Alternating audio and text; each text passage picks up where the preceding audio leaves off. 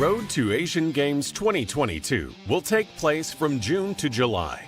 Throughout this period, teams from 5 major Asian regions will compete against each other to top the inaugural Asian Esports country and regional groupings. Let the first ever Asia-wide esports program commence. The PUBG Mobile Asian Games version will take place over 5 days, from June 22nd to 26th. Out of the 5 Asian regions, Central Asia and South Asia will merge to create a single major competition region, while the remaining regions will compete independently. Each region will organize its own regional competitions. Each region will feature 3 stages of the competition.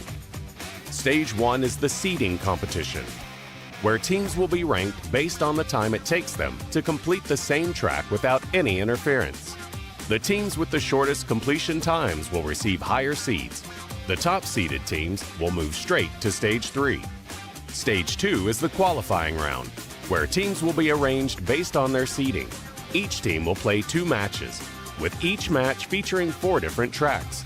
The team that completes the tracks in the shortest overall time will advance to Stage 3. Stage 3 is the regional finals. Similar to Stage 2, teams will play 2 matches, and the team that achieves the shortest overall time will be ranked at the top. The allocation of buy slots and the number of qualifying teams from Stage 2 for each region will be determined based on the total number of teams participating in said region. The Central and South Asia regional competition features 5 teams: Kazakhstan, Kyrgyzstan, Nepal, Sri Lanka, and Uzbekistan. Let's eagerly await the thrilling performances these teams have in store for us. The road to the Asian Games is about to begin. Who will rise to the top in this battle for dominance? Get ready for an exhilarating and thrilling ride. Welcome to the 2022 RDAG Regionals in Central Asia, the central region of the continent that acts as a transportation gateway between Asia and Europe. It is also the heart of the Silk Road in ancient times. Surrounded by plains and hills, Central Asia has abundant mineral resources. Central Asians have cultivated a rich and diversified culture that stems from their ancestry as steppe nomads. As esports in Central Asia continues to grow, we hope to see more tournaments held here. At the 2022 RDAG Regionals, Kazakhstan, Kyrgyzstan, and Uzbekistan teams will compete in the PUBG Mobile Asian Games version event. The Khan Shatter is an architectural wonder built with a distinctive neo-futuristic style, a feature often seen in Kazakh players' skills. Kyrgyzstan, known as the Water Tower of Central Asia, is well known for its honey production. Their players are ready to taste the sweetness of success. The undulating cotton fields of Uzbekistan are a sight to behold. Will esports cement its stature in another epic scene in this country? We hope Central Asian players make new acquaintances and have a great time during the 2022 RDAG Regionals. Greetings from the 2022 RDAG Regionals in South Asia. South Asia is located between the central and southwest parts of the Himalayas and the Indian Ocean. It has an area of around 4.3 million square kilometers and shelters more than 20% of the world's population. The esports industry in South Asia is expanding rapidly, and the region has also held many esports events. At the 2022 RDAG Regionals, Nepal and Sri Lanka teams will compete in the PUBG Mobile Asian Games version event. Nepal, the Mountain Kingdom, features 8 peaks over 8,000 meters above sea level, thus giving their players the courage to surmount any difficulties in the world. Sri Lanka's Ceylon black tea and gems are remarkable. Their players' performances will be similarly unforgettable.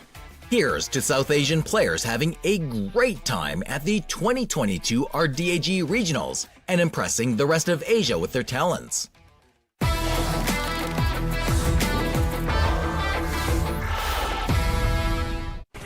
Well, Team Kazakhstan now, they can start their engines, but look at Team Nepal overtaking Team Kazakhstan. Only 2 points left. And now the sudden move looks like Team Nepal will be the first team to complete the challenge and definitely will secure the #1 spot in track #1. But for them, if they finish before 40 minutes and 30 seconds, which they have only 4 more targets to go, they can actually do have the fastest time yet to finish by the finish line. Right now, it's I don't think they're going to make it in time. Really, I think they're probably going to leave the checkpoint at around the 14 minutes, 14-second mark. Seeing as though there's a tempo on which they're actually accumulating, it's just not optimal. Team Lao and Team Thailand, they are just next to each other. Team Myanmar on the other hand follow closely behind, but Team Malaysia having a hard time to have those speed boosters, which is quite difficult for the other teams, including Team Singapore and Myanmar to catch up. But here comes the platform. Luo with a 3, another one to jump, and they do have a better lead when it comes to Team Philippines, but Team Myanmar can actually catch up.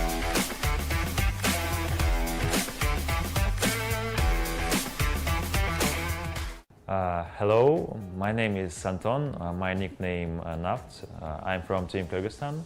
I am 25 years old and I am captain of my team. Hello everyone, my name is Shokhruz. My nickname is Yakudza. I'm 18 years old. I came from Uzbekistan and the position my game is supporter. Hi everybody, my name is Rizni Azmi and my in-game name is Razor, and I am from Team Sri Lanka and my role is support fragger. Hello everybody, my name is Batar. I am captain from the national team Kazakhstan. Hello everyone, my name is Subin Kumar Prajapati. I am from Team Nepal. My in-game name is DRS Rules. I am the in-game leader of the DRS. This is part of my life. For a long time I tried to reach great heights. This is a story about struggle as in many lives of other people. Our advantages is our aim is on the high level, and we had the experience on the first 10 and we came here and we are ready. I think the player to watch out for in our rival team Nepal is Rules. I think it's because he's very competitive compared to the others, and yes, looking forward to facing him. We are looking for our Kazakhstan team. I think they have good style to play pattern. I think that the goal of any team is first place. We prepared well and we will try to show our best game in this tournament. RDAG, Apilasti. RDAG. Кыргызстан готов к азиатским играм. Алга. Yeah, the air I bounce, we're heading home. It's allowed, but we can't handle here and now. We're so close to home. If you're ready now, the universe, it's a luxury new era. We're blooming here. I sing it out. Getting closer while we're stronger. The singer era side by bars. No, we will never be alone. We're waking up, going forward together to fighting the truth and be the sun. Going forward together, forever you and I. We got the words to discover. We're holding each other. Whatever comes our way, yeah, we will survive it up. We'll explore the unknown and the truth we know.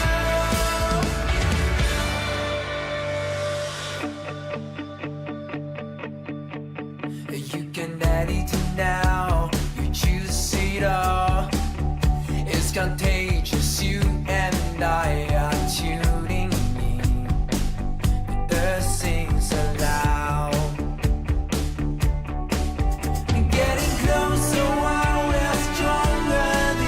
The singer era tie by bars. No, we will never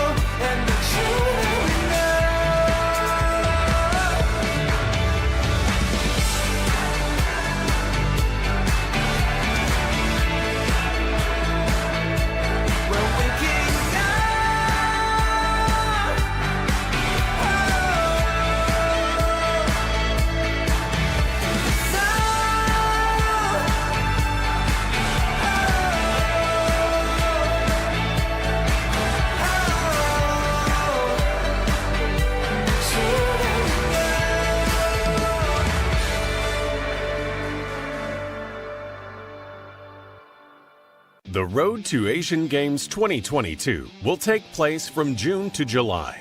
Throughout this period, teams from 5 major Asian regions will compete against each other to top the inaugural Asian Esports country and regional groupings. Let the first ever Asia-wide esports program commence. The PUBG Mobile Asian Games version will take place over 5 days, from June 22nd to 26th. Out of the 5 Asian regions, Central Asia and South Asia will merge to create a single major competition region, while the remaining regions will compete independently. Each region will organize its own regional competitions. Each region will feature 3 stages of the competition. Stage 1 is the seeding competition, where teams will be ranked based on the time it takes them to complete the same track without any interference. The teams with the shortest completion times will receive higher seeds. The top-seeded teams will move straight to Stage 3. Stage 2 is the qualifying round, where teams will be arranged based on their seeding. Each team will play 2 matches, with each match featuring 4 different tracks. The team that completes the tracks in the shortest overall time will advance to Stage 3. Stage 3 is the regional finals. Similar to Stage 2, teams will play 2 matches, and the team that achieves the shortest overall time will be ranked at the top. The allocation of buy slots and the number of qualifying teams from Stage 2 for each region will be determined based on the total number of teams participating in said region. The Central and South Asia regional competition features 5 teams: Kazakhstan, Kyrgyzstan, Nepal, Sri Lanka, and Uzbekistan. Let's eagerly await the thrilling performances these teams have in store for us. The road to the Asian Games is about to begin. Who will rise to the top in this battle for dominance? Get ready for an exhilarating and thrilling ride.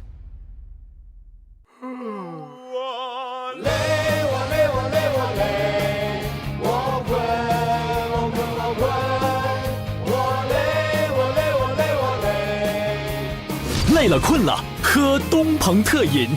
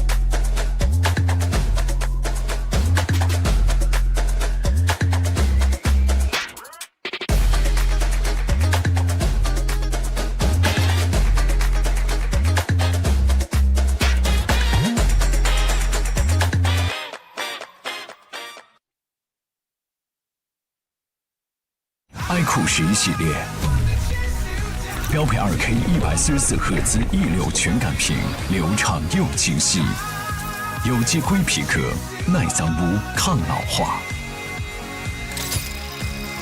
全新自研芯片 VR 与第2代骁龙8强联手，影像电竞全面升级，200瓦超快闪充，充电快，续航久。iQOO11系列，未来电竞悦享操控。 关闭外来的杂音，找准内心的节奏。奥迪 Q4 e-tron，让真的感受从开始才开始。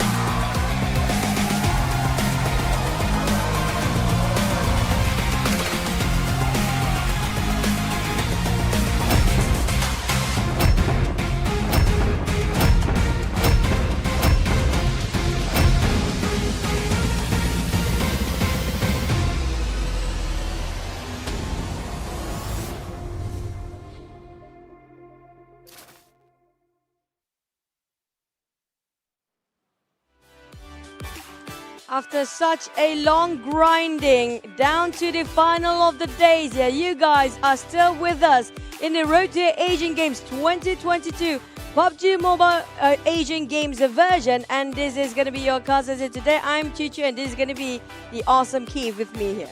Oh, this time round I felt a little bit more sincere, throwing one compliment at the time here. But really, the true compliments has to be given towards the team who has really battled things out onto the circuit and made their way as far as they could. Sure, in the end of the day, it's a tournament after all. You have some people who might be relegated off from this entire circuit, but hey, more reason to come in stronger the next time around.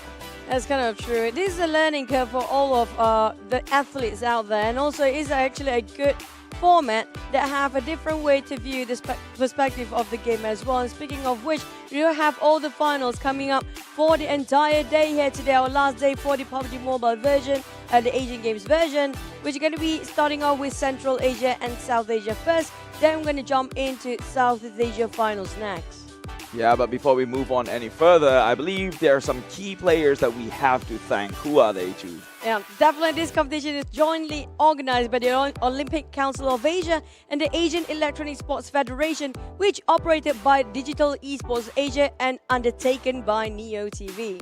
And next, of course, has to go to the side of the prestige sponsor, Audi itself. Audi Q4 e-trons, their brand new luxury SUV line.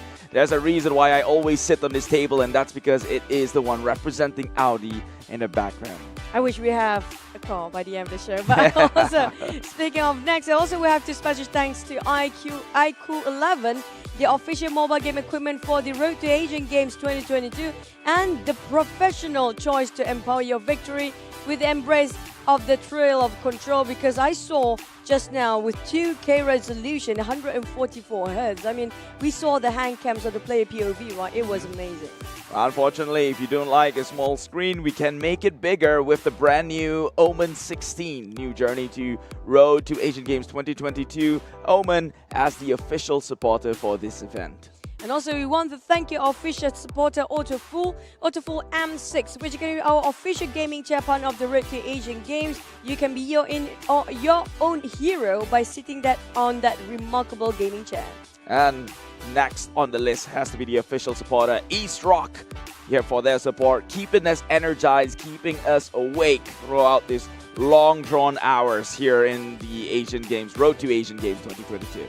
And also, nonetheless, we want to also thank our official broadcasting platform, Bilibili, Huya Live, Douyu Live, Kuaishou Games, Miku Video channels, and Tencent Video, Weibo, Xiaohongshu, YouTube, and Twitch for all their supports. Without them, all of them, none of this can actually up to this level and accomplish. And speaking of our today's matches, and also coming up for all the finals here today, we've seen yesterday's when it comes to the seeding towards the finals. It was a lot of ups and downs and crushes here and there.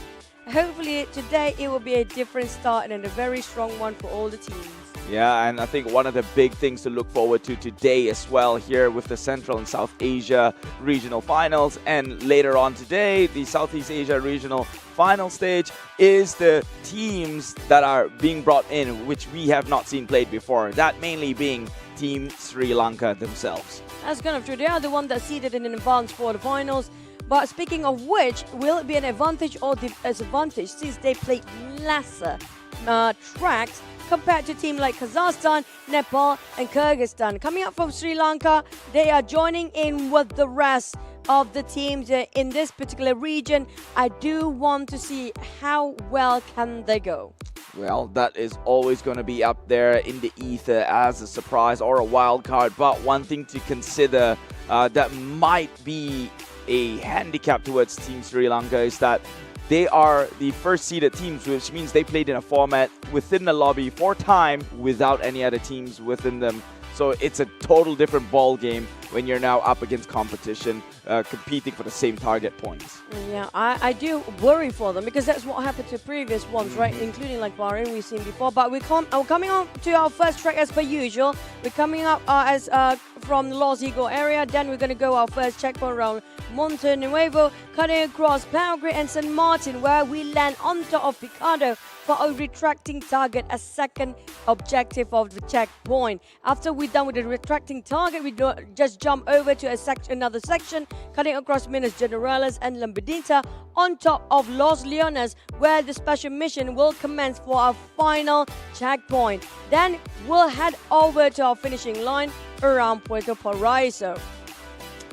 That is the name of the game. I guess that is the formula within this entire tournament. I know it can be a bit monotonous here, but the fun really does come in when it, especially within this next region, Central and South Asia. Your favorite, by the way. My favorite, because it is all about the drive. At this rate, not even the checkpoints is something that I'm looking for, because let's be honest, these raw, unfiltered, unrefined driving capabilities just create a whole nuances of possibilities that even ourselves cannot have seen coming. So it's a lot of awkward position for these guys. They're happy to stuck themselves here sometimes.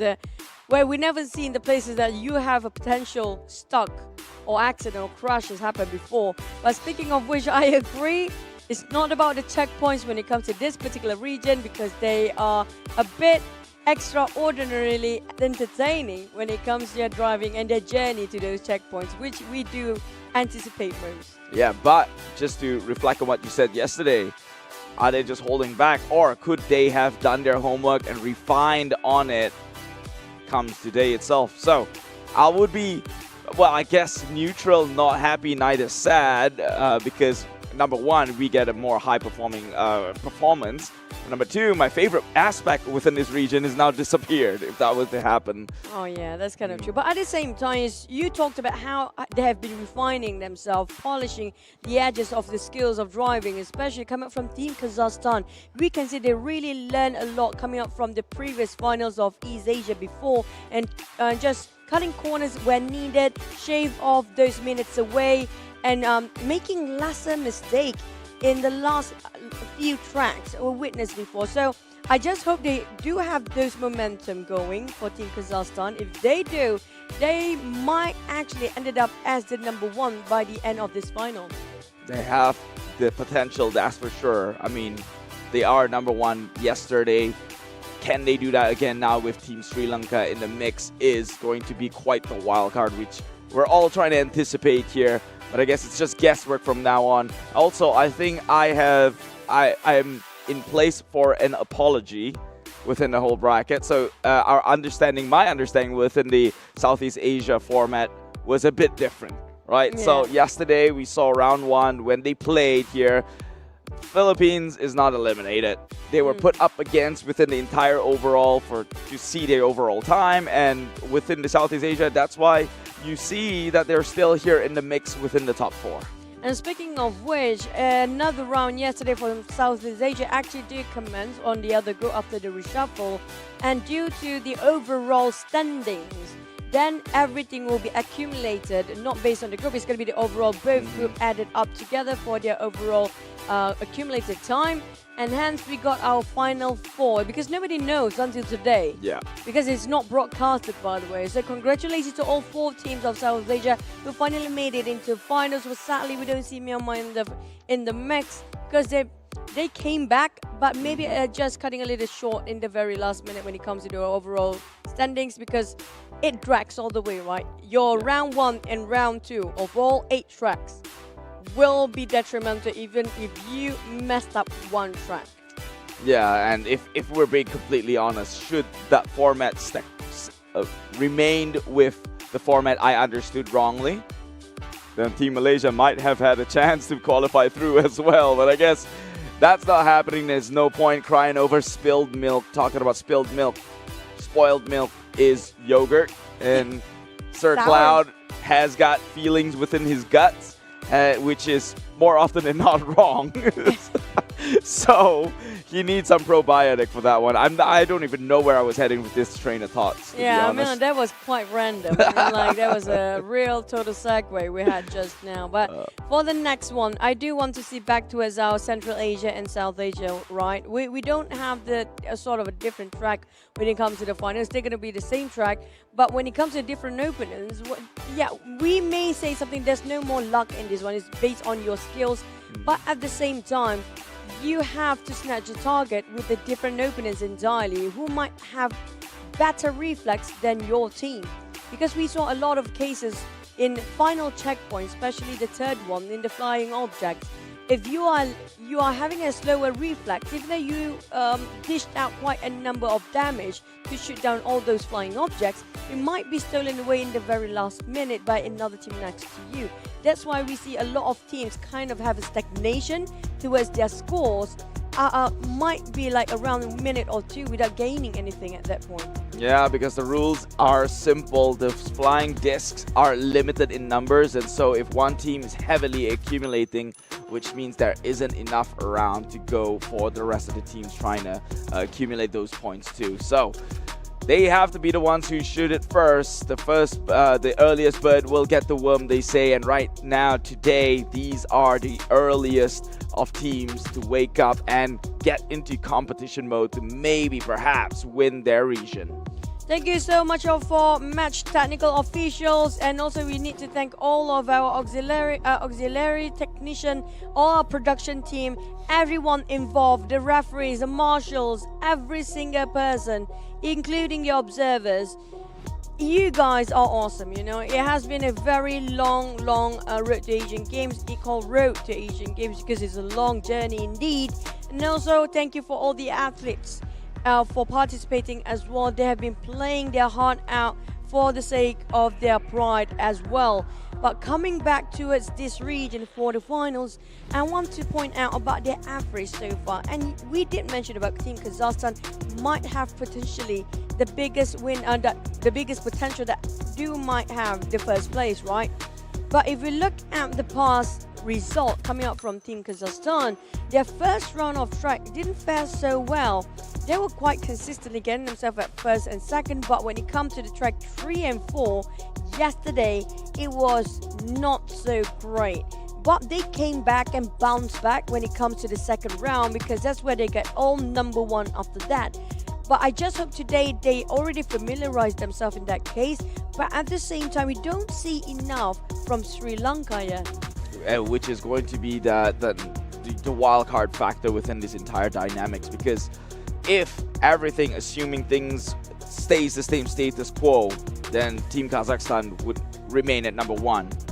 And they're really, all they have to do is to pretty much gauge on the power levels of Team Sri Lanka and top that. So it's simple for them, but it all lies on the optimistic thought that maybe Team Sri Lanka is someone they can beat. So it all comes down here in track number 1 itself. We can finally see the power levels. That is Team Sri Lanka for the very first time here in match number 1. Let's head into our finals of the Central Asia and South Asia Road to Asian Games 2022 PUBG Mobile Asian Game version, with teams coming up from Kazakhstan, Kyrgyzstan, Nepal, as well as Sri Lanka. Heading over to track 1, starting off around Valdemar and at Puerto Paraiso. It's all down to the first landing. All teams taking all their vehicles. It's going to be an Audi flash for you. But coming up when it comes to getting on the first checkpoint, so far track 2 is track 1 will be the most smoothest track for most of the teams down there that hardly get any sort of crashes, or not the longest time of all any other tracks. So far, track 1 is the one they want to set up a tone and build out the momentum, so it will last for the entire day here today. Yeah, and it's usually within these first few minutes that this game gets into its most exciting, especially within this region, because it is drive time. Right now, Team Kazakhstan, again, just echoing onto our sentiment about them being the potential number 1 here, taking the lead, but right behind them it is the team from Sri Lanka as well. So this is the power mismatch that I have been talking about They do not know what the capabilities are within Team Sri Lanka, and that is going to be Team Sri Lanka's biggest strength. And that's the thing, you're a wild card, nobody knows about you just yet. But coming up from the side of Team Kazakhstan, they definitely have a lot of revision done based on how to rotate themselves. On the side of Team Sri Lanka, this is what we mentioned before, they have not played as much as all the other teams, so they don't know where to cut the corners. They're taking the rotations or the journey towards the first checkpoint like how it is. It's not wrong, great, but it's just taking an extra couple of seconds in there. On the side of Team Kazakhstan, this is already a huge lead for them in the first place, but not too far behind, around 5 to 10 seconds gap is going to be Team Sri Lanka. And so far, every single team, I do want to say they didn't have any crash, but it happened. Well, there's no crash onto the side of Team Kazakhstan, which is very, very impressive for them. They've been driving really, really smooth across this entire valley here, and I think they have been the first to walk into this first checkpoint already. Now, speaking of the first checkpoint, how much point can they garner before the start of the mission? I'm loving this. This is like respectively one of the most, how do I say, aware driver across all the teams down there, because we do know it's only requiring one driver to actually go and fill up the gas tank, and they definitely know exactly the time that should be done by that, not by the end of when you finish your checkpoint, because you know for a fact you need to salvage whatever time you have left, and you should have first and foremost go and fill in your gas tank before everything else happen, while the other two try to find their target down. But coming up from the other teams on the other hand, so far Team Kazakhstan taking the lead, but surprisingly for me, even though they haven't played as much as the other team, Team Sri Lanka actually catch up pretty well. They are 58 right now in terms of the point built in, and Team Kazakhstan obviously inching a little bit just because they were first movers on the inside. But it's going to be here where we decide who gets to find their first exit outside of this checkpoint through the 4-color targets. It has begun, and I like that camera work earlier on. If we finally see a first-hand perspective on what a driver's role is immediately after filling up those tanks, it is the driver's role to go around and hunt those on-ground and available targets. And so a little bit of clarity in the contribution in that sense. But right now, talking about the scores here, Team Kazakhstan closer towards that 300 points, only less than half away. Following them is their counterpart here, Team Kyrgyzstan instead. Coming up from Team Nepal, having a lot of catching up to do. The only team without any 200 marks so far. But coming up from all the other teams on the other hand, some of them starting to leave now. But will they leave at the same time? Because we do witness just now all three, Team Kazakhstan, Team Kyrgyzstan and Team Sri Lanka, happen to be having almost the same points. But Team Kazakhstan, I feel like surprisingly, of any other regions compared with East Asia, this is the closest one. They're getting the same goal standard, like we said before, 4 minutes on each checkpoint. 4 minute each checkpoint, and also a gaming flagship here, IQ What 11. That's exactly what they're using to hit this number. So if you're ever aspiring to be just as good as them, might want to look into that. Now going back onto Team Kazakhstan here, they did average out at about 70 points as a lead before each activity begins, which is putting themselves up there along the likes of Team Thailand. I'm not surprised if by end of this one, it depends on their second and third check, especially second checkpoint. If they can actually get out of the second checkpoint within 8 minutes, still not even reaching out the 9 minutes, then they actually are doing better from the South Asia region, because usually it takes a bit longer for South Asia region to complete their second objectives, which are around 9 minutes-ish.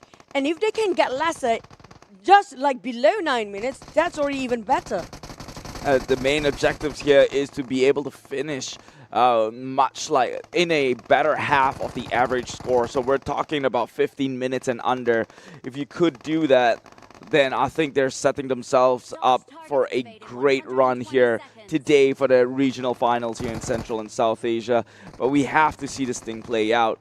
Right now, a very comfortable lead for Team Kazakhstan. I think with them already being deployed within compound, they should be able to rake up the points needed to exacerbate that lead even further. All three teams already parked themselves inside of a second checkpoint now.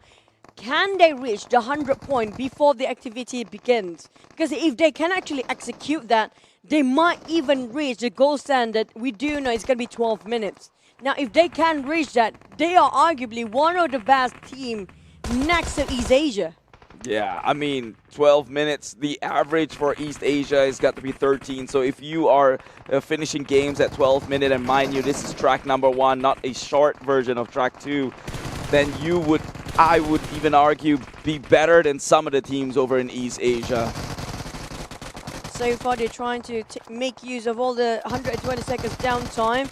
And not getting too much, but at least enough to have a really good start. Team Kazakhstan, they know exactly where the spawns are, and they know how to play alongside with their strength. They knew for the fact that some targets they will try to avoid, knowing that they will not hit it anyway, but here it comes, the retracting target.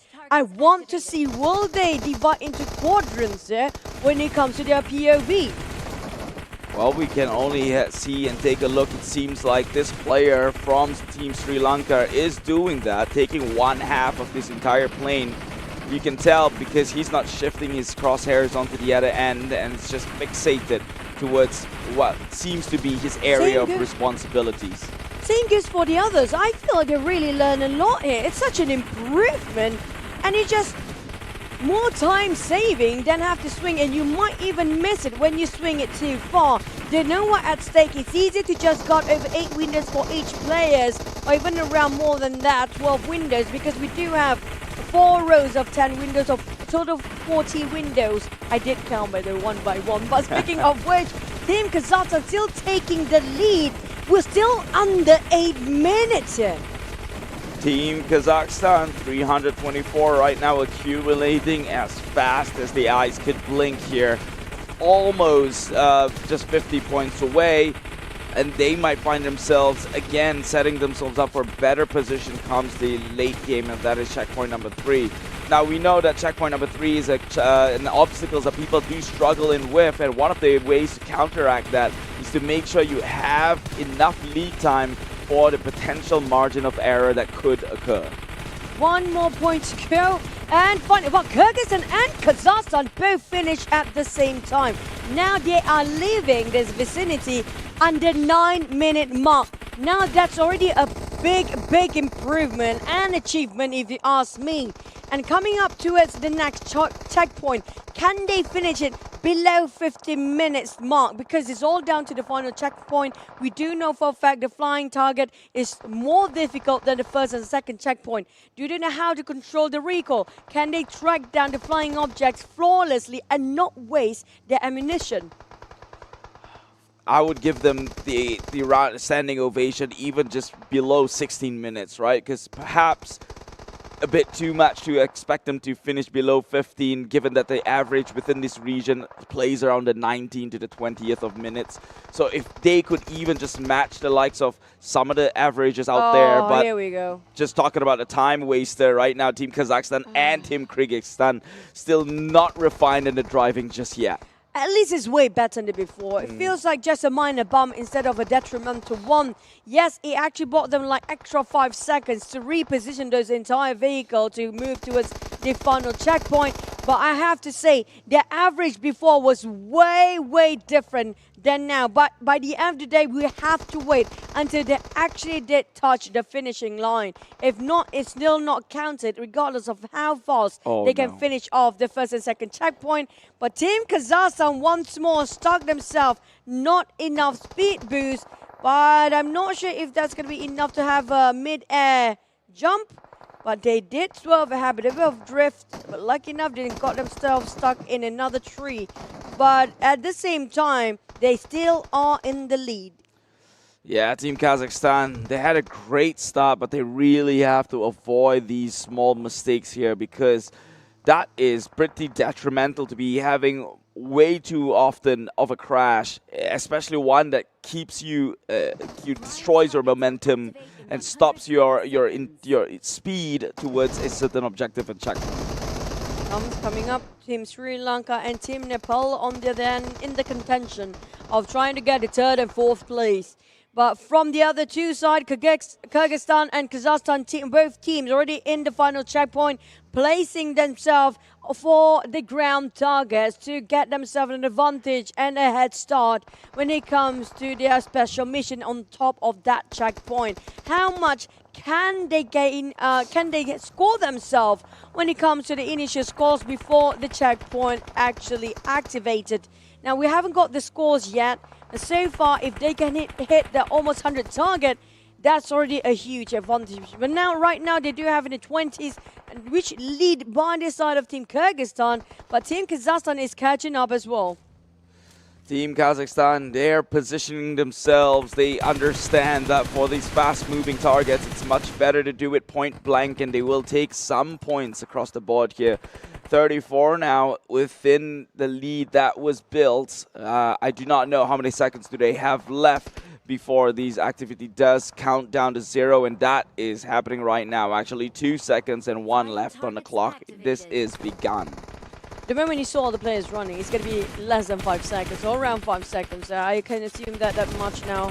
But at the same time, it's all down to how well can they track down these objects and not wasting their ammunition. Because so many times, oftentimes, we see teams from South Asia, particularly on that region, they overuse their ammunition and not actually trading well with these flying objects. And that wasted so much of their time to replenish their resources instead. But so far, Team Kazakhstan taking the lead once more with over 100 points so far. But Team Kyrgyzstan is not too far behind as well. As Team Sri Lanka, we can see this is where they struggle now.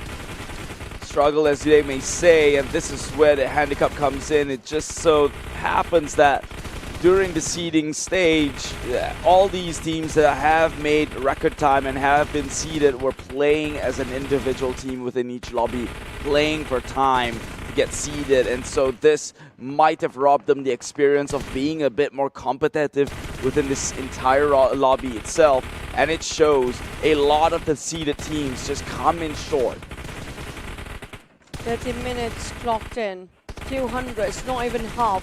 Can they really finish under the 15-minute mark here? Because the average before was around 7 and 18, that's going to be the most. And the usual middle average is going to be around 19. So if they finish off under 15, that's going to be yet their best record around this track so far, especially in the Central Asia and South Asia region. I think 16 and up, that's still very impressive. Again, like you said, the average is 19 minutes. 16 minutes from the 19 is still significant time shaved off from previous performance. So I think that's something they can still look forward to. Plus, 16 minutes just puts you in average to some of the regions like West Asia. So that would be one step towards trying to compete against the likes of East Asia eventually.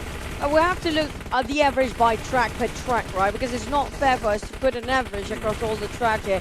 So I assume for track 1, the number 1 usually ends up just under 70 minutes, which can be around 60 minute 40-ish seconds, around 60 minute 40 seconds. If we put up both for track 1 before, was Nepal taking the lead at first. Team Kazakhstan are having a bit of a tough time at first in their first round, in the very first day. But when it comes to second round, that's where they start to come back here. But in the meantime, definitely they spend way more time here than the rest. But Nepal, I have a feeling, they do have the final target or the final objectives way better than all the other teams. They can catch up from the very last place before up to the first place now. Team Nepal, they're looking pretty solid right now, but I still say this is neck and neck. Look at that, just as we were talking about it, Team Kazakhstan takes back onto the lead.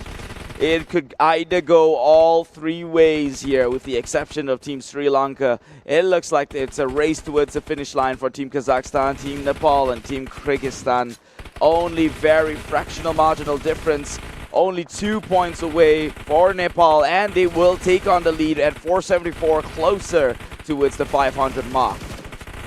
Took them around 5 to 6 minutes to end this final checkpoint. You have to add another 30 seconds on top of it, just to finish off the finishing line here for the race.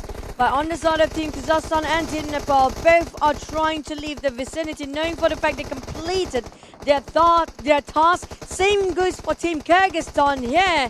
But in the meantime, who actually ends at number 1 because the other teams, Team Kazakhstan taking the lead for driving, Kyrgyzstan follow pursuit on second, and Team Nepal will place themselves at third place for now. But Team Kazakhstan, this is going to be a detrimental crash if that happens.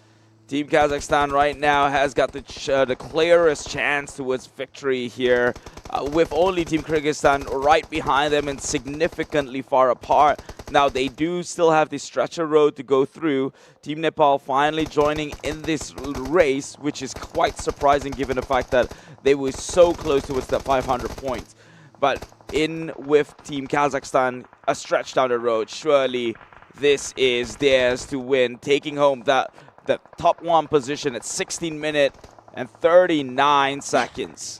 We didn't mention about 16 minutes, 40 seconds is going to be the usual average in number 1 spot, and not too far off coming up from Kyrgyzstan, just, 4 seconds away here. Both teams having a very good start of the day, but they can do better. It's just they spend too much time when it comes to the final objective. The average spent on other regions is going to be around 5 minutes. A bit extra here coming up from the side of team from South Asia and Central Asia, around 6 minutes-ish. So if only they can just have those ground target early on a bit more, it might cut short their time as well by the end of this track. I also have to point out, if we are talking about inefficiencies, Team Nepal, they fumbled that ball. It was theirs to win. They were so close towards the 500 mark, but this comes down to understanding the timing in which you can accumulate. They sent all 3 members down at 486 score, thinking which shows confidence, number 1. But how is one member going to play the flying target to rake in the difference of at least 14 points? And that was when they dropped the ball. That was when they had to resend everyone back up onto the podium while everyone else complete the scores and jump down into evacuation. Yeah, I mean, like that's something that I think miscommunications between the teams and how too much trust that you put up to your team, that one particular teammate. But we're watching the IQ highlight between the Central and South Asia region finals here right now. So far, track number 1, even though they have a faster average in the first and second checkpoint compared to all the other regions, they are pretty much upstandard towards this Asia region when it comes to the first 2 checkpoints. But the one that's stopping them and hold them back is going to be the final one, because that's going to be how they spend too much, 6 minutes or more, just to finish off their quest in the final checkpoint just now. But like you mentioned before, it was Nepal's ball and they dropped it. Yeah, but still, take a look at all these results here. Definitely a huge step up from what they performed yesterday. Less mistakes within the drive, faster timing finish, no longer looking like a team who would conclude things at 19 minutes-ish. So that 16 minutes run across the board, only with one Team Sri Lanka at 17, definitely shows potential. Take a look at the Audi Super 8 player. Yep, 2 players coming out from the Team Sri Lanka, one from Kyrgyzstan and another one from Kazakhstan. So far, no players from Nepal, Team Nepal. Yeah, I think it's because they do have an average of the same, pretty much distributing almost the same amount of it. But sadly, they were in the lead. But, you know, if you have not completed the mission at its maximum score, it's best not to assume you can randomly find another target within a couple of seconds, because for a person to find that one flying object fighting against all the other players, around 12 of them, that's why it's going to be hard for you to pin at least one down, just one more. Yeah, and that was the most frustrating thing, right? We saw Team Nepal becoming the first to move. They were the ones in blue, in case you forget. They jumped down straight, but then there were no ones hitting that target to close in that gap. And immediately you see the rest of the other teams, Team Kazakhstan, Team Kyrgyzstan, still 3 members shooting. And only then, when they were done, they left that podium. And so Team Nepal had to crawl their way back up, so which just feels bad, man. I did not forget. I was assuming that all 3 are going out together, because I was saying all 3 teams finish up together because the scores then slide out, right? Because we saw all of them starting to jump into their vehicles. But then I'm surprised what took them so long to get out from there. And then the score pops again. They did not even complete their target yet. Yeah. They should have We know 100% we're completed. Then okay, let's go jump into the car. But I kind of get the thought process, right? Usually when it's just a fractional difference, let's say you have 494 out of 500, then maybe some of them will make the move already. But at least leave 2 people on the top side. I mean, like, usually when you start to move is where there's only 2 points need to be garnered in the last minute, because that's where you can find the ground target. It costs you 2 points. But for more than 2 points, I think you still need to shoot a flying object. One flying object costs 10. Yeah. So might as well just shoot one instead of trying to find like 6 more to, you know, just fully get your scores there. But coming up for our number 2 track, we do know this is going to be one of the shortest track down there, but the obstacles, on the other hand, is a bit...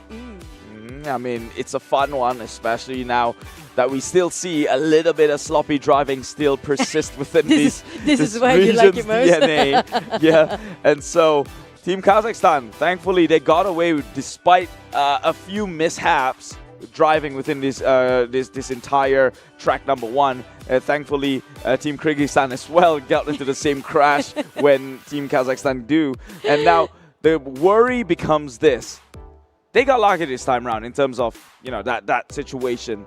What if this time in track number 2, a team crashes and the rest makes a bypass ahead? So they cannot let that happen.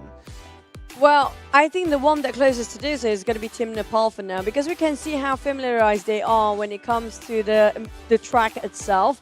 But for the side of Team Sri Lanka, we can see how unfamiliar they are with those tracks before. They are a bit, they're taking a bit of a longer rotation instead of going for the corners that they can just cut across. But if they figure that one out, I am not surprised they can actually catch up when it comes to round 2, because right now it feels like they're just starting to familiarize themselves for Team Sri Lanka because of how the number of games is not as much as the others. But on the side of Team Kazakhstan and Kyrgyzstan, on the other hand, feels like these two, even though they always take the lead, they always happen to crash when both are taking the lead. So Team Nepal can catch up, but I think they're still going to take the lead anyways. So I guess one conclusion can be drawn from that statement is that Team Kazakhstan and Team Kyrgyzstan, both looking like the higher performer within this group, both sharing the same travel path, which results in the same crashes. Right? Yeah, exactly. Exactly. Because that's what the same crash happened in a very small compound just now. And it is what it is. But coming up from Team Kazakhstan and Team Kyrgyzstan, they are one of the most closest. One would thank you. We love you too, bro. Good luck. All the best for all the athletes. But coming up for the next one, can Team Nepal catch up? Can Team Sri Lanka adapt faster? Because they need to know every single rotation, every single route towards the next checkpoint. But if they don't know all the bumpy roads, then they might be flying with the wheels up on the air instead. Yeah, and that's always the most unfortunate things. But it's based on our experience and history and potential setbacks that we've seen within this game mode.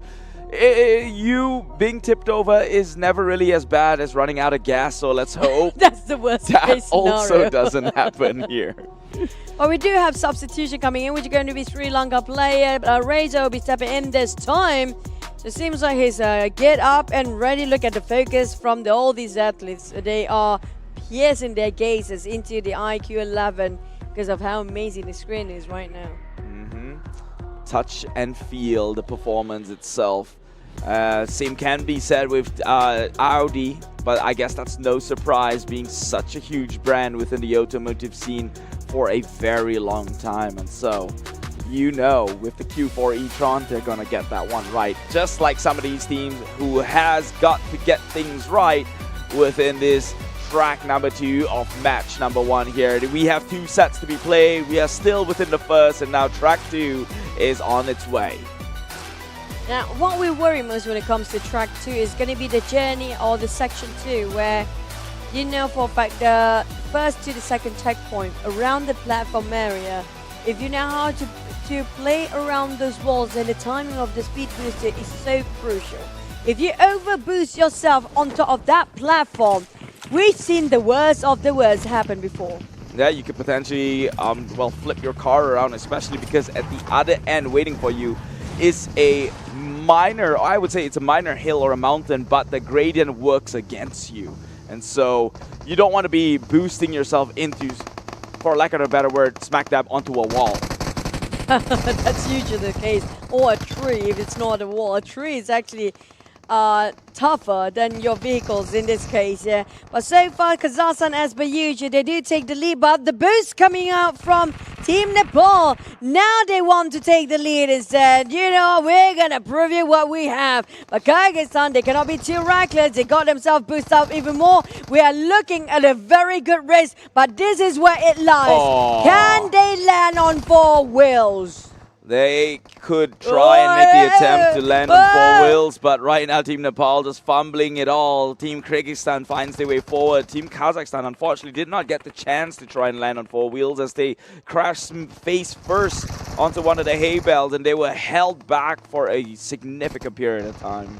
We do have Team Nepal catching up at the back. I think Team Kazakhstan, even though they had the lead, now they've fallen off to the last one. But it's still not too detrimental because it's still not reaching up to the first checkpoint. We do know everybody can catch up, but the most important one is how fast can they clear those grounds before the mission starts? That is going to be one of those factors in play here, but for the time being, a lot of grounds to cover by some at all, and all of these teams playing within these hills of Miramar. I do see Team Kazakhstan just fumbling their way through. Not so much of a pressure now that they're playing from behind. It is that one goes to the side of Team Kyrgyzstan, who's trying to fend their position, keeping their nose front and forward against Team Nepal, who has taken the lead.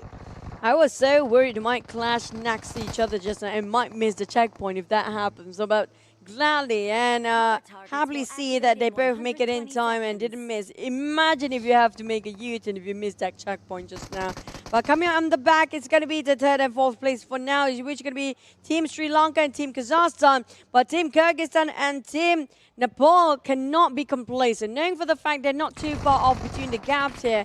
It's all about finding those ground targets as fast as they can before being snatched away by the other team.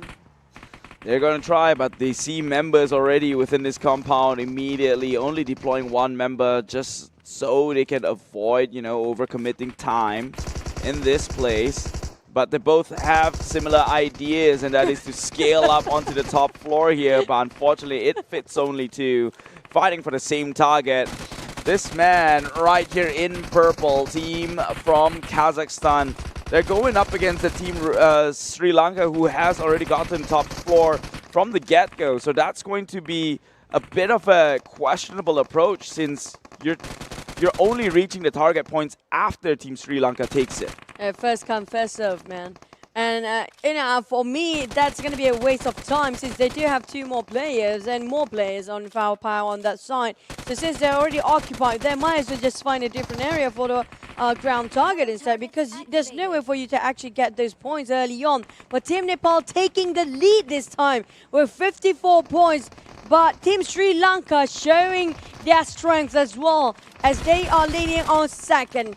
But Team Kazakhstan and Team Kyrgyzstan, on the other hand, now slowly climb up, and it feels like it's going to be 3 teams going a full contest here, except for Team Kazakhstan still fall back behind. Surprisingly, they're always taking the lead, but now they are catching up. And this is where we finally see the real advantage in being the first movers into compound here.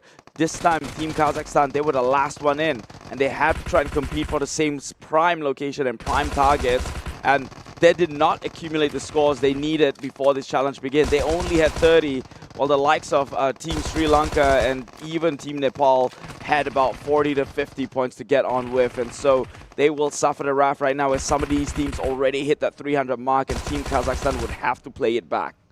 Oh, man, I think this is going to be one of the first few times that we're looking at Team Kazakhstan getting it quite later than the others.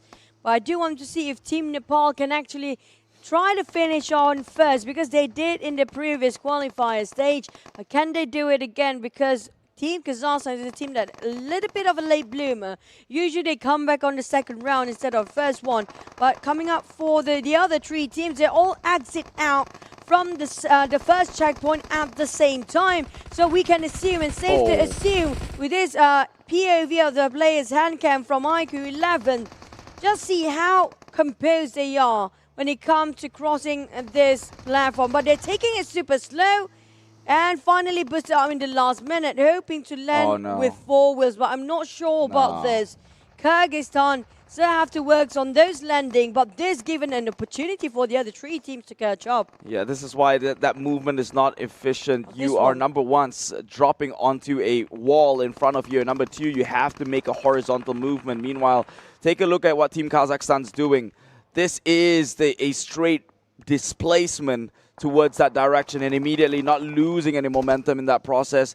They will now climb their way, I think, into number 2 within this race itself. Team Kyrgyzstan, though, now doing stunts and backflips, and they will find their car in, well, I guess not in commission right now. They have to hit the reset. Surely, why are you sending members on forward to try and make things your way? But it will be Team Kazakhstan now taking that lead because of the fumble that they have there. The safest route, yeah, even though it looks like something that might not even airborne just now, but it was actually one of the shortest route and most stable one that will not cost you too much of a time to get there.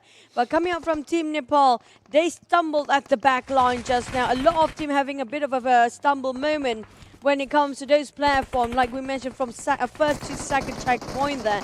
That was detrimental if they flipped too long. But gladly, all 4 teams ready in the second checkpoint, safe and sound.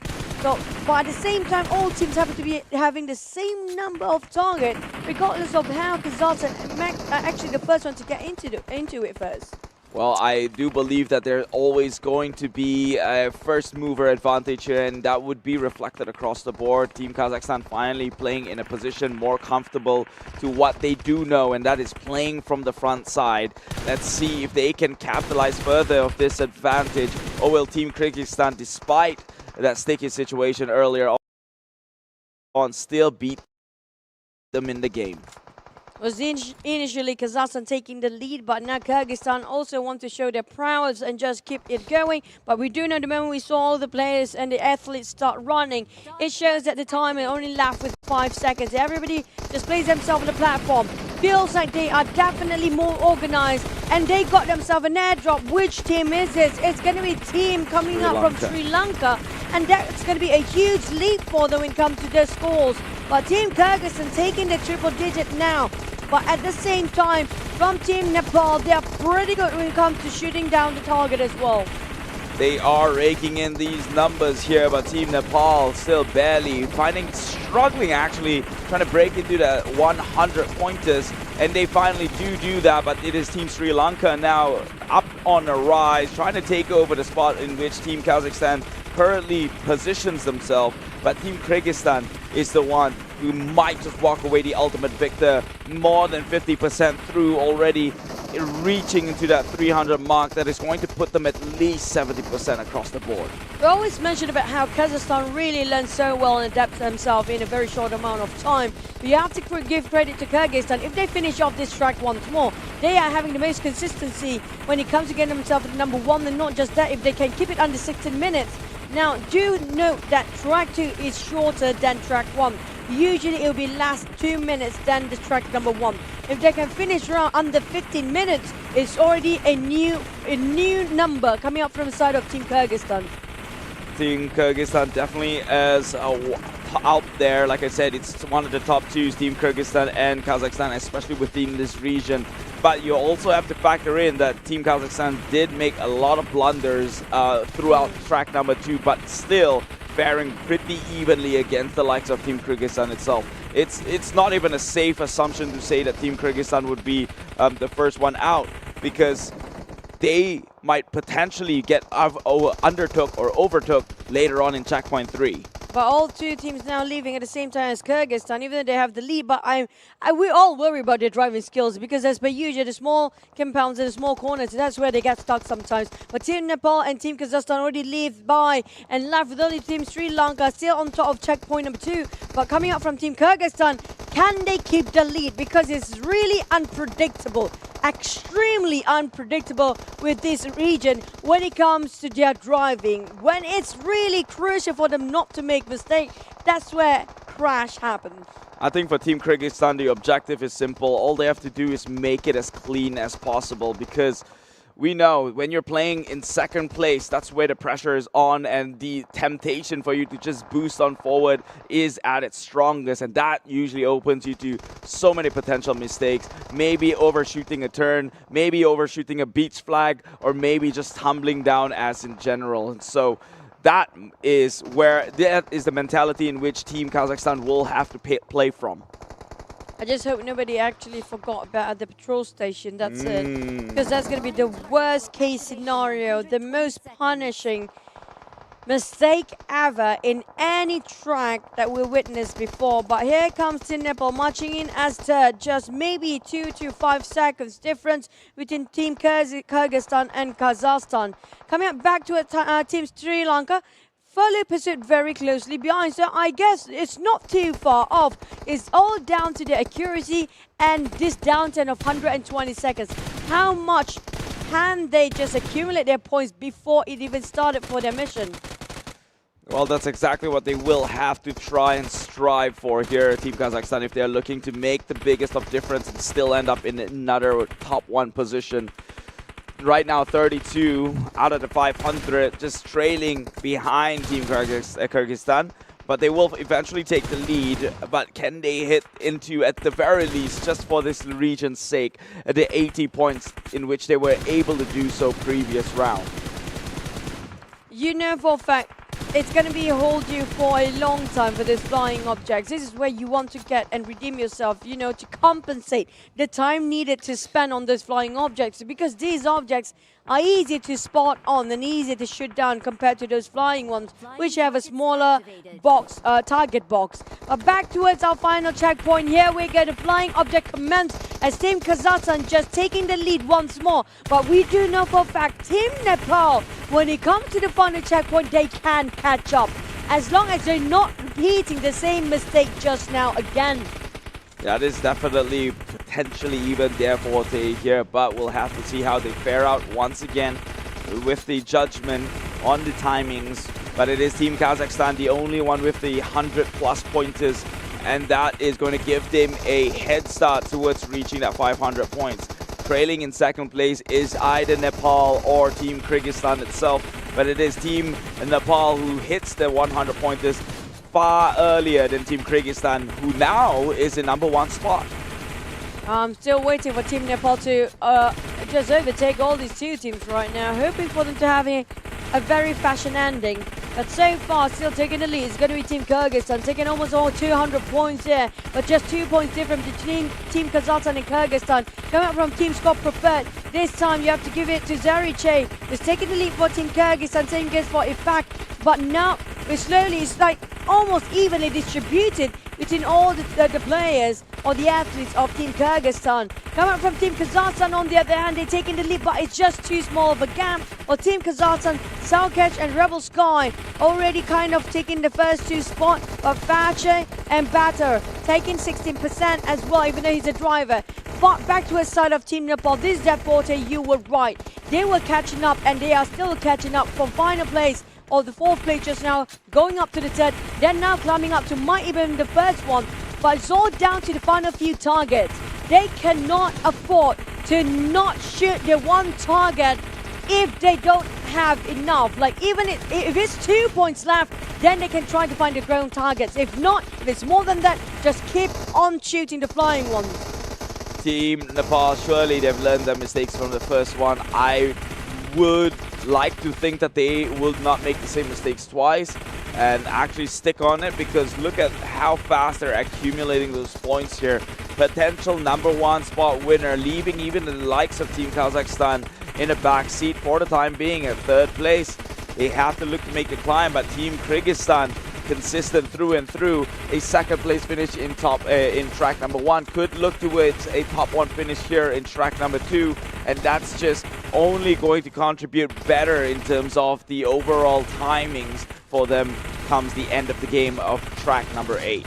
But Team Sri Lanka, they're not too far off either, but it's just the moment they have 3 teams is way faster than you when it comes to the reaction time shooting those objects.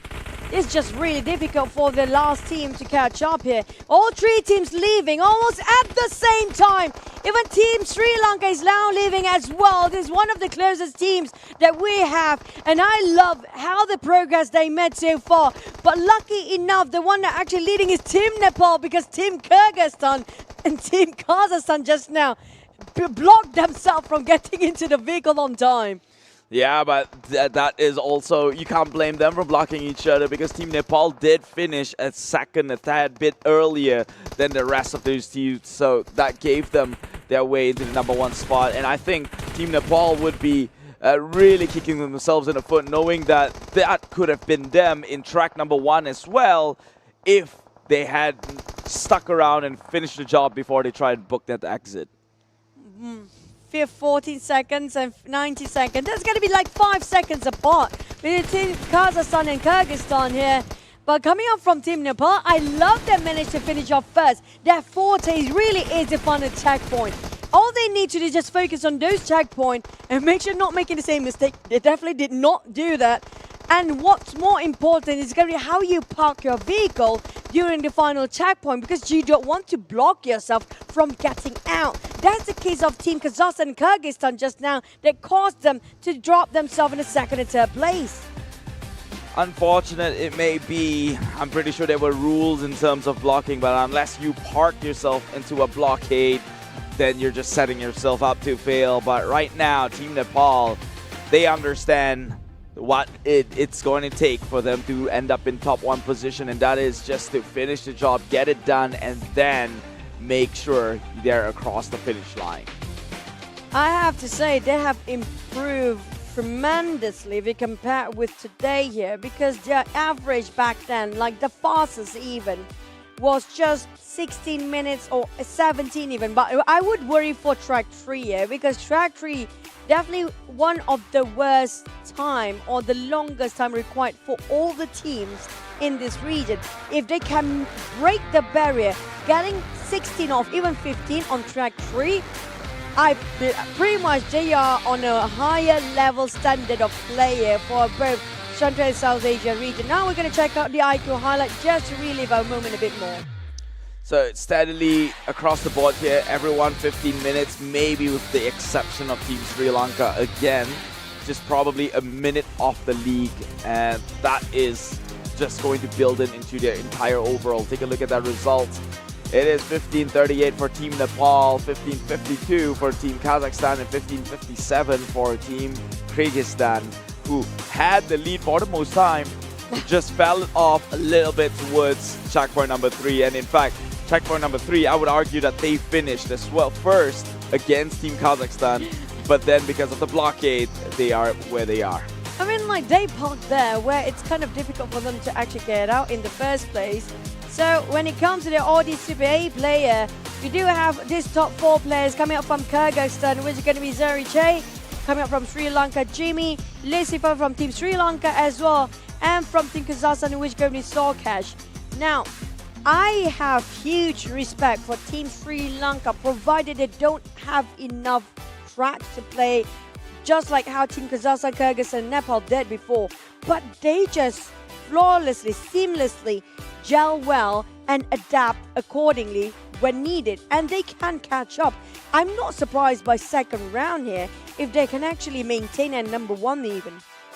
Which one we're talking about? Sri Lanka? Yeah, Team Sri Lanka. Well, we'll have to see, because I reserve some sort of thoughts on this situation, but before I share that one out, we've got more time later on. But for now, a quick break from Chu and myself. We'll see you in the next one. 关闭外来的杂音，找准内心的节奏。奥迪 Q4 e-tron，让真的感受从开始才开始。iQOO 11系列，标配2K 144赫兹1.6全感屏，流畅又清晰，有机硅皮革，耐脏污、抗老化。全新自研芯片 VR 与第2代骁龙8强联手，影像电竞全面升级，200瓦超快闪充，充电快，续航久。iQOO 11系列，未来电竞越想操控。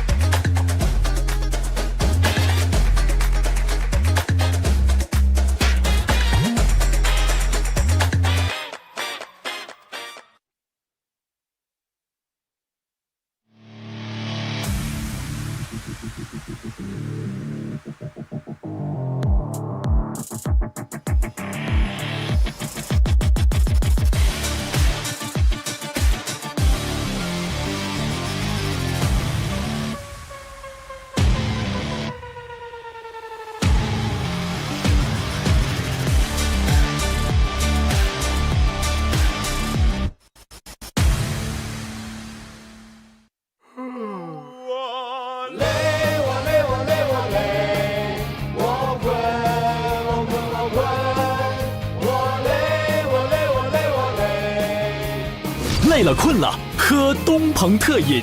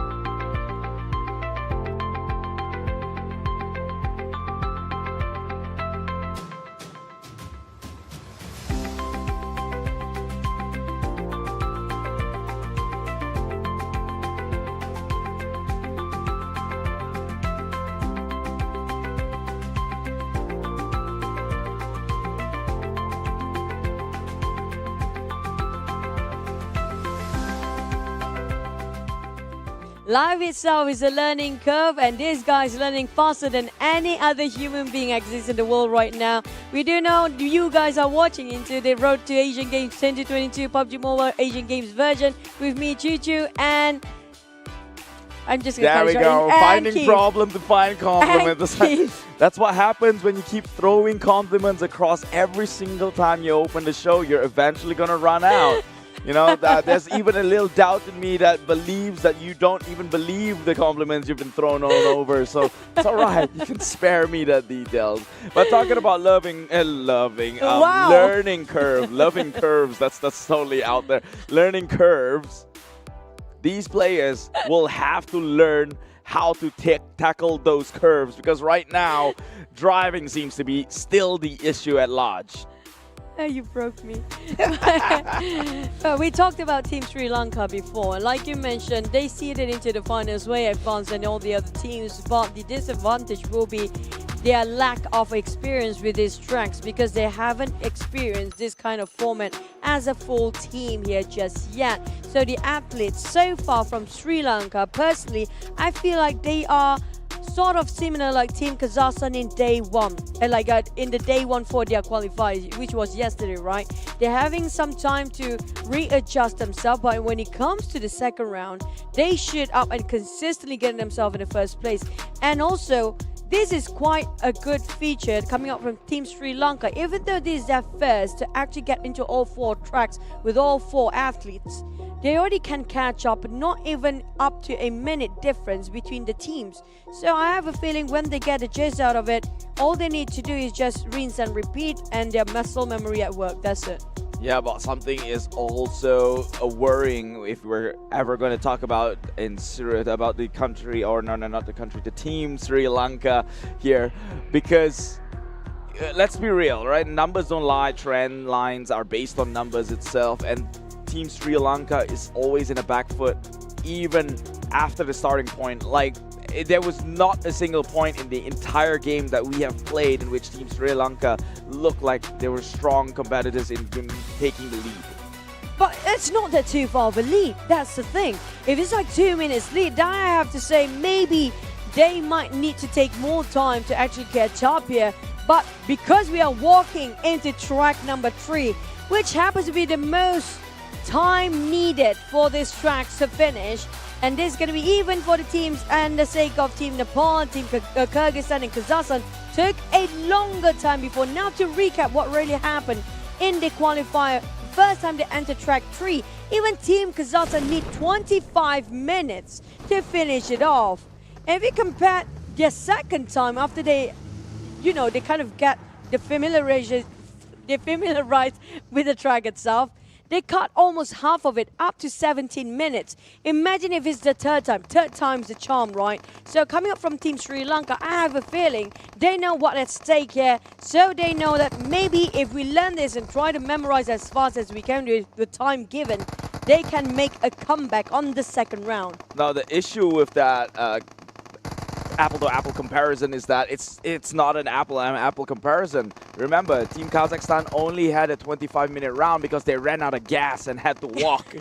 So sure, everything looks like a plus side comparative to that one unfortunate event. So I wouldn't use that as a standard of what you will have to pass, because I think in this level of the competition, you will only hit the 20-ish minute mark if something unfortunate happens. Well, that's on them then, because numbers don't lie.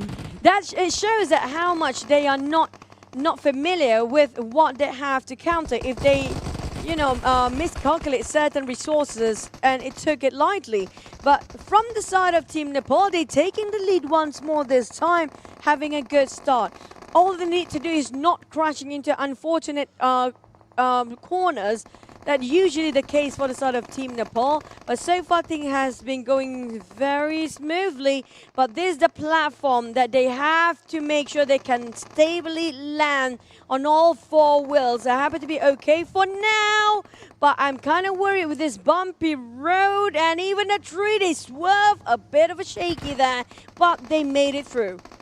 Team Nepal, they're the ones that holds that promise, right? Despite being robbed off from the top 1 position in track number 1, they claimed it back in track number 2, and they did it so stylistically, and it looks like, again, this time around in track number 3, with the lead that they've built up, being the first one within compound, it seems like they might just be that one person or that one team again to take that top 1 position.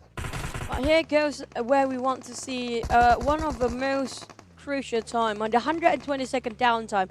You mentioned about this before when we were first starting out. This is the downtime like we didn't see when it wasn't East China East Asia play yet during that time Team China. You don't see the perks of this 120-second downtime. Once we saw if you hit that 100-point mark, it's an advantage if you can actually do that, because the time required for you to do the missions will be cut into half. And not just that, for you to wait for the target to flip, it took you around 2 seconds already. So if you can cut the time short on that, we're finding all this target early on, why not? Now, talking about building that lead, Team Sri Lanka finally maybe out to prove me a little wrong here with the a premature statement, but I will stick onto it until things differs within the overall results. But Team Sri Lanka had the lead for a small period of time, but right now trailing at 2nd place, 44 already. But with all the players running towards the center, the beacon, it seems like it is the cut-off time and it's time to focus on the actual objectives. Now here comes the mission needed to be done for all the teams. So far, Team Sri Lanka taking the lead with 78 points, but Team Kyrgyzstan just catching up. Team Nepal, on the other hand, when it comes to precision and timing, they have been flawlessly delivering. But it's all about the timing with those vehicles are so crucial, because every single time, every single second, every single millisecond, it's a dime for them. They have to make sure they cannot afford to make any small mistakes there, because it will be detrimental for the entire team. It will drag out through the entire course. On the side of Team Nepal, they kind of been hitting a plateau while Team Kazakhstan catch up to 251, but the points is just too close right now. 266, 286, 294, but it is Team Kazakhstan who actually walks out despite that neck-to-neck performance, and now just shortly after the rest of the teams within this entire region would have to make that exit towards the checkpoint 2. So still neck and neck, marginal difference for at least the top 3 teams, excluding Team Sri Lanka here, who would find their way a couple of seconds slower than the others. But Team Kazakhstan nearly swerved into demise. They find themselves still in the game. A smooth run so far. Yeah, but they're cutting all the corners as much as they can. Now going to it as those high grounds from the 1st to 2nd checkpoint. Usually the course of the track a bit too challenging, because there's a lot of high mountains and high platform usually between the 1st and 2nd checkpoint. Yeah, and this is where a lot of people get stuck, but they made it through right in between the fence in the nick of time even, and flawlessly getting themselves into the 2nd checkpoint. But I may speak too early. We just have to wait and see, because it's still gonna be halfway to go for them to get into the 2nd checkpoint. That was a close call for Team Kazakhstan. Really, if they really want to polish their performance here, that is one of the things they should look into. And another team, it was Team Sri Lanka, get held back as well, fumbling it right after that drop. But the lead is onto the side of Team Kazakhstan. Very comfortably, they are ahead of the pack here, looking to break into checkpoint number 2 and soon enough.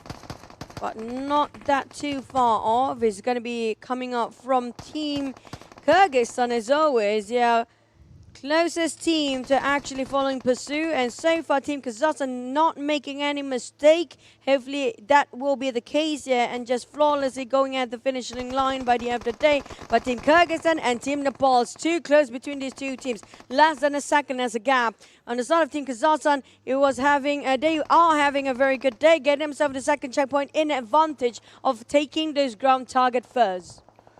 Those ground targets is going to prove them super resourceful, but let's take a look at these neck and neck here between both the blue and the yellow. That is Team Kyrgyzstan and Team Nepal trying to break it through, but it will be Team Kyrgyzstan who expand the lead even further. The competition really relies within the top 3 teams right now. Team Sri Lanka Choo has got some optimistic things to say, but right now they're waiting to just go out and release that potential that was mentioned. You really have to punch me in the face now, don't you? With your words. But yeah, I do believe that Team Sri Lanka, because despite, even though they are not familiar with all these tracks, they still managed to deliver with not that big of a gap. Now, it will not be detrimental if you actually do count for their overall scoreboard later on, because if they can make it back to the round 10, got themselves consistently as number 1, they might actually end up in the middle pack, or even at number 1 if they have a shorter course of time compared to this first round here between all these 4 tracks. But on the other hand, Team Kazakhstan, they know what at stake. They know how we will cost them if they don't use whatever time there is in this downtime of 120 seconds at its best.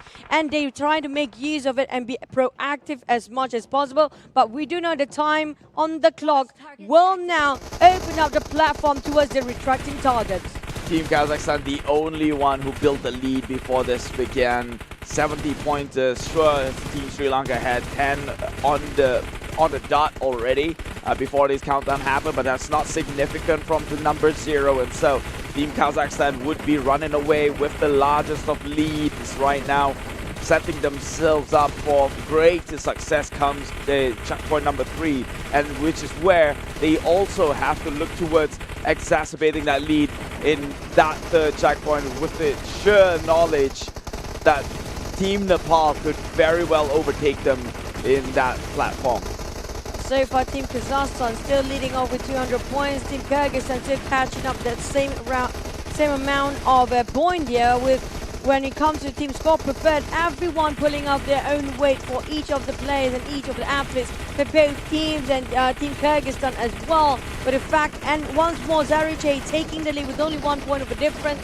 But from the side of Team Nepal, everyone is almost the same amount of points. When it comes to Team Nepal, I love how well they control their recoils and their barrels and their reflex as well. But Team Sri Lanka, on the other hand, do have 1 extra ace player, but the rest of it not pulling off all the weight because of how they have to try and snatch all the target away from all the other opponents.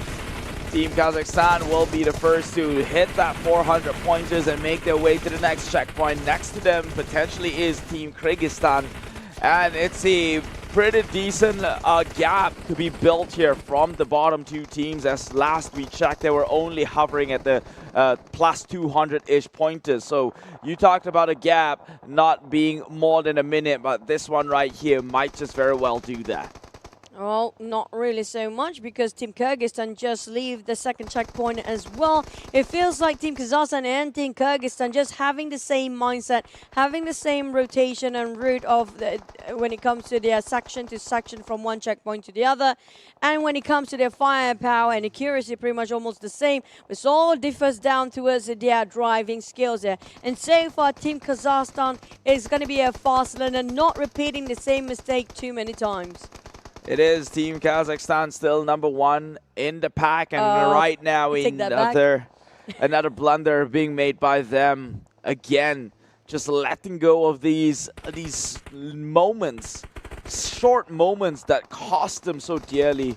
They really have to look to make more refined maneuvers here, as if they really want to be the ultimate number 1. But thankfully for all these teams within this region, nobody will get relegated comes the actual Asian games. Yep, when it comes to whoever is on the top, well, we're looking forward for them to actually be in the Asian games itself, but so far it's one step to the other. Team Kazakhstan now trying to take the lead even further. While the side of Team Kyrgyzstan, on the other hand, where are they? They were chasing just back-to-back with Team Kazakhstan just now. They got stuck around the ramp and around the small tunnel, and it will be costly for them because they are letting all the other teams catching up to them. But so far, Team Kazakhstan, they're ready themselves in the final checkpoint. They have to make the gap, because we do know this is the forte for Team Nepal, and they love this platform more than the other 2. So thankfully for the top 2 teams here, Team Kazakhstan and Team Kyrgyzstan, they will have that head start of 30 to 40 seconds in total to perhaps build the lead they need and use the remaining of timer to maybe hit that 100 markers to set themselves up for success and leave the rest in the dust here. It still goes down to the overall finish, not really how much time has been spent within checkpoints, and so that counter has begun for the likes of checkpoint 3. Usually when it comes to track 3, the finish line where we do have the average of 17 to 18 minutes, I do hope we have a shorter time. But based on our previous data of the final checkpoint itself, it requires 5 to 6 minutes for all the teams to finish off their mission. And they even got stuck here for the side of Team Nepal, but at least it's not that detrimental yet because they are already in the site. But all they need to do is just finding their perfect spot to find all those hidden target and the ground target. Yeah, I think Team Nepal intentionally crashed onto that wall just to drop this one person here.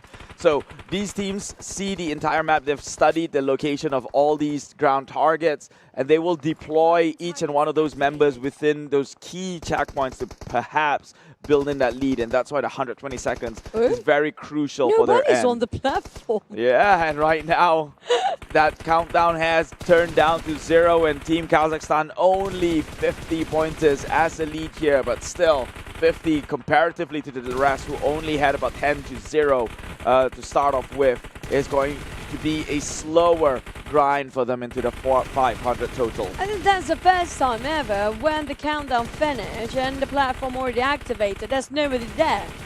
I think everybody miscalculated the timing just now, but gladly there's going to be 2 players who are entering without any problems. But coming from Team Kazakhstan, they're putting all 4 men here. It's all down to your IGL. How do you want to divide and conquer this final checkpoint? Well, to put only 2 players to go for the flying target, but I personally feels like it's best to put up all 4. You have more eyes set onto the target, more firepower to finish off the final bullet to explode those flying objects, and not just that. The others, if there's going to be like, 2-4 remaining points later on, they can scatter about to find the remaining ground targets. But what's more important, it's going to be just trying to take the lead as much as possible here. Yeah, I totally agree. I mean, having more members on this platform means more firepower shooting from their end, which also increases the chance of success. And as we live and breathe here, Team Nepal is actually struggling with the flying target counts. They've already sent 1 member to try and rake in and make the difference up from the ground targets itself. And so that is the equivalent of a team waving the white flag here, opting out for a different strategy. Now Team Kazakhstan is the first to hit that 400, and they might just create a big enough leadway moving into the checkpoint. Now, if only can find 9 more targets, this is arguably the shortest time ever in track number 3. The only track that gives so much problem for Team Kazakhstan by far, and possibly one of the longest track they keep their numbers up there. And this is one of the worst track as well. Last time we remembered about the gas issue, which was 25 minutes. But this time they're trying to redeem themselves, 50 minutes on the clock, but they're still having a bit of a problem and hitting a plateau when it comes to hitting almost at the end of the finishing line in this final checkpoint. Now, mind you, this is Team Kazakhstan who's crawled their way up from the bottom here because of that gas issue previously in the first round that they played yesterday. They nearly got relegated out of it. And so this is them proving up to the entire world that they were supposed to qualify in the get-go. 500 already for Team Kazakhstan. Look at Team Sri Lanka. I'm not being optimistic. It is what it is. They are adapting, adjusting so well. They are in the 400s, but hopefully they finish off, because no matter how much you are in the lead, but if you don't finish your scores, it's pretty much pointless. But Team Kazakhstan still will be the first one to live, but who will follow next? We have to wait and see. And so far they got themselves a huge lead. Since nobody's still living out of the compound of checkpoint 3, that's going to be like around 20 seconds lead in their hands. 20 seconds is a lot when it comes down to making that final decision. And just to echo on that sentiment, it doesn't matter if Team Sri Lanka is just a small fraction away from the others here. Marginal difference, they are still not fast enough to beat them in the placement. And so Team Sri Lanka will really have to amp the ante here if they really want to take something home. Do you hope they break their own record for the side of Team Kazakhstan? Their best time just yet. It was 17 minutes 08, and they making another record for themselves. 16 minute and 46 second. They are definitely getting way better ahead this time around. That is insane coming from these teams here. Team Kazakhstan, who would have thought they were so close in getting eliminated, but by the skin of it, they clutched their way through and made it into this round, and right now they are wiping the floors with the rest of the world. Team Sri Lanka on the other end catching up to second place, but they finished within 17 minutes, which is going to be less than a minute difference between them and Team Kazakhstan. Almost even, maybe around 30 seconds or 40 seconds of gap. It's going to be 42 seconds, and they ended on second.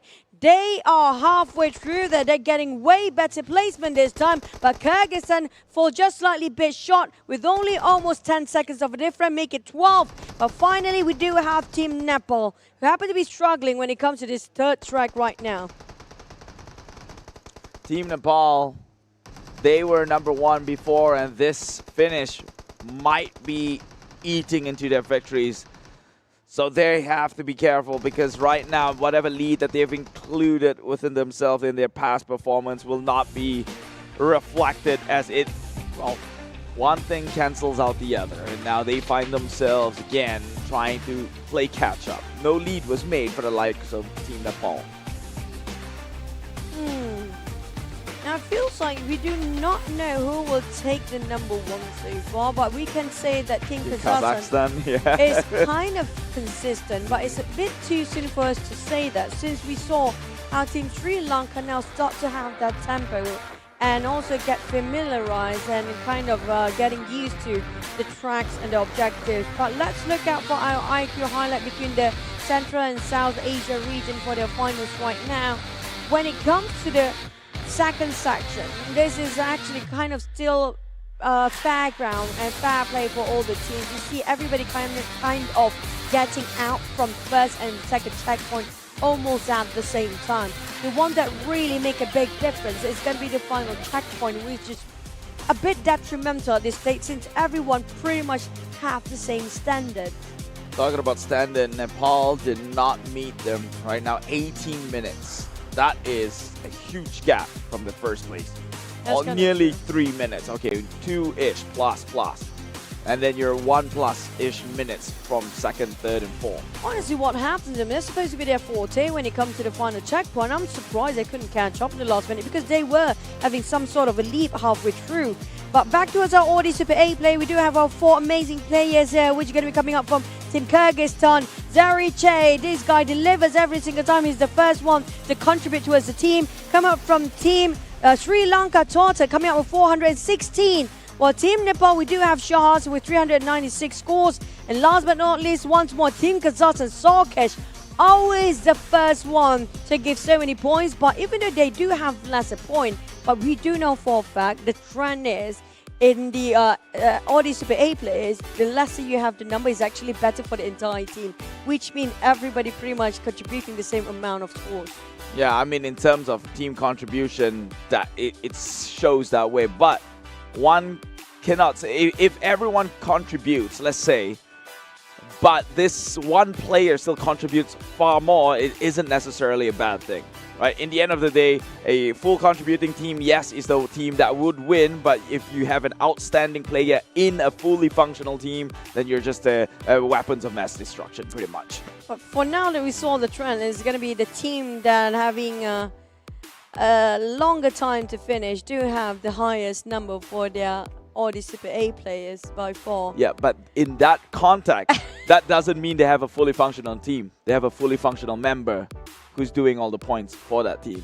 And that, unfortunately, is not enough to bring the rest. So it's more of carrying dead weight rather than actually standing out from the rest. That's kind of true. If only everybody kind of distributed around 400 points, now that's going to be a lot for the entire team. And so far, the trend is, so even if you are the lowest number when it comes to the top 4 Super A players from Audi Super A players, it's not really a bad thing, because usually that's going to be the team that's taking the number 1 spot most of the time.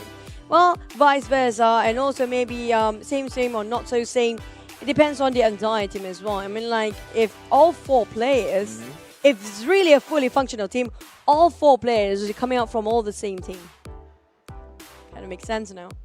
Sorry, you have to backtrack on that? Like, example, you mentioned about maybe that one player. It doesn't mean like the entire team is not super functional, right? So But- no, it could go 2 ways. It's either this player is outstanding in his strong team, or everyone else is just weaker that he stands out. That was my point. Oh, okay. My point is, right, because if it's like really a super strong A team and everybody contributes evenly, then all 4 of them will be deserving on the all the super A players. And so far, we haven't got that much just yet.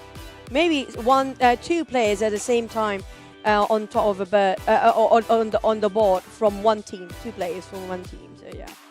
Actually, I think Team China has got it. All 4. It's okay. All 4, maybe not so. Where's the fun in that now? That wouldn't make up for entertainment value itself. And so, yeah. So that was my point, because what in the Audi Super A player, what's in consideration? Total number of points, right? Sure. And if you take a look at a game, what is capped and fixed? Total number of points. So within, for example, checkpoint 3, within 500 points, who within your teammates delivers the most? And if everyone does it, then nobody's a standout Super A player as an individual. But if you're really like outstanding, extraordinary, extreme Super A players, right? Then all 4 of them will be having all 400 scores. No, but because you can't have more than 500. But the thing is that the accumulation of just one checkpoint or all around of all checkpoints? So in general, when you accumulate, let's say the checkpoint most- 2, 3, 3, okay. and 4. Let's say the 3. 5, 3, and 2. Yeah. So it's going to be 1,000. Yeah. So the most you can distribute if it's evenly. Divided by 4. So it's going to be what? 250. Then that would be baseline. So nobody will stand up No into one would the... stand right. Exactly. So it's actually not a bad thing then. So that's why that's my point. Like, it's either number 1, you're an outstanding player in a strong team, or nobody else is pulling in the points and it's just you, because you can never get more than 1,000 points in total for a team. Imagine if you actually pulled that off, right? It is not just super. That is extremely superb Super A player. But speaking of our final track here, you know what? Last track we saw just now, definitely an improvement coming up from the side of Central Asia and South Asia teams. But this time when it comes to track number 4, we will have a bit of a shorter time for the ending.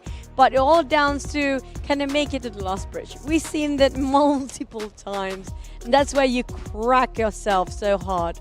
Last time we saw it. I mean, we've seen numerous ways on how teams could potentially play that wrongly and fail, right? You have, on one hand, teams who does not time the boost right and ends up short, hitting into the curb before and not actually landing on top of the platform itself. That's number 1.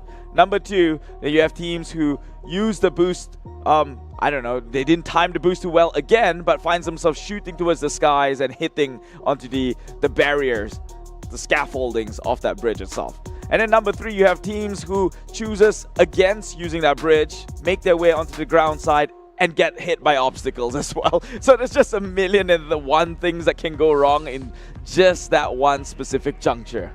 Yeah, some of the teams manage to make all the way all to the bridges, but when they land down, they happen to be tumbled down as well. So I mean, like, even you made it through the bridge, it doesn't mean it's still safe. And that's the fun of this map and this track as well. I mean, like, we're waiting and looking if they learn from the mistakes and what is the shortest amount of time that they can actually accomplish for all the players and athletes. But so far, the average we've seen by far when it comes to today's performance and all across the track is going to be 15 to 16 minutes, right? But when it comes to track number 4, in the previous data, the longest time taken by the side of Team Kazakhstan was 19 minutes. That's definitely not the one they're running out of gas, No. but I think they kind of crash into the bridge. Yeah. Yep, that's just them tumbling a lot, and yeah, we've seen it over and over again. And even today itself, I don't think they've had a clean run so far. I think last one they did. No, they definitely crashed. That one was Kyrgyzstan, I think. The one that actually stuck around the tunnel, right? That was Kyrgyzstan, and Kazakhstan actually, Team Kazakhstan made it through. but they just slowed down a bit and lost their momentum. But might some bumps that we kind of miss. They're kind of shaky, but well, we're almost done for round 1 in the finals of South Asia and Central Asia between these 4 teams, Team Kazakhstan, Team Kyrgyzstan, Team Sri Lanka and Team Nepal. Can they redeem themselves after some loss in the last 3 tracks before we heading into second round? They need to close up the first round here. Well, they have to close that chapter so we can conclude match 1 of the qualifier finals or regional finals here in the road to Asian Games 2022 for Central and South Asia. They will be deployed onto vehicles, and this is where most of the fun begins within this region, on wheels and on all fours. Now I remember. It was Team Kazakhstan, right, who jumped onto the other team's vehicle when they ran out of gas. And teams got separated because of how they've been dragged away, miles away apart from each other. I'm reliving my nightmare. But when it comes to the start, when it comes to this final track itself, it feels that all 4 teams having a very good start. Never they happen to be bumped into anything just yet, but we may say it too soon. We're gonna have to wait and see, because when it comes to the track number 4, it's a bit shorter than track 3, but there will be more obstacles there.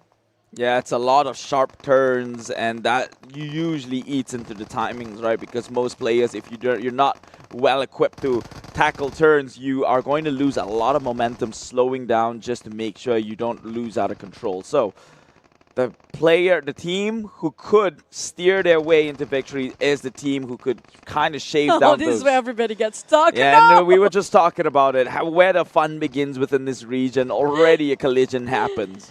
Oh man, Team Sri Lanka got stuck, and there's going to be another team just behind them who happen to be stuck at the same time as well. And this giving an opportunity for Team Kazakhstan to take the lead, because that was a very small road, like it or not. Everyone have to pass through this very same entry. On the side of Team Kazakhstan, they're making their way into the first checkpoint flawlessly, and then a flawless run here. But at the same time, the haystack, sometimes got caught in between. Oh, there we go. Grazed it by the edge and into a halt. That hay bale is made of iron. I don't know what they're hiding on the underneath, but it won't budge somehow. Oh man, if only that thing budged. At least it's like just slows you down instead of putting you at a halt, right? But at least all the teams, and it's not too detrimental when it comes to the first checkpoint. We know that for a fact, because everybody have an equal fair ground, and when it comes to this first checkpoint, it's still something that mendable for these teams. But everyone is already inside the first checkpoint. All they need to do right now is try to get as much point as possible while waiting for the 120 seconds downtime. But one thing is true. Team Kazakhstan now does not have a clean run here. That's a bump already. No clean run. I give you that, yeah. So that the likelihood of them getting a bump in a previous round probably we missed out on, but I'm pretty sure it's there. Okay, maybe you're right. But on the side of Team Nepal, I do want to see, because they do have what it takes there.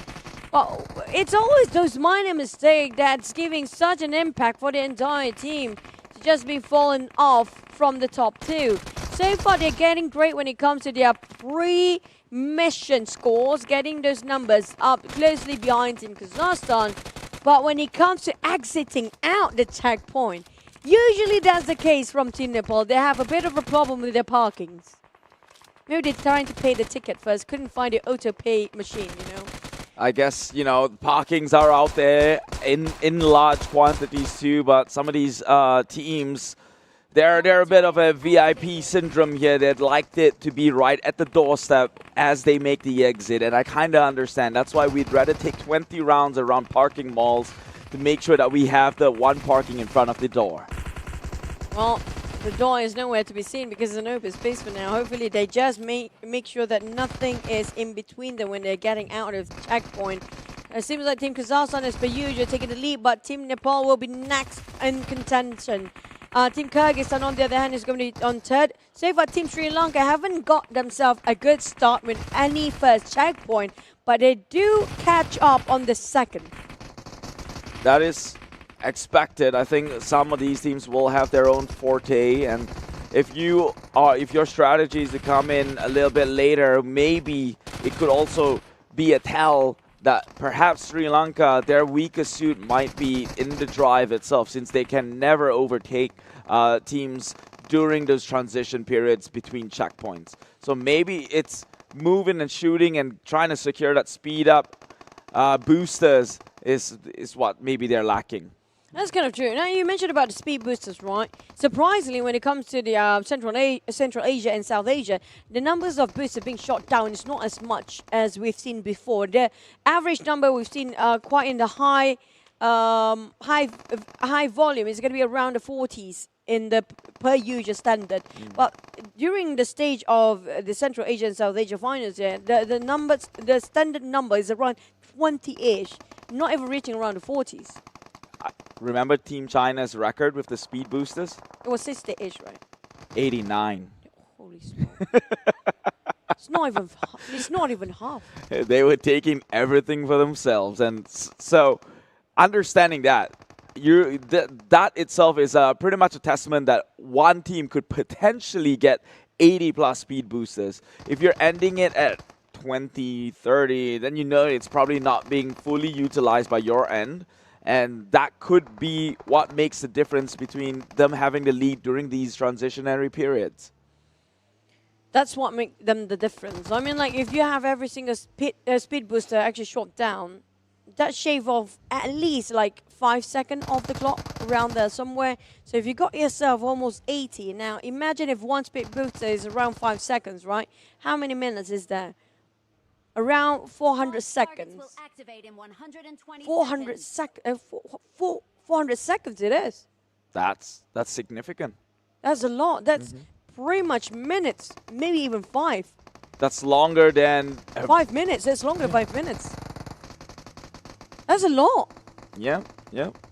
Which is why they kind of have to take notice, right? Because think about it. Each checkpoint, 120 seconds, time 3. Is that 400? That's barely even 400 now, is it? 246. That's 360. Yeah, that's not even 400. That's not even 400.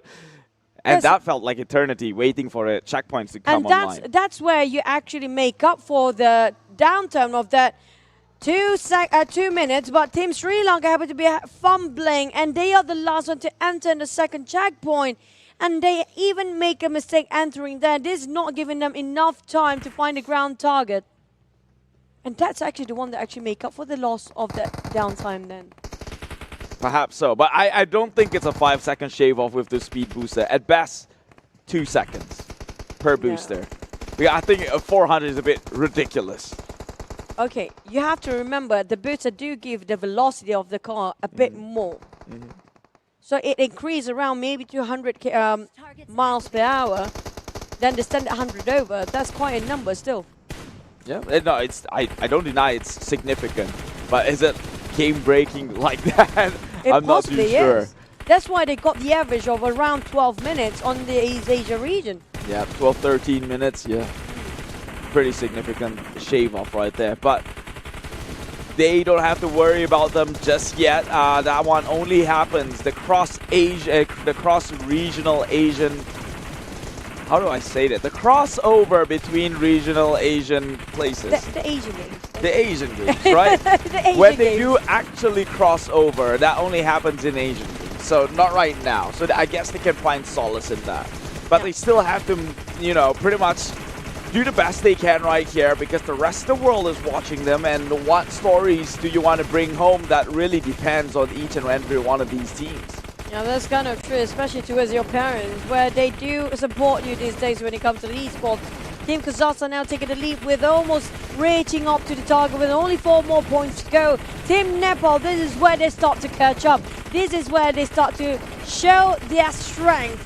But in the meantime, they have to make sure they don't stumble in the last minute here. While the side of Team Kazakhstan will be the first one to leave again, and taking the front lead, and a head start once more. Will be a gap in between, yes, because no other team will follow pursuit this time. Team Kazakhstan finds they were comfortably ahead here, more lead. They have been taking the lead since checkpoint 1, now taking the lead again comes in checkpoint number 2, moving into checkpoint 3, looking like they're setting themselves up for success here. Now, mind you, Team Kazakhstan. I believe their track record was a first place in top 1 and top 1 in track number 3, and now about to look like set themselves up for track number 4 with another top 1 finish. So if we're talking about the realm of match 1, almost confirm is going to be them in the top 1 position, hands down. I don't want to say that too soon. It's too early to say that because we don't forget the Battle of the Bridge yet. Because that's where they stumbled last time. Even though they got the lead before, because of how many times they stumbled during downside of the bridge, it was a 3 gap between those bridges. They stumbled all those gaps in between and caught them extra 3 minutes where they placed last time we saw them the first time, but they placed first, yes, within 15 minutes, under 16 minutes, 15 minutes 42 seconds was their record for Team Kazakhstan on the last time we saw them in this final track. Now, can they break their own record, or will it be a longer record than before, even though they do have the lead? Because when it comes to not crossing that bridge yet, don't say it out loud. Don't want to really jinx it, but man, if that would have happened, then I guess Team Kazakhstan has got no one else to blame but themselves. It is, after all, a game of mechanical testaments here, and if they fumble that, that's really, they would be the ones who deserve it. That's all we could say. But right now, it doesn't seem like they're about to make this mistake. They will play their hearts out, especially towards this very end. They are the first movers into the checkpoint. I would like to see how much points they've been able to accumulate thus far. And we haven't seen the points just yet. Coming up from Sri Lanka as per usual, they're going to be the last one to leave here. But at the same time, they still can catch up when it comes to the points in the last minute here. Team Nepal, on the other hand, they did manage to take a lead once in track number 2. Now, can they take the lead again when it comes to track number 4? Because they are pretty darn good when it comes to getting those targets down, even though they're a bit later when it comes to their driving. Bit late, but better late than never, they say. However, that late comes with a huge price to pay. Team Kazakhstan already 60+ points accumulated just before this activity begins, and now the countdown from 3 seconds began. 70 out of 500. That is the record for Team Thailand. They may not have beaten the likes of Teams East Asian region with a 100-pointer, but 70 is a good start. Yeah, I mean, like, there's a sort of, it's still in the high bar standards instead of the average one, because the average we do have around 50 and 60s, right? When you reach 70, even the 100 over, the most we got is around 150, right? 170 or 80 for the Team China. We've seen it before. So I'm not too sure, but Sir Cloud did mention that there was a point in time where they could accumulate 200 before.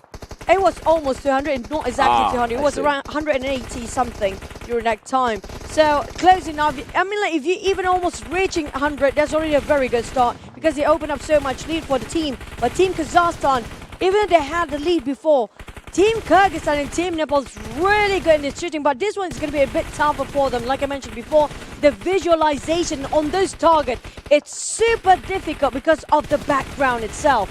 You hardly can see the flying objects because how it blends with the mountain behind it. Blend indeed. That's how most people who's health conscious like their food, but that is not what's happening right now. Full of flavors across these areas. Neck and neck between these regions. Team Kazakhstan, Team Nepal, and even Team Kyrgyzstan. Again, we see them as a triple threat way in potentially ending things in the #1 position. Team Nepal, despite coming in much 3rd place, last I checked, KDR standing in its 2nd, closing that gap ever so slightly, 1 bullet at a time. Almost hitching up to 300 right now for Team Kazakhstan, but Team Nepal is per usual. This is going to be their forte. But sometimes they just hit this plateau for a long time, and this is one of those times because the number stuck at 244, around 10 seconds or so. For this other Team Kazakhstan, it suddenly shoot up to 300. Can Team Nepal catch up? Can they finish off first again? Because if they do, and they did, it's pretty hard to call out who's actually #1 because they have been alternating within these two teams who gets first and second. But it's just Team Kyrgyzstan on the other hand also will be pushed down then. On the side of Team Kyrgyzstan plays themselves as 3rd place against once more, but on the side of Team Kazakhstan, all they need to find is another 2 target and they can leave. Hopefully nothing happens afterwards. Well, Right now, they're in the first 400 marks out of the 500, so they are decently at least 100 over than the second place. So that lead is there, but I wouldn't disregard 100 points as an impossible wall to climb. We've seen how one stagnation could easily give way for the others to climb up and take over the #1 spot. So Team Kazakhstan, they're trying to be as consistent as possible. 50 more points to go before they book their ticket out of there, and they have to make this last one count. 72 already, 472, 482, and counting. 2 more targets to hit, and that would be officially the 500 marks. So Keshike might be our Super or the Super A player since he's leading in the side of Team Kazakhstan on the side of Team Nepal. It's going to be chance once more possibly. Team Kazakhstan only 1 more point to go, but look at Team Nepal closing up the gap. But it needs to stop Team Kazakhstan from shooting those targets by taking those targets down first. They are catching up. Team Kazakhstan now running and leaving as the yellow team park themselves nearby, hop onto it. But can Team Nepal catch up? And if anything happens on top of that bridge, that's going to be detrimental now. Team Kazakhstan makes the first breakaway in towards the checkered flag here, and that is going to be significant enough for them to solidify again a lot of these top 1 finishers. And they attempt on the bridge, skids a little bit by the side, but still recoverable. I think they will make it. Second bridge down, comes the third, comes the final leap of faith on top of the entire patrol station. No, not really. Right in front of them. Oh, they almost swerved in the last minute. That was a flawless end of the track for Team Kazakhstan. And this is yet their fastest time on track number 4. Not really. The second fast, because they had it faster before, which was 15 minutes 42 seconds. But still, this is within that target, around 16 minutes and 5 seconds. They are definitely looking competition ready here, averaging all their matches at 16 minutes. And coming in second is Team Kyrgyzstan itself, 16 and 24. And Team Nepal coming in third place at 16:33. You can see how perplexed my face is right now, because we saw the numbers going up in the checkpoint before. It was supposed to be Team Nepal closest to catching up to us, Team Kazakhstan. What happened there? Why is it always whenever they try to close up the gap, whenever they try to catch up and finish off their 500 scores, they have some difficulty to find at least 1 more target to go? I guess the equation or the answer to that one is pretty simple. Maybe they jumped the gun once again before actually finishing the job, and therefore buying a lot of time wasted.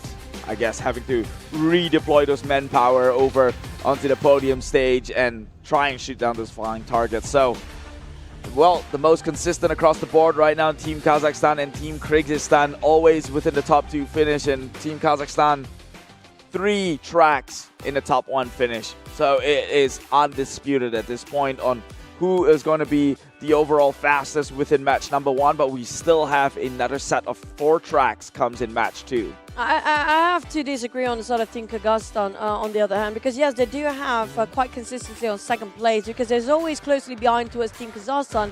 But we're going to watch IQ highlight while we're talking about what really happened across all the 4 tracks just now. Well, the thing is, they fall off into third place on the second and third track.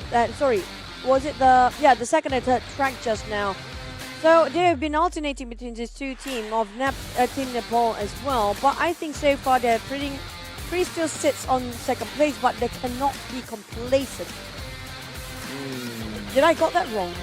I'm not sure, but I guess we'll have to just see the overall here, because I do believe there was at least second place in track number 2. Yeah, they did. Yeah. Kazakhstan got a second place on track number 2 because Team Nepal got first at 1. Yeah, so that means that's 3 different tracks in which they got top 1, right? Who? Kazakhstan. No, I'm talking Kyrgyzstan. Oh. Well, you got one bad track for Team Kyrgyzstan, and immediately that's going to shift their movement. I don't think so. But what movement is going to shift this towards the Audi Super A player here? I know they do sound pretty much phonetically the same, so I guess maybe the miscommunication here. Sometimes confusing. But when it comes to all the Super A players coming up from all the regions, we do have coming up from Kyrgyzstan with 2 players this time, which are going to be Zari Che and Ifak. Come out from Shahaz from Team Nepal and also Lucifer from Sri Lanka. So far nobody from Kazakhstan here, surprisingly, even though we do see a lot of the player's name is pretty hard to difficult to pronounce. Again, I have to refer that once more. But for coming up from Team Kazakhstan, Sorkish, there you go. Sorkish always takes the lead, right? But speaking of second and third place, I think it's going to be a tight race once more when it comes to Central Asia and South Asia here.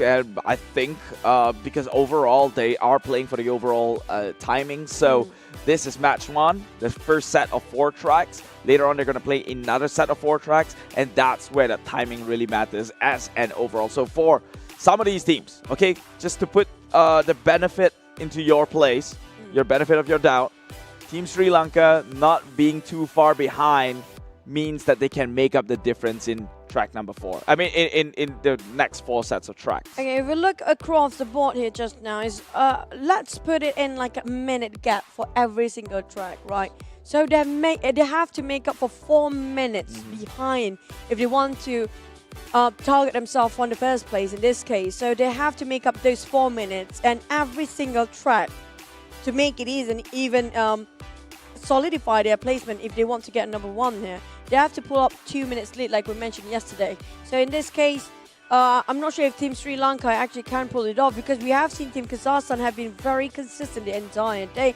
And so far, yes, undeniably they are number 1 right now. But the second and third place between Team Nepal and Team Kyrgyzstan, now this is going to be a tough one. No, I think Team Kyrgyzstan is almost very consistent in second place. Hear me out, because there's one time in track 2, Team Nepal placed first. And yeah, the gap is not too far, but Team Kyrgyzstan actually placed third. And these teams has been alternating between these two, so it's just, you know, there's one time they got first, but the gap is not too far between all these teams. Exactly. So that track 2 right there is only by a few seconds. Track 3, unfortunately, Team Nepal draw off very far behind. But enough of that one, because we've got an interview with the players. I believe that will be by Tash Bunny. Whenever you're ready, please take it away. Thank you very much, casters. And indeed, it has been a very competitive day. Speaking of which, I'm joined by from Team Kyrgyzstan. And it's been very, as I said before, very competitive today. And how's your team's feelings like today? We are feeling good today. We have some rest yesterday. And I think we prepared well. And you guys definitely did. Currently right behind another team, so very close. And speaking of that, because it's been so very close, what do you think is the overall performance for all the teams today? I think that all the teams take their best today, and they better than yesterday. I think so, and I think we will play good next match. Definitely going to be seeing that. Okay, let's talk about confidence levels. Between a scale of 1 to 10, 1 being least confident, how would you rate your team's confidence levels? I think about 8 and 9. 8 and 9. So 8 and 9 is pretty confident, and I have to say that other teams should be worried because they are feeling very good today. Regardless, gonna go toss it back to the casters. We'll see you guys in a little while. Bye-bye. Okay, so that settles that conversation, right? Because they're feeling like a 9 or 10. I'm pretty sure that's going to be in the results too. But at the same time, we still have halfway to go. So anything can change, but here comes our current standing. If you look at the gap here, like I mentioned before, Sri Lanka do have 4 minutes, almost 4 minutes, exactly what we mentioned against Team Kazakhstan, but it's just almost not even a minute difference if you compare it with Team Kyrgyzstan and Team Kazakhstan there. Yeah, but like I say, Team Kyrgyzstan definitely showed more consistency. That's why they're here in second place. The lead that Team Nepal made was negated with that track number 3 because they ended pretty badly. Look at that, 18 minutes compared to the average 16, 17. But you have to look at the total time here. We're 67 minutes and 13 seconds and 66 minutes and 42 seconds. That is around 30 seconds. 30 seconds is a long time, and especially when in MOBA, getting stunned by 4 feels like forever.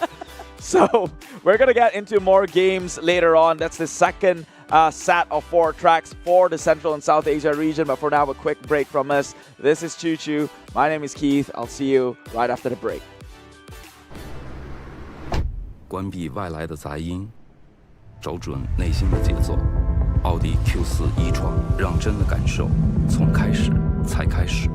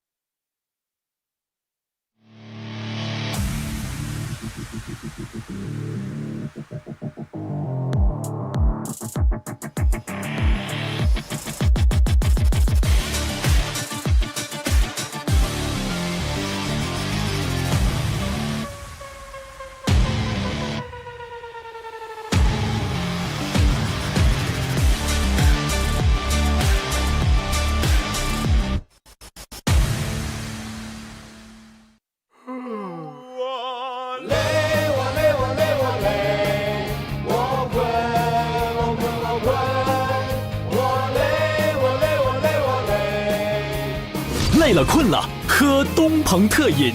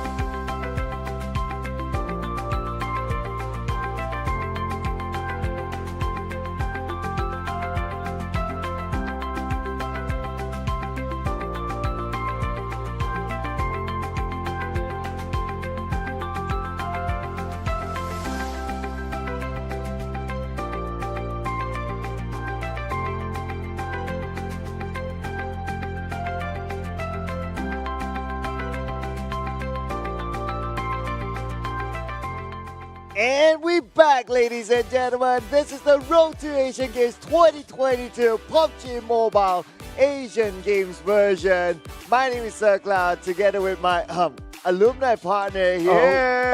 We're all rocking stripes. I actually don't know what these fabrics called, but I always see it, students within Oxford wearing these, and so today we are not casters, we are intellectuals. Because we're doing our PhD now, right?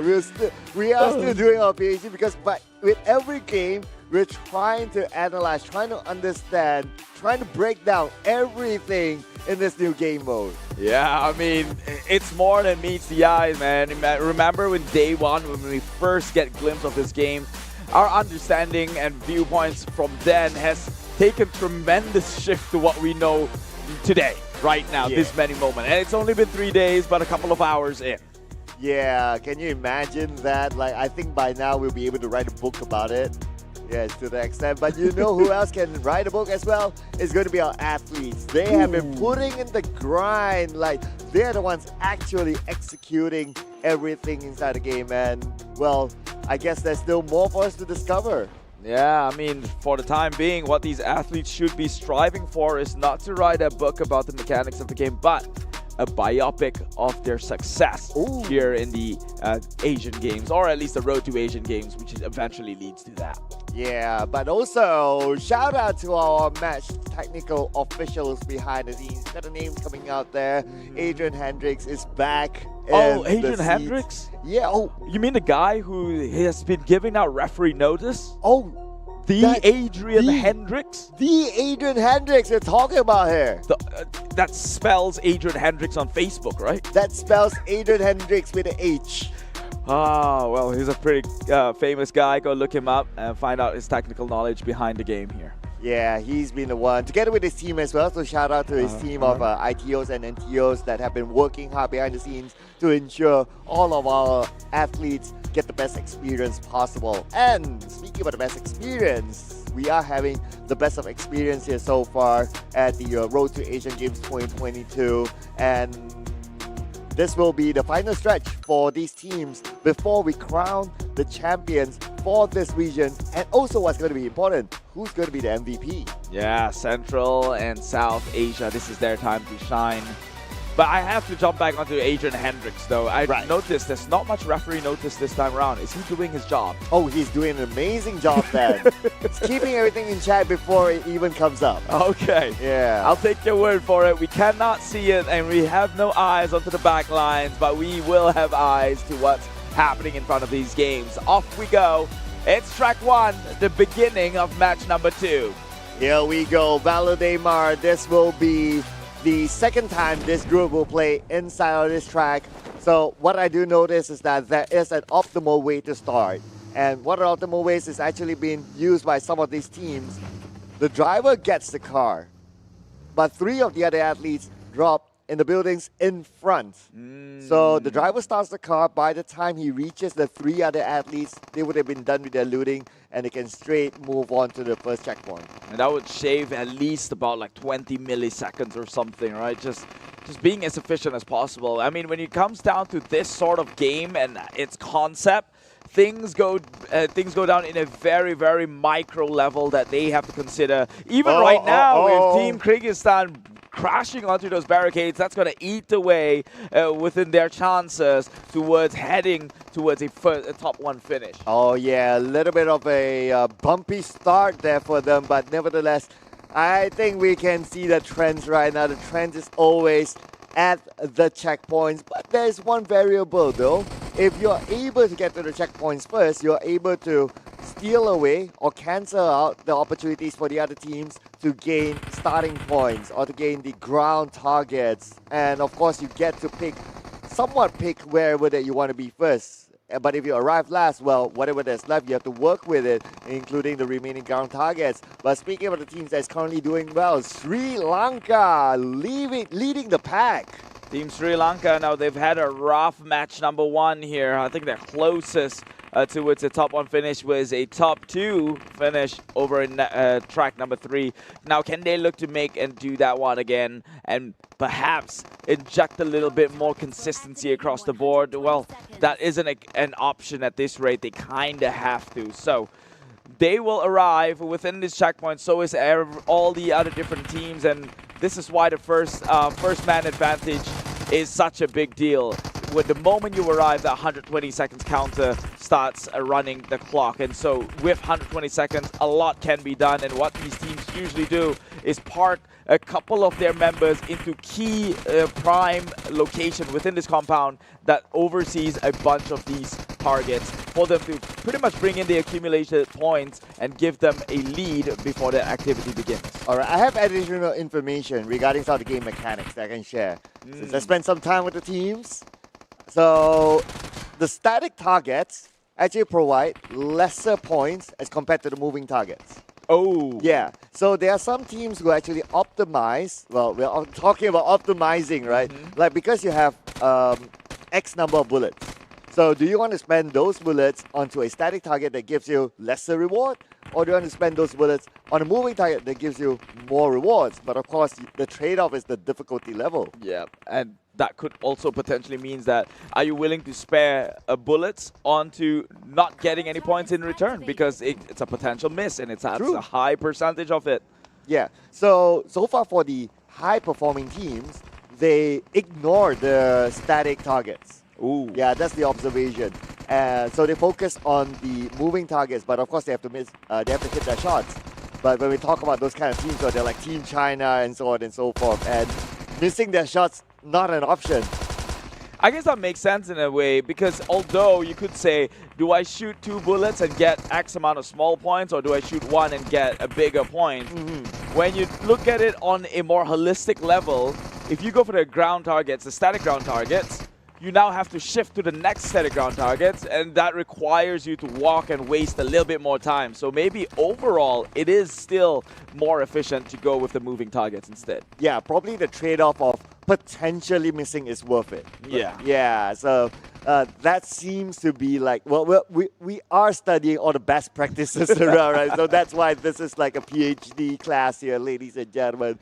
And I'm sure this will be continued to refine by these teams as well. But speaking about the teams, so far we do see that Team Kazakhstan will be the first team to leave checkpoint number 1. That they do, and this is not news to them. They've been performing absolutely incredible this time round because they remember to fill up their petrols and so on and so forth. So they're doing definitely better numbers across the board. But what is impressive is that towards the first set of all the 4 tracks that they played, it was averaging out around the 16 minutes, which previously this region has known to be around the 18, 19-minute mark. So that's about 4 minutes shaved off, if not 3. Yeah, so a good amount of improvement, I must say. So now they are putting themselves like in comparison with at least the West Asian teams in about a number, and some of the Southeast Asian teams as well. So they are starting to be at least the midpoint, or at least the standard practice. And if they continue to learn more and to refine, they can move on to the gold standard practice. I mean, that gold standard is another 3 more minutes than what they were in, which is quite hard to do, especially when they have not nailed the driving mechanics, which seems to be the reoccurring theme here within the Central and South Asia. Yeah, it's still something they need to work on, but when it comes to the checkpoints, seems to be doing well for them. But speaking about the checkpoints, so now some of the teams reach checkpoint number 2, and it's going to be the same thing. Okay, so one thing that's going to be the variable, because in every track you will get different towns. So different towns have different building placements. Hence, it also means that different target placements. This is where the teams will need to find the most optimal way or optimal site for them to be at. So, okay, so you remember that the other day, I believe it was, Team Brunei, right? So Team Brunei, when they played, they ran out of gas, right? So one of the reasons why they ran out of gas, just to give a little bit more detail, is that they had a plan A originally to land at spot A. Okay. But when, for some reason, when the time came, they choose to go for plan B, which is to go further, like to go to the inner side of the compound. Yeah. So when they went in further, they dropped their athletes. Then the driver has to go and refuel. When the driver needed to go to refuel, there wasn't enough gas. Oh, that sucks. So it's like you kind of need to decide, like, do you want to drop first? But if you drop early, there could be other teams as well that already looted that spot. So what is the sweet spot? What is the plan if you are the first team to arrive there? Or what is the plan if you are the second or third team or the fourth team to arrive? So that will be the variable. Yeah, I mean, we've seen time and time again, this happens more often than not, and hopefully some of those teams that you mentioned pretty much brush up on that sort of resource management, to put it out simply. But unfortunately, Team Brunei, they will not be within the Southeast Asian region stack here. They will have to strive towards the next time this event come around, but that can be said for the likes of Team Kazakhstan, who most likely see themselves into the next round, although all members here, all teams here would still get seeded forward to the actual Asian Games main event. But Team Kazakhstan, they are hungry for more, and they want to be the overall champions within the qualifier finals, the regional finals. And of course, to take home the prestigious ring, the MVP, thanks to Audi as well. And now speaking about Team Kazakhstan, again, way ahead of the other teams. Now starting their move on to section number 3. And section number 3 is always a blocker for the teams, in which most of the teams have yet to crack the code. Have yet to crack, but I think Team Kazakhstan, Kyrgyzstan, and also Team Nepal did so very fluidly. It seems like it's no trouble to them, always neck and neck towards it. However, Team Sri Lanka is the one that always ends up kind of the weaker link comes checkpoint number 3, and the driving falls still happens. The driving pitfalls here. Again, Team Kazakhstan just throwing leads away with that sort of fumble and maneuvers. Yeah, that could probably have cost them like a couple of seconds, although it's not significant because of their current lead, but still, at some point, they're going to meet up with the other regions. And some of the other regions are flawless when it comes to driving. So that is where they still need to refine and redo, and it seems to be another sticky situation. Okay, do they have the vehicle in there, inside of the building or on the outside? They had to reset because their vehicle was inside the borders. There was no way they could go out on that one. And now, because they reset with the members not in the vehicle, they have to drive down, get this member on board, and then proceed with the move again. Look at that. Wait! They have catched up and only just left this entire compound. And so, you were mentioning about how it wouldn't be detrimental. All it takes is 2 seconds to get a point across the board by hitting the on-ground targets. And right now, I might even just lose the lead in general to Team Kyrgyzstan. Yeah, and now they will. Oh, man. They had a good, nice, comfortable lead until all of that happened. So this just shows that what is the impact of such consequences. Now they're trying to get back their lead again. They're trying to chase up. They're trying to maintain it. But again, it's not the smoothest of ride. Happened to be for both teams. Happened to be for the entire region, I might add here. It's a reoccurring theme. But this just creates another layer of competition, right? Because if both these, or all the entire region is very unrefined in the driving, then I guess nobody really have an advantage, and it still swings 50-50. Yeah, so it kind of like how do you say, cancel out each other or trade off with each other, something like that. But of course, at the end of the day, it's about how do you fare against the other regions as well, because the gold medal at Asian Games, that is the ultimate goal for all these teams. And today, of course, it is also to get a good seeding, that's one, but at the end of the day, it's all about that. But they will have a couple of months to actually revise how they actually do or lead to that. Yeah, that is the month in which they need to exert the most amount of growth. That is not even an option. It's expected for them to kind of grow better, especially knowing that the standards out there is the 13-minute mark. I believe these teams will not stop until they finally figure out how, and thankfully for them, this is live on all digital platforms, Facebook, YouTube, and so on and so forth, with the official broadcasting partners, which means they can look back and revise and figure out what Team China is doing better than the rest. Yep. There will be a lot of study, definitely, probably even more than our PhD study of this game. Now, look at the timer. Okay, so this is a trade-off, right? So if you decide to trade off bullets for ground targets, especially for the static ground targets, meaning that when this main objective starts, you would have lesser bullets than potentially those who just don't shoot ground targets. So, I mean, that's like the math of the trade-off, right? And that would also mean that when you're in this objective, your possibility of needing to reload is higher than those teams. Oh. Yeah, I really need to get into the mechanics of the gun works here. Like, is reload something that you can just readily access to, or just like the actual game, or is it necessary for you to finish a clip?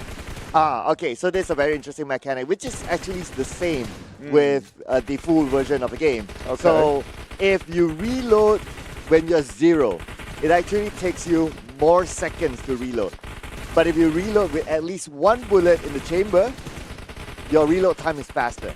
So they cannot empty their magazine and reload. They have to like fully maximize, maybe leave it with, of course, the most optimal is 1 before they reload. So that is also another mechanic that they need to be aware of during this kind of stage. So I guess then that pretty much solves the problem. They could always still go towards those ground targets or so on and so forth, but reload before you get into here. Right, so whether you're talking about reload in terms of overall ammunition or reload the magazine that you currently have in your weapon, like the 30 bullets. Yeah, the 30 bullets is the one that if you go to 0, you reload, you take more time. Cool. Yeah, that's your PhD class for today. Right there. Ladies and gentlemen. I just got certified by Sir Cloud themselves. Hopefully we can pass that certifications to some of these teams, or maybe an award, which would be appreciated even better for possibly even Team Sri Lanka right now in leading the charts. Now this is unheard of. At least for the past 4 tracks that were played, in no instance did Team Sri Lanka close the checkpoint number 3 as the first one out. Sure, they did go into neck-and-neck situation that's happening right now, but can they actually close it out at the 500? That one is unheard of and has not been done before. Oh, okay. But they're getting close there. But we have seen multiple times that teams can overtake teams at the top, especially at this stage where the points are really, really close to each other. So far, Team Kazakhstan seems to be the one to be able to challenge, but maybe Team Kyrgyzstan could pull off a surprise. Team Sri Lanka seems to be having a platoon and not moving their number. Yeah, and that has cost them dearly because now Team Kazakhstan takes the lead, but back at it again with Team Sri Lanka only by a small margin, 486 to the 496. Actually, Team Sri Lanka, the first one out, 500 pointers. First time since forever. Perfect play by them. Might look to finish the game here as the top 1 finish. This is going to be very good moving on to the second match of the regional finals, because this is also, they have been struggling for so long in the first set, always being in the bottom. Yeah, I guess, well, I always say this, right? As gamers, if you don't do well in your early stage of the game, you'll be like, warm up, guys, warm up. We're getting into the game, right? And I guess right now, after the 4 tracks, well, now that they repeated the first track, this is where they say, well, I'm done warming up. This is what I can do. So you guys better be ready for the next track. Yeah, that is true, but do they have the leeway to be a bit more lackluster for the first set, though? Because that is also numbers that would be tallying into the overall. Yeah, true. So we also have seen like teams, like they don't do well the first 4 tracks, but when it comes to the second set of tracks, they do decent. But that is not enough because the gap is just too far away. So in essence, in general thought, is that for Sri Lanka to really catch up to number one, they have to do way, way better than all the other opponents. Yeah, I mean, I think the simple rule of thumb is if you're doing underwhelmingly well in the first set, you have to be an extraordinaire to be able to make up that difference and create lead for you to ensure that top one finish. And right now, with the top one finisher in track number one, they could be a good start to a new chapter of their story. Yeah, I really would like to see like a comeback story, right? Like it's always nice for us to see those Cinderella comeback stories that people don't expect. But what we do expect is the highlights. Thank you to Aiku. This is the Central and South Asia regional finals, and we are in game number 5. And this looks like a starting of a comeback maybe for Sri Lanka. Well, you could say starting a comeback, or we could also say that they have got a window of opportunity because Team Kazakhstan and Team Kyrgyzstan just getting punished in the way they travel and rotate, very unrefined, getting into blockades and then causing them to fall off and fall short here. So instead of being the first to arrive and tallying in some of the lead points that they would have had, they have negated that lead, and now that made it more possible for Team Sri Lanka to bypass. And not only the first place, but also for the FAW Audi Super A player, a representative from Team Sri Lanka, Lucifer, is the MVP for this round. Now, each team has their own MVP. We've got Zeriche, we've got Gante, and we've got Batia. So all of them up there with 400 plus points. And what I do notice from the previous graphics stat is that, interestingly, again, the Sri Lankan Team Sri Lanka, they have the least amount of speed ups. So I'm still trying to see that correlation between like speed ups and also the placement for that particular round or in a certain round. Yeah, I mean, I think Chu and myself talked about it just briefly. I feel that this region, in particular Central and South Asia, since we're talking about optimizing the process here, speed ups, boosters are something that they do not utilize to the fullest. I think they average out with the least amount of speed ups used. I mean, we remember Team China with the 89 boosters being utilized in a single track itself. That is everything like check.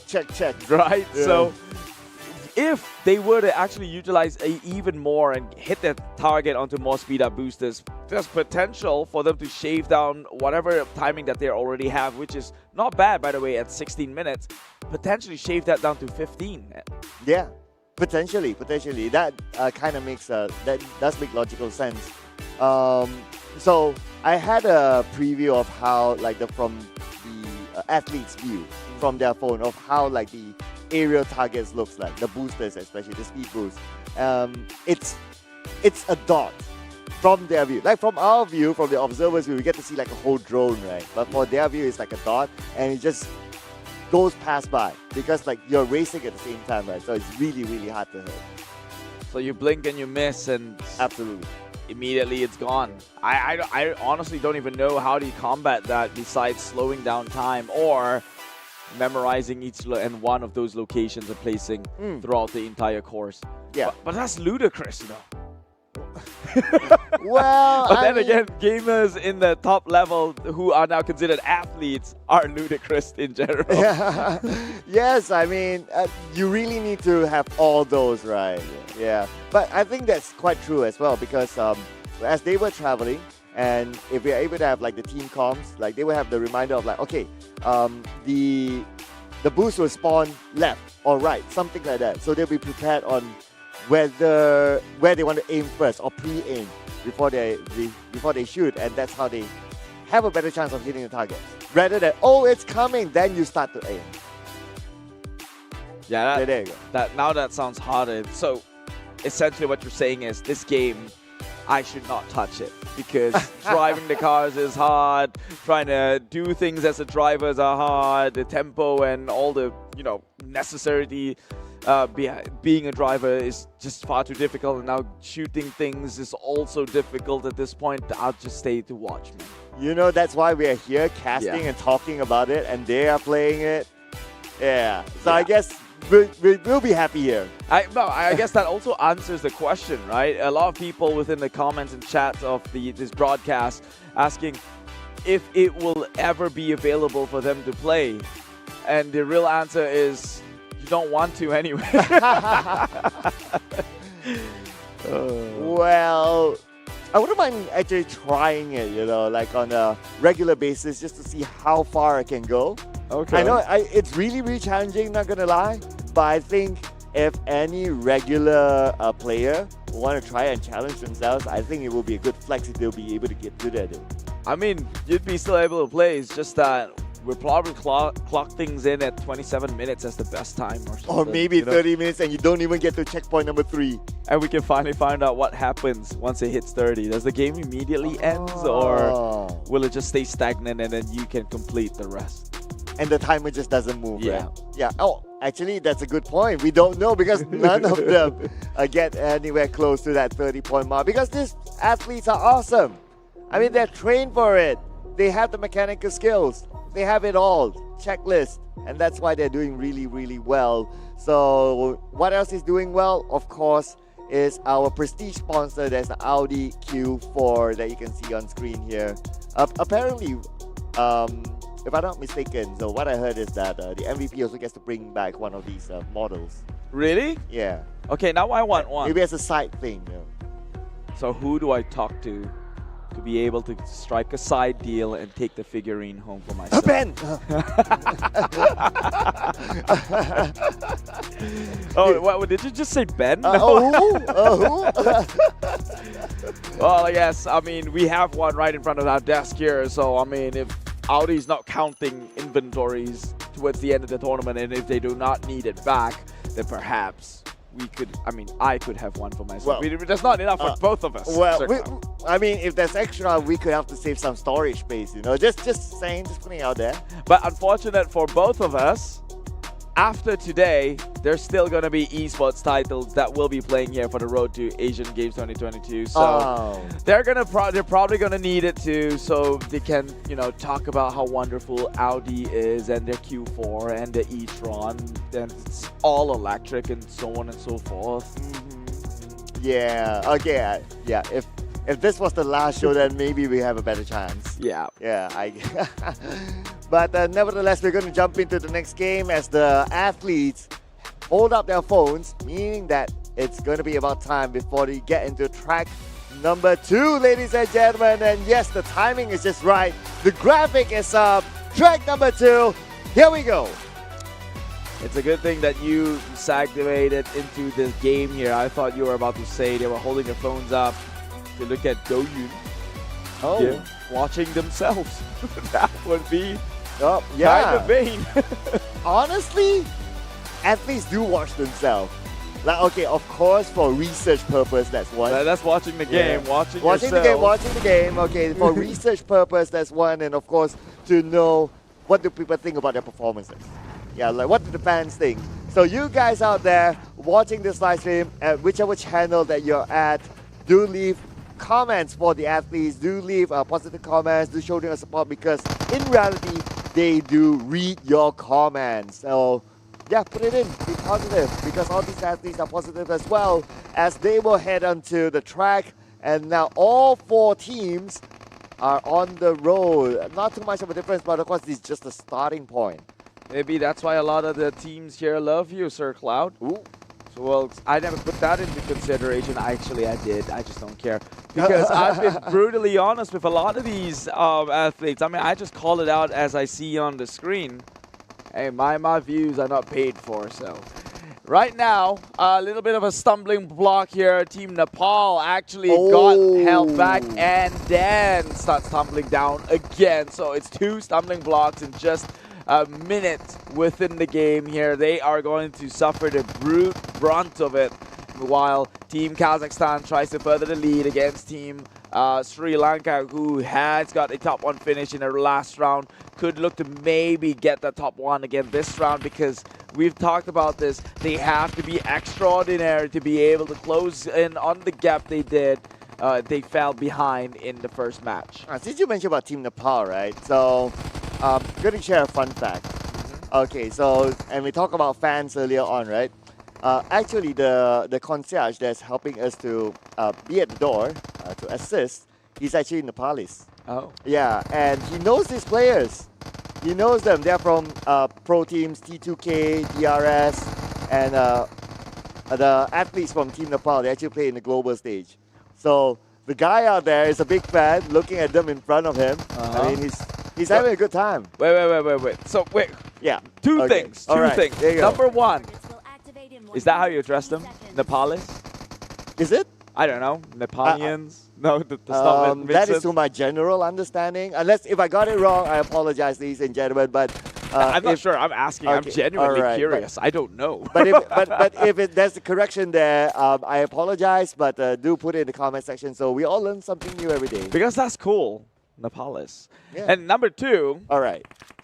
get that man in. Have he shaken hands? Has he gotten a jersey? What are we doing about it? That's a big fan out there waiting by the doorstep. Oh yeah. Okay. I'm gonna let the team manager know. Now too. you're doing something about it. Sir All Cloud, right, Sir all Cloud. right. Okay. I mean, people love him because of who he is, but he keeps that love for himself. oh man. I mean, self-love is important too, right? We're getting to dark territory right now. But on brighter note here, we have Team Kazakhstan already 60 out of the 300. So if they can breach into the 100, which less likely than some, I don't think they've hit that sort of optimized efficiency just yet. But they will strive for it. 70 is the standard that they have so far in every checkpoint. Okay. How often do you see the athletes aiming for the static ground targets? Most of them would aim for the moving targets, right? So I think that's starting to be a trend out there, and they're starting to discover as well that it's more worthwhile for them to aim for that instead of the static targets that give them lesser rewards. Fair enough. I mean, we talked about it. The risk-reward ratio. Oh, yeah. It's just better to hit the moving targets itself. But we will now go see into the 4-color targets. We've said the word target so many times, something is about to appear in the mirror at night.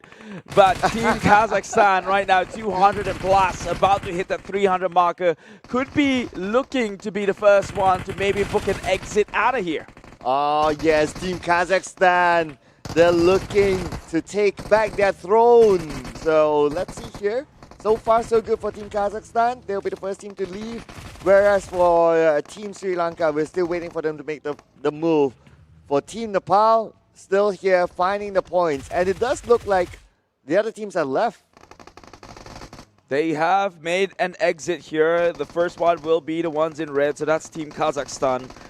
Have the lead, but again, can they maintain it? Because we saw even in previous track, they had the lead but fumbled a little bit too hard and gave opportunity to even Team Kyrgyzstan and surprisingly Team Sri Lanka to even that gap. But first, look forward to the future because the gaming flagship is MACAU 11.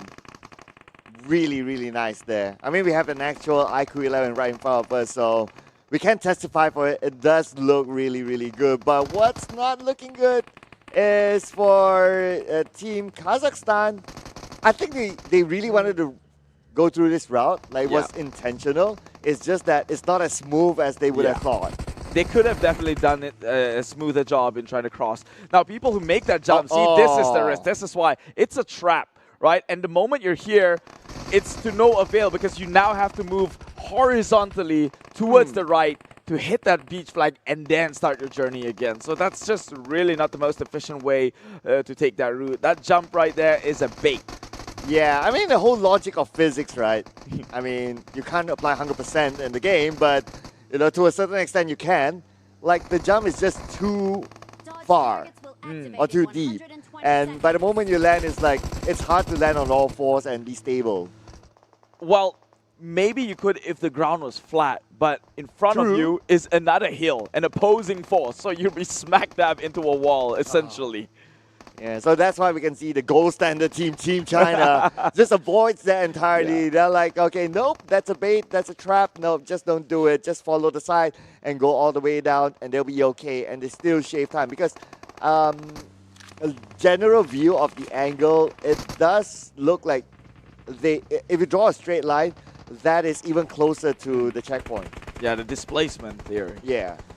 And, well, Team Kazakhstan will find their way in by taking that pathway, which also, by the way, does not slow you down in the momentum once executed right. So that's also another factor in, because if you take a jump and you do crash, you slow down drastically. You're at halted 0 speed. Yeah, so then there's a possibility for other teams to actually catch up onto you. But for Team Kazakhstan, now in section number 2, still waiting to see if they can break that 100 barrier mark, because we now know that at least the goal standard is to get 100 and above, and if you can achieve that, well, you're pretty good. But looks like it's good. They've got to set up for 80 and now refocus themselves onto the main objective. The targets that appear randomly on this window, and this is where it's just pure mechanics for you to flick. At the same time, hope that your other opponents don't steal your targets away. Yeah, it's Team Kyrgyzstan right now who's playing the 50-50 divide and conquer strategy here. As you can see, within their scopes, it's hyper-focused towards one side of this entire building.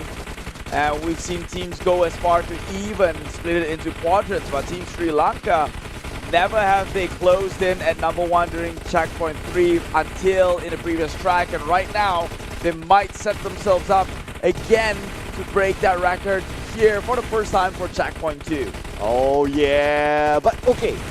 I'm starting to see a trend here for this region, at least for the finals, right? For every section, they're pretty close. Like if one team reaches 200, couple of seconds, the other team reaches 200 and so on and so forth. And there's not like that one team is just too far away. Their gun power is matched to a level. Now, would we say that they are matched on a higher end of things or they're matched on the lower end? I don't know. But again, much like they're driving, if everyone is at the same par, then there's no advantage to any one of these teams. And that's why they are down to a single moment of clarity here. 400 first achieved by Team Kazakhstan. Yeah, followed by Team Sri Lanka. The last we saw they had 389, so it should be okay. It should be easy for them to get the remaining numbers. And true enough, Team Sri Lanka is on the roll now, but the fact is that Team Kazakhstan will be the first team to leave checkpoint number 2, moving on to the granddaddy checkpoint 3. Checkpoint 3, this is the make or break moment, or the granddaddy as Sir Cloud calls it. They have to be able to really get that one in the bag here, because there are not many flying objects or flying targets to go about. If one team is accumulating such a big lead, you know for a fact the rest of the 3 other teams will be on a plateau and stagnate in their progress. Now this seems to be a perfect scenario for Team Kazakhstan now. They have the most speed out targets hits as of now, and they are the first team to leave every checkpoint as of now, so it looks like they are on a perfect roll. We can expect them to finish first, but it's always the final challenge that's going to be sticky like this. Oh my god, Team Kazakhstan, again, they really have to be composed in some of these corners and curves. The game is to optimize, and every, misalignment towards optimization is seconds put onto your timer, which could very well make or break your position from top 1.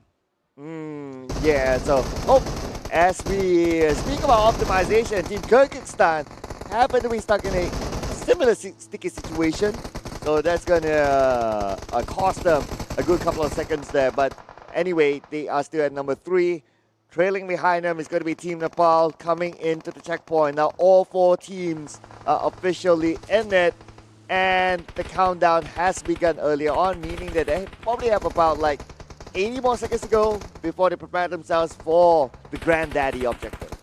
80 seconds could be a plenty here, enough at the very least for Team Kazakhstan to rake in those pointers. Already looking to breach in 60 now for them. I guess it's a small victory to hit at least the 80th point mark. That puts them in par to even the likes of the best team in Southeast Asia so far, Team Thailand. And so with that 80 lead, they could make the difference here. But if they can strive for 100, that's effectively shaving things down by nearly 30% of the progress. And speaking about shaving things down, looks like not as shaved as before. They will need to be complacent with 76 points while the main objective comes up, and this is going to be the toughest challenge of them all. From our view, it looks like a clear target, clear enough for us to see. But if you're playing from an athlete's view on the phone, it's a tiny bit of dust. Speck of dust. How they shoot it, I don't even know. It's barely even there. Luckily for some of these players, they do have the 3x scope, which does serve to them in that favor, in that regard. But people with the iron sight and the red dot sight, I don't know why they're even making an attempt instead of going around looking for ground targets, because that right there just looks like a single dot that you don't even bat on. Yeah, so I guess that's still a question mark, right? Like, what's the best scope to use here? Is it a 3 times? Is it a red dot? Is it a 5 times? There's still no pattern to that yet. It really depends on your personal preference. So I guess that's still yet to be discovered. But I guess to answer your question as well, is that maybe as they were trying to loot for scopes, they couldn't find the scope that they like, so they need to make do with whatever that they have, instead of spending time trying to find the scopes while everyone else is collecting points. You know what they say? To echo the likes of Bruce Lee, I do not fear the man who excels in one scope, but I fear the man who could use multiple different scope and Sounds like Bruce Lee. Yeah, he actually said scope, I think. Yeah, sounds like Bruce Lee.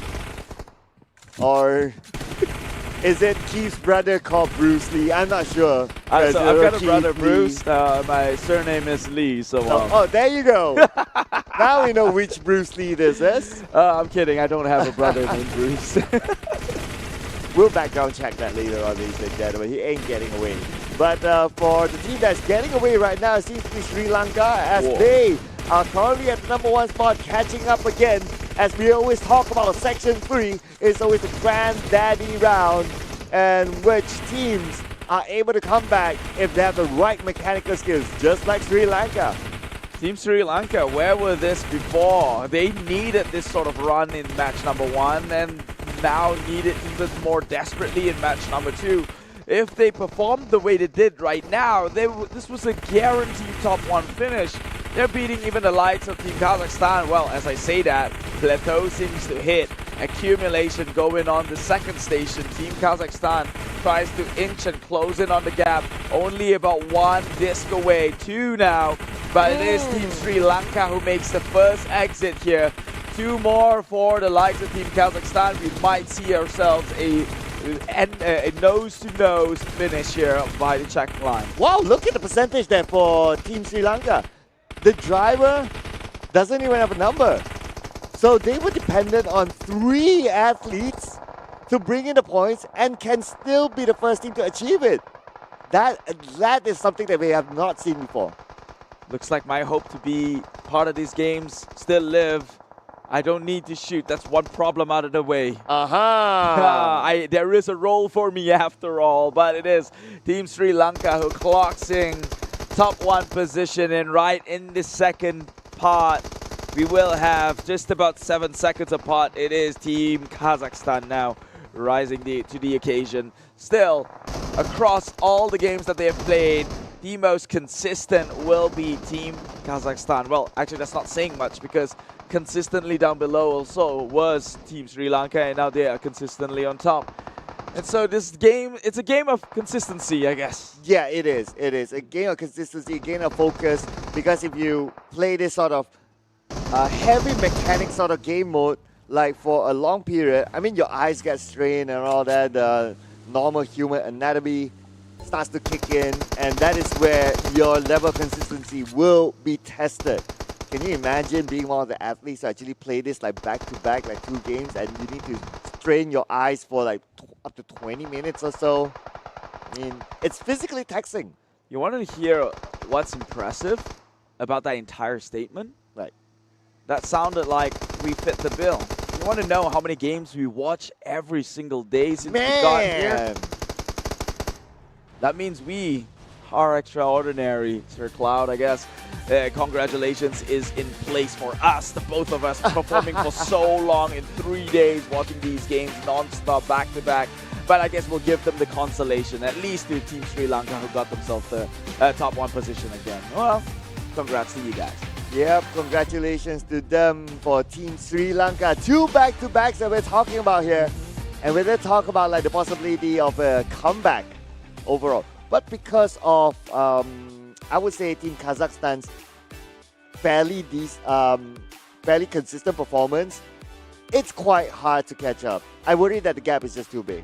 Well, yeah. I mean, because we're looking at pretty much the regional finals, right? They call it. And so nobody's getting relegated. You are only playing for a top 1, and that standard should be towards the top 1 competitors. And you're right in that regard, because Team Kazakhstan, they haven't slowed down since the first match coming into halfway. The second match, still in the top 2 finishes. The overall might still favor towards them. Yeah, number 1 here and there. If not number 1, number 2. You just make a logical average, but you kind of know by now, right? With 2 games left. But we still need to go through the numbers, and Team Sri Lanka, 22 speed up. Still the lowest, but the first one to complete everything. Yeah, I mean, they make the comeback always within checkpoint 3, so I think if everyone wants to keep them in check, they would have to figure out how to potentially outgun Team Sri Lanka when it comes to the spot of shooting the flying targets. And speaking about the athletes from Team Sri Lanka, so it looks like we have 2 of them. We have Tauder as well as Lucifer as part of the FAW Audi Super A player. And not to forget as well, 2 athletes from Team Kazakhstan. We have Zeri, we have Ifak, so both of them up there. So we got only representatives on 2 teams taking home majority of the points. Which is a good thing for them in regards to earning those rings by Audi themselves, which will be happening towards the end of the next 2 games that we will be playing, right? Because that would be the end of the regional finals, which means it's a wartime. And before we do get there, I guess a quick break is in place. But once again, this is Sir Cloud. My name is Keith. A quick break before we get back into more action here in Road to Asian Games 2022. We'll see you in just a bit. 关闭外来的杂音，找准内心的节奏。奥迪 Q4 e-tron，让真的感受从开始才开始。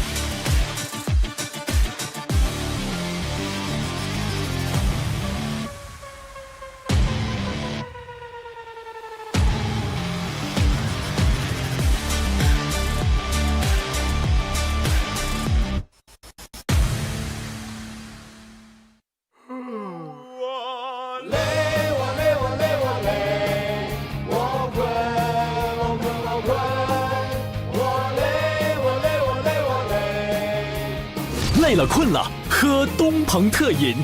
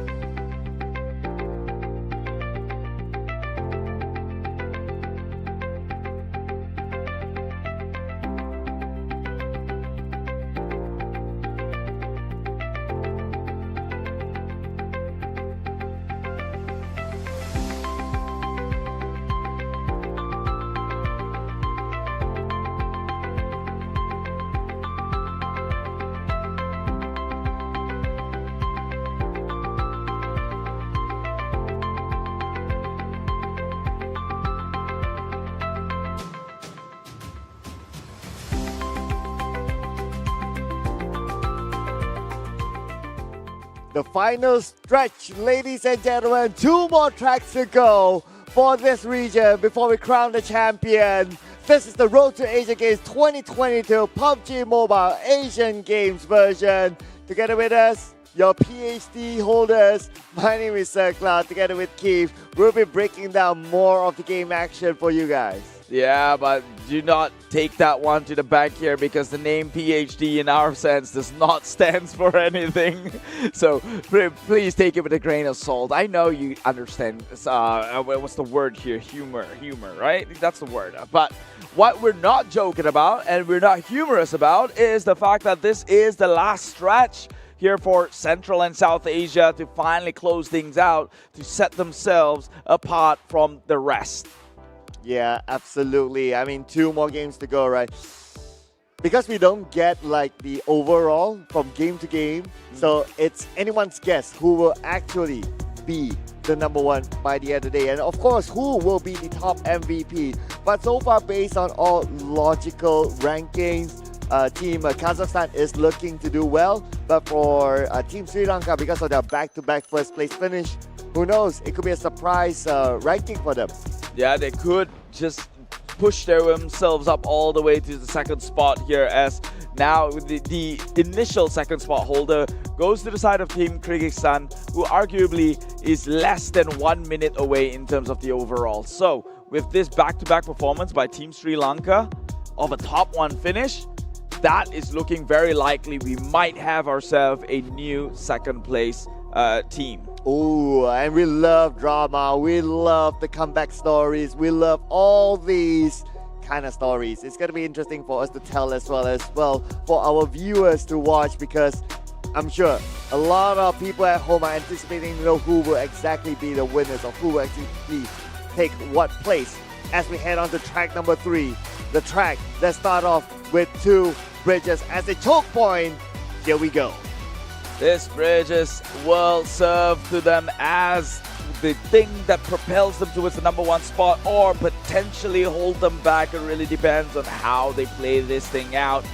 But one thing that we can expect, I do expect to see Team Kazakhstan to lead in the front, especially during these travels. Team Sri Lanka, great in checkpoint 3, but in the other checkpoints or even the travel towards said checkpoints, almost always they find themselves trailing behind the rest. Yeah, kind of bumpy when it comes to like the earlier stages. It kind of reminds me of Team Palestine, whereby when it comes to the 3rd checkpoint, they excel. But before that, it's just okay for them. But that's also their secret to success, and they top the regional charts.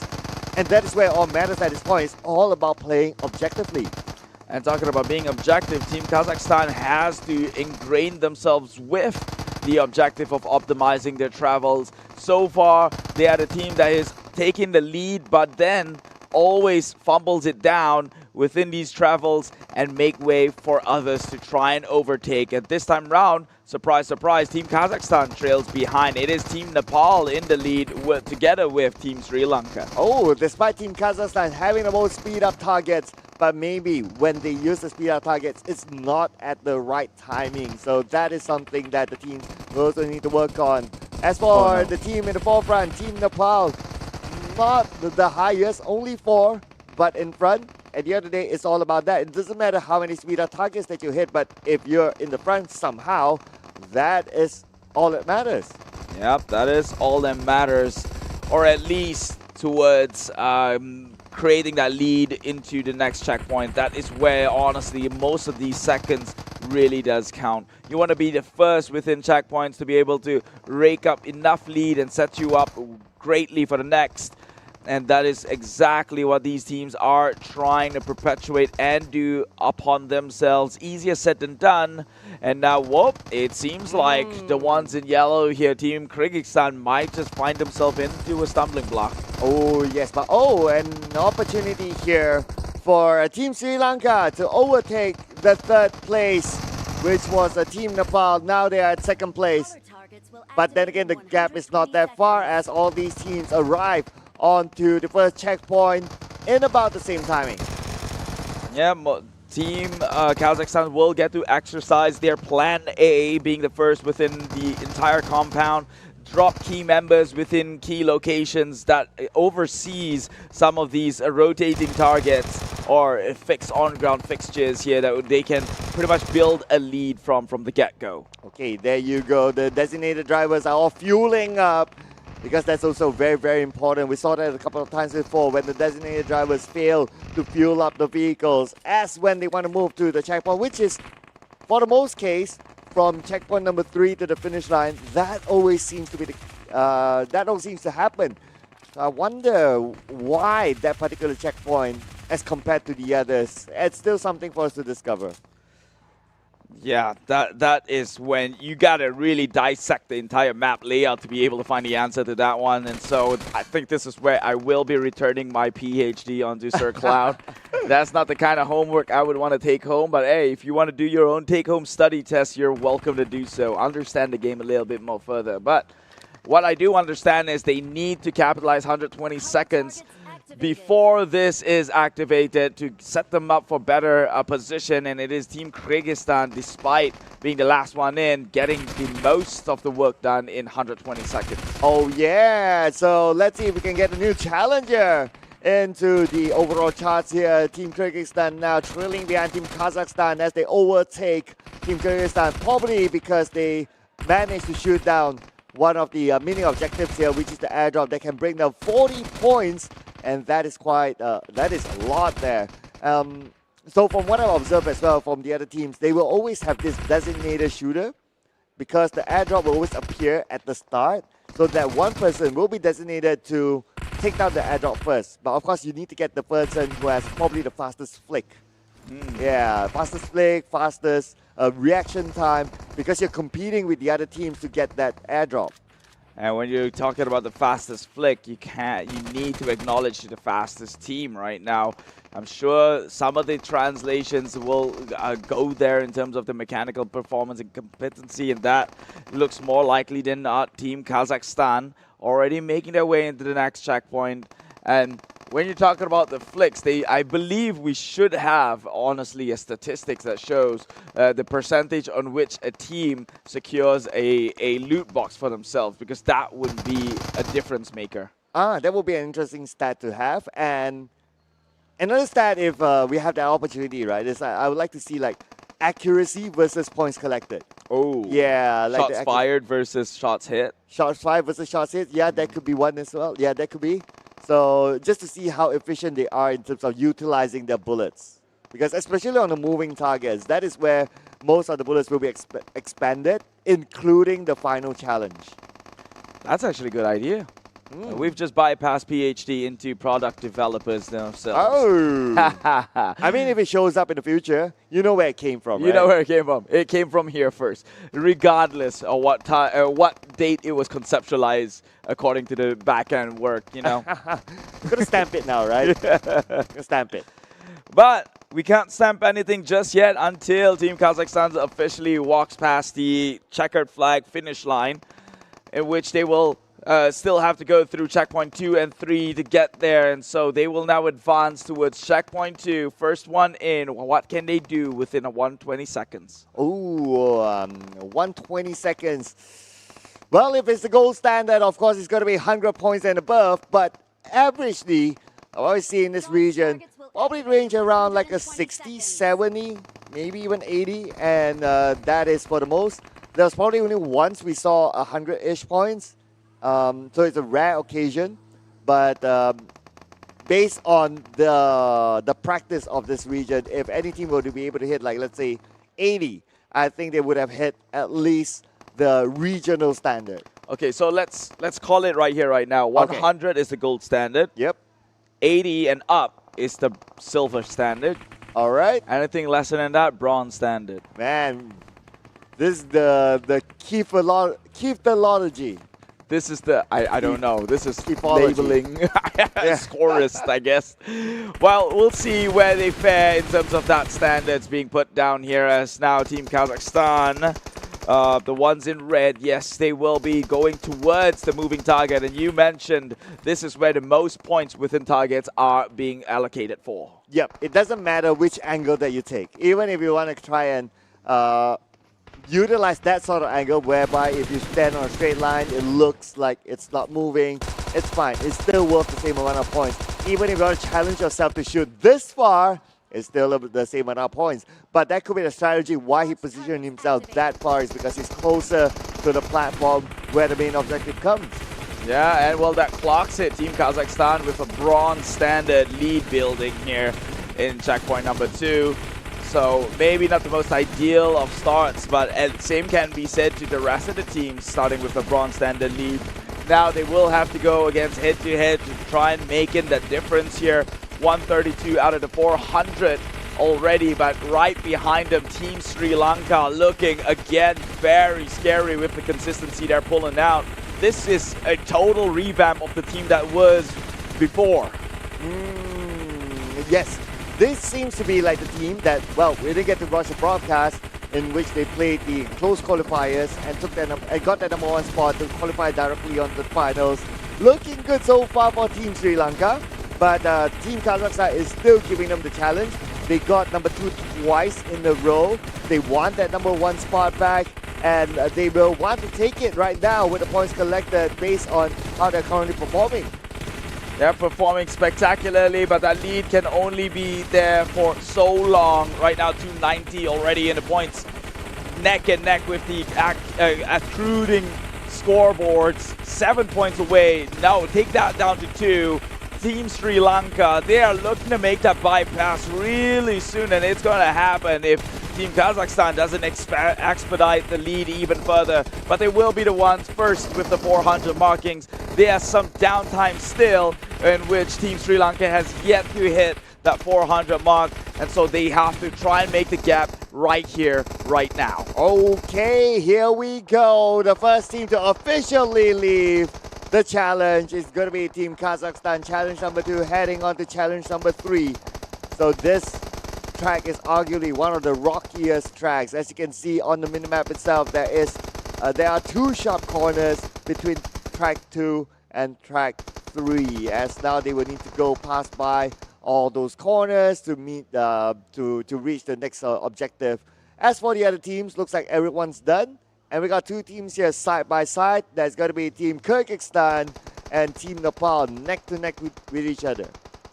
Neck to neck, you do not really want to see that happen here, especially if you're the team who is looking to maintain your lead onto the top end or even looking to bypass. You want to be taking them by the mile, but this is going to impede on that objective. Again, the trend for this region is pretty much the same. There's always mishaps when it comes to driving for some reason. Oh my God, again. Well, yeah, as when we were talking about it, another one had to happen. So, I don't know. There needs to be a lot of study for this region, especially when it comes to competing with the others. But, there we go. Yeah, in one sentence, you get 3. How about that?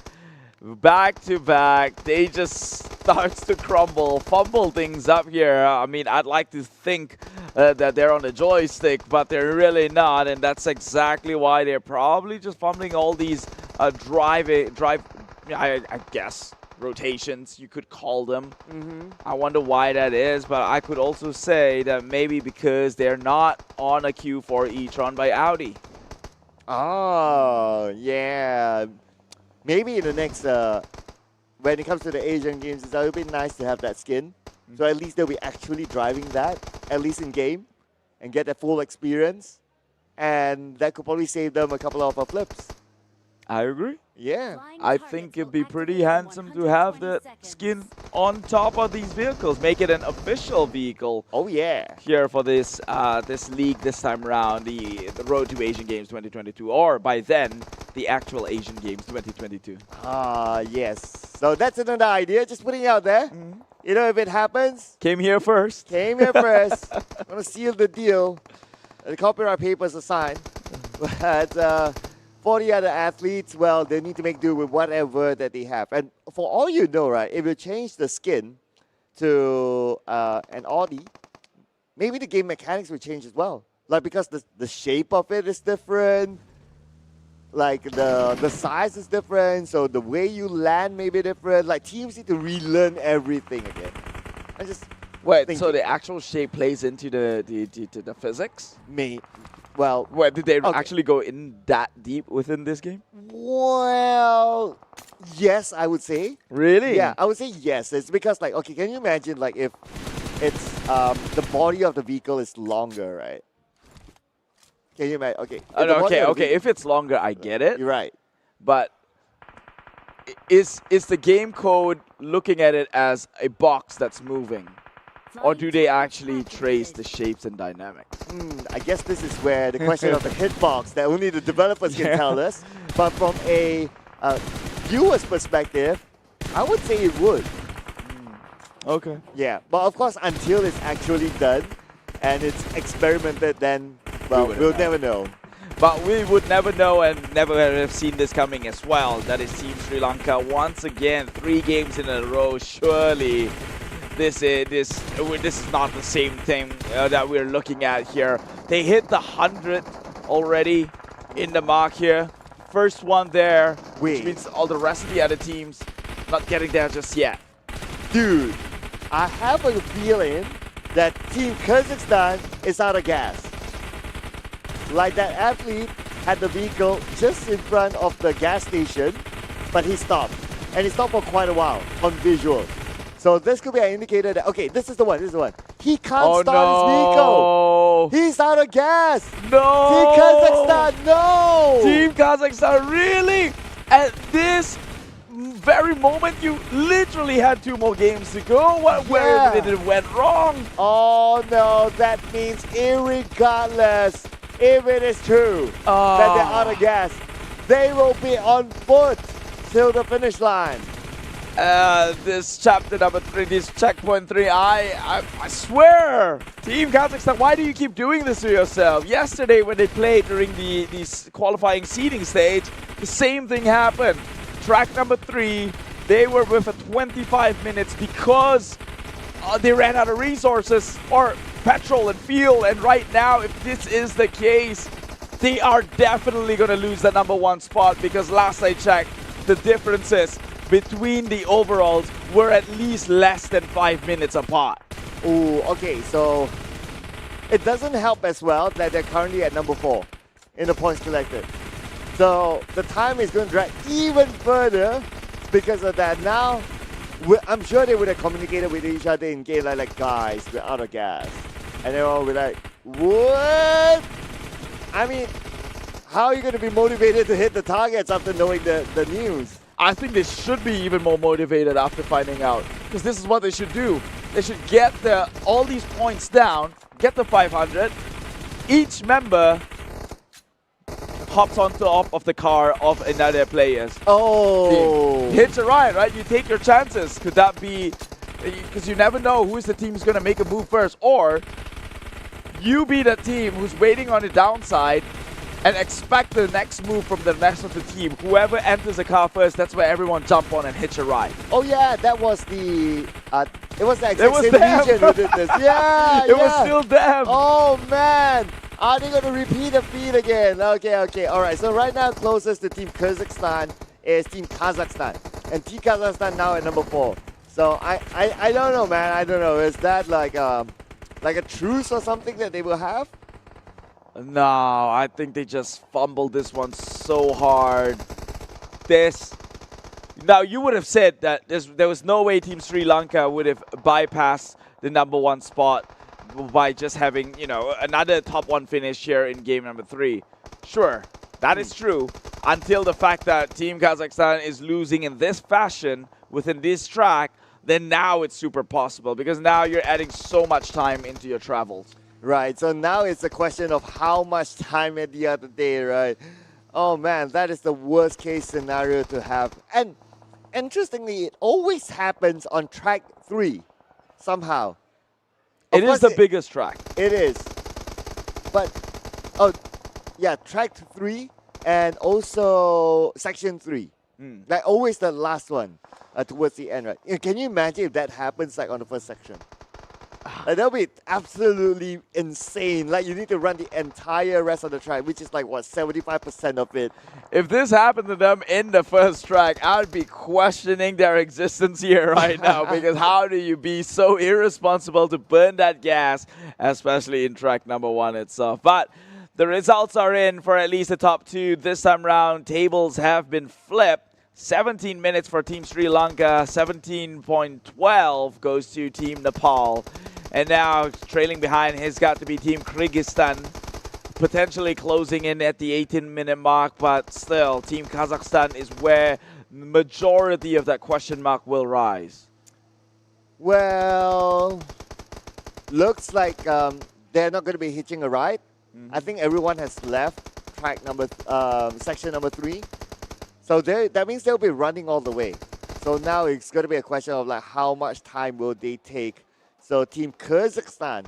Oh no. There you go. They're starting to run. And Team Kazakhstan actually ditched them. I thought at some point it's like, yeah, they might do the hitching ride thing. But at the end of the day, it's like, nope. It's all for yourself, man. I mean, Team Kazakhstan, to be fair to them, they can still be the champions and potentially be the MVP. It really depends on how soon they can close this. We'll see what the marginal difference are from the number 1 spot here. If maybe a 3-minute difference, maybe they still stay at number 1. But if it was more than 5 minutes, I doubt that's going to be the outcome. You know what? I had this thought. What if there was a stamina implementation in the game? Like if you run, okay, because there's 2 different levels of running, right? Like you run or you sprint. So if you sprint, you use stamina. And if you run out of stamina, you need to only run. That will be even more punishable. My devil's horn is out right now. Why would you introduce and implement mechanics in managing resources when they're failing to manage this one right here? You really think more responsibility was going to help them win the game? I am just evil that way. I'm just evil. But hey, is this what I'm thinking? They're refueling. They went back to refuel. Wait, what? They did not have enough petrol to move on forward even into the finish line. What? They decide to go back for a refuel. And then they're going to make it down to the finish line. You know, at that point, it's redundant. Just wherever it dies, leave it there and walk. Run. Yeah. Yeah. Okay, I'm going to have another theory, right? Midway, they had that second thought. Was like, hey, they helped us the last time. Why don't we help them again? Or something like that, right? And they were like, but for them to go back, pick them up, go to the finish line, they must refuel. But looks like it's not the case. That means they didn't have enough fuel to finish it. They didn't mean to pick them up. They didn't pick up anyone. They literally just turned back because they're out of fuel. And I would argue this probably took a little bit more time than just making a run for it towards the last stretch. Bruh. This is the first time that we see that, oh, midway, guys, I forgot to refuel, but we got enough to go back, but not enough to finish. And it just so happened to be Team Kazakhstan and Team Kyrgyzstan. Now, these two always mimics each other in terms of their firepower, in terms of their rotation and the path taken. And now even nearly the tragedy was shared across the two. Now it's for sure, Team Sri Lanka is going to take the number 1 spot because this is a little bit too long of a time. 21 minutes already. I know Choo Choo's going to be so happy that this time it was her gut and her bones that told her that Team Sri Lanka was going to do it, and they did. They didn't earn it, though. Let's make that really clear. It was a tragedy that happened. Yep. I will be clear to deny that as well. I'll be clear to deny that this is also because of a tragedy. Yeah. That was unwanted, unprecedented. Imagine if it wasn't because of this, it will be a different conversation that we're having. Yeah. I 100% agree. But looks like we're going to enjoy the scenery for now. Just like the athletes as well. I mean, I don't know how long can their thumbs hold down the forward button as they're trying to push their way through this finish line itself. It's probably numb at this point. If they didn't push it to the end. Yeah. Okay, because if you push it to the end, it like locks. Oh. Yeah, but if they're like, okay, I just want to, for some reason. Well, I could imagine for the rest of the teams waiting within this lobby right here. I think we might see a lot of the referee notice coming out next, because if I were them, just waiting for this to take its course, you can't ask me to not unauthorizingly leave the entire game screen and you know go on to different apps just to like kill time. Oh, right. Like, okay, I'm just sitting there. I'm probably talking to my mates. Yeah, That's about it. Yeah, so anyway.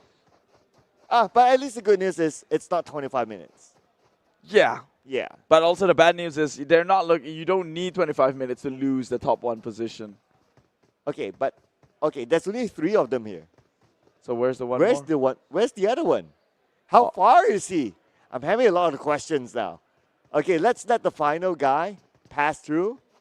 Oh, there he is. Oh, okay. The lone warrior. There's always that in a family of brothers and sisters, there's always that one sibling that does something different. The black sheep. And there you go. Like, why is he out here? Did he not get the memo that they were going to make a run for it? Was he still shooting targets? Like, hey guys, I'm getting points, guys. We're doing good. Dude, we left. Well, that's so odd. I swear I saw 4 of them making the travels together. Well, how on earth did this one guy just sat out here the entire time, throwing a tantrum most likely because I'm probably that he really worked hard towards checkpoint 3, and then the driver just go, oops. And we're like, dude, I collected like 400 points out of 500. And you're telling me that? Dude. It's like, oops. And it's like, I'm not moving, guys. You guys have to all wait for me now. So and the good news now disappear because we might hit into 25 minutes. Well, yeah.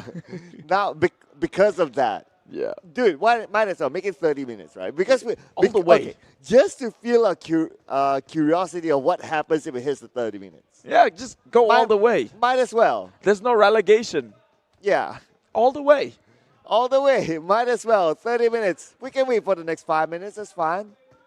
Okay, he's giving the high five. Pass the baton. There we go. There you go. Now you know who's not going to be unfriended on social media. Yeah, these two, thick and thin. Yeah.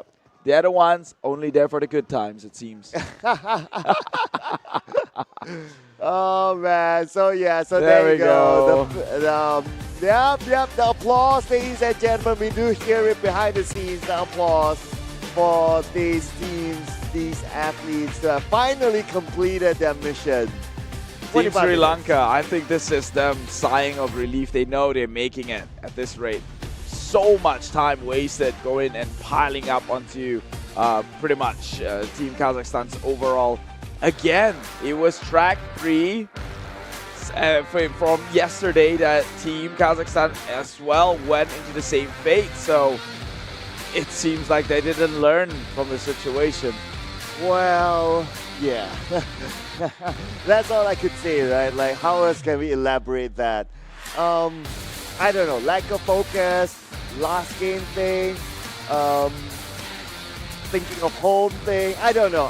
There's so many things that we can theorize about. But anyway, it is 17 minutes for Team Sri Lanka with, again, the least amount of speed up used, but a 25 minute for Team Kyrgyzstan. So Team Sri Lanka needed to overcome 2 minutes to be in the top 1. Now they have 8 minutes. Well, minus the 2 lead that maybe Team Kazakhstan had previously. Oh no, that was Kyrgyzstan. Oh Wait. yeah, that was Kyrgyzstan. Yeah, there you go. Yeah. Yeah, that is all right. Then Team Kazakhstan pretty much unfazed, I think. I would say yeah. On a logical rough calculation, yeah, I would say. Yeah. But what we are all faced is the FAW Audi Super A player with Zeri leading the charts this time, 590 score, way above the others. That the second highest will be 434. So yeah, he's doing well. I mean, overall, he's been ranking the points. But then again, that was a very eventful round, I must say. Very eventful. I mean, just when you thought things gonna go bad, you have your entire team crawling on all 4s and running on all 2s actually, and then that should have been the end of the nightmare, but then you have one member from the back end unknowingly, don't know what he did, but he never left his spot, it seems. And so here we go, 25 minutes again for this region. It just seems that you can't have one day without one of these events happening. That one sibling that wants to rebel. It's like, nope, it's your fault. I got the most points, and I know it. And now you guys had to break me this kind of news. Nope, you guys gotta wait for me next. But you know what's like unfortunate about that? They were the ones under interview with Tash earlier on, and they said that they are 9 out of 10 ready and prepared for it. And well, this to come out right after that interview just feels a little bit dulled down. Is it because of interviewing with Tash? Oh my God, it is Tash. I mean, is it? Yeah. I mean, don't always put it on the caster's curse. We gotta pass it to the host as well. We gotta share some love with the host. It's the hostess curse. Hostess curse. Poggy Woggers, Tash. Oh man, Tash. Pretty much laid a curse upon the Team Kyrgyzstan, and here they are. One of the worst performance, I guess, within match number 2. And it's Tash. Ah. Oh, Tash. I knew it. I could almost smell the funny business behind it, you know? Yeah, so after this, everyone's like, oh, do you want to take it with who? Okay. I need to go to the loo. Yeah. I want to grab a drink. You know, I'm not ready. Get someone else. I'm telling you, man, that right there does not reflect well on Tash. Yeah, Tash, it's time for you to rework your mojo. And yeah. What are you putting on these people? Hexes and croxes or whatever. Yeah, it's because it's the last day, right? So I mean, Tash is just throwing her. But good thing is, yeah, it wasn't Team Kazakhstan. Yeah. So if it was Team Kyrgyzstan, then it's all right. Team Sri Lanka, they're first. Sure, that would have gotten them closer again. Team Kazakhstan, they came in third, so that might bite a little bit onto their own back. But still doable to create that lead in track number 4. So it's not done and out just yet, because the closest competitor towards the top 1 position is only Team Sri Lanka and Team Kazakhstan. Yeah, it's down to the wire to 2, right? So will it be Team Choo Choo or will it be Team Keith to get the prediction right? I don't know. My bones is telling me. Are you still confident about your prediction? Well, my bones has never been wrong just yet. And Whoa. I think my bones is showing this way. Team Kazakhstan. Sticking to your gut. We did talk about guts yesterday. Yeah. It didn't turn out well for me. But maybe yours is better than mine. That's because I had beans for the breakfast. You guys should really try that one. Oh. The hotel beans is not bad. Not everyone gets to try though. I mean, unless they happen to be in the same hotel as us. Oh, that's true. Yeah. That's true. But I mean, it's literally like the dollar store baked beans you can find in a can. That's it. That's it. That's it. Okay, breakfast of champions, they say. Hey, they say beans give you gas, and with gas, expulsion gives you a good tummy. With gas, you will have enough gas to finish the line? That's what you're trying to say? Yeah, well, I mean, it works out, didn't it? The irony of it. But anyway, ladies and gentlemen, okay, it's going to be the last game, all right? It's going to be the last game. Assuming that Team Sri Lanka gets another first place finish. How close do you think they are to being the regional champions? Like on a rough logical thought. Like trajectory-wise, I don't know. I still think that perhaps there's still a lot to learn. I know I'm fumbling my words here because I'm trying to thread very lightly in trying to address these things. Because think about it. All right. To be a regional champion, you kind of need that sort of consistency. And for them to be consistently at the 4th place in match number 1, the first set of 4, kind of tells a different story. But now they're consistently in the number 1 spot. So at best, even on a mathematical, logical sense, if they get top 1 now in track number 4, you would still say 50-50. I would say it would still be Team Kazakhstan, based on a rough, logical understanding. Yeah. Because for Team Kazakhstan, they have never been in number 4 at all in the second half. So I would, yeah, I guess in all logical, rough calculation, they will be the one to be the champions of this region. But last we checked, number 1 to number 4 was about 3 minutes different. Mm-hmm. 3 minutes different. So that's tight. That's tight. exactly, right? Like you could be number 4, but how long did it take you to end up at number 4 is the question when it comes to these games right here and now. And this one match is probably going to make the difference here. Already in the front lines, the ones in blue, it's Team Nepal, uncoordinatedly making their way into the front lines, which has usually never happened so far today. Team Nepal, they got one good game, but that's about it. Yeah, and this is actually the first time they started off really, really well. But and sometimes I always say, that doesn't sound right, but sometimes I do. Sometimes I say that it doesn't matter how you start, it matters how you finish. So you can have a great start, that's awesome, thumbs up. But at the end of the day, it's about how you finish. And that is where it all matters, because that's where the time will be clocked in. But not going to take anything away. Of course, it's great to see Team Nepal being at the front. But looks like not for long. It's going to be Team Kazakhstan, number 1 now. And if Team Kazakhstan gets the number 1, job done. You might want to reframe that proverb into, it doesn't matter how you start, it matters when you finish. Right, okay. It's a game of time at the end of the day. Not really how stylish your points were, but it goes down to the clock here. And it is still up in the front lines. Team Kazakhstan leading the pack. Coming in from behind, it's still Nepal. And in third place, Team Kyrgyzstan. But again, Team Kazakhstan just cannot seem to hold their way in a straight line. And Team Nepal will be happy to take the number 1 again. Thank you so much, they say. They'll officially be the first team to reach checkpoint number 1. And they will have a little bit of a head start against the others, picking their favorite spot, wherever it is in the map, as they prepare themselves for the 120-second countdown. 120-second countdown is where teams have to make the most of if they want to rise up and stand above the rest here. And it is Team Kyrgyzstan right now at the 24th pointers, leading their way into the 300th of marks. 36, nothing too high. But Team Kazakhstan, they're trailing behind despite being at least the second place towards this checkpoint itself. But it always has been a trend for this region that the section scores are always very, very close. Like none of them is like way far behind.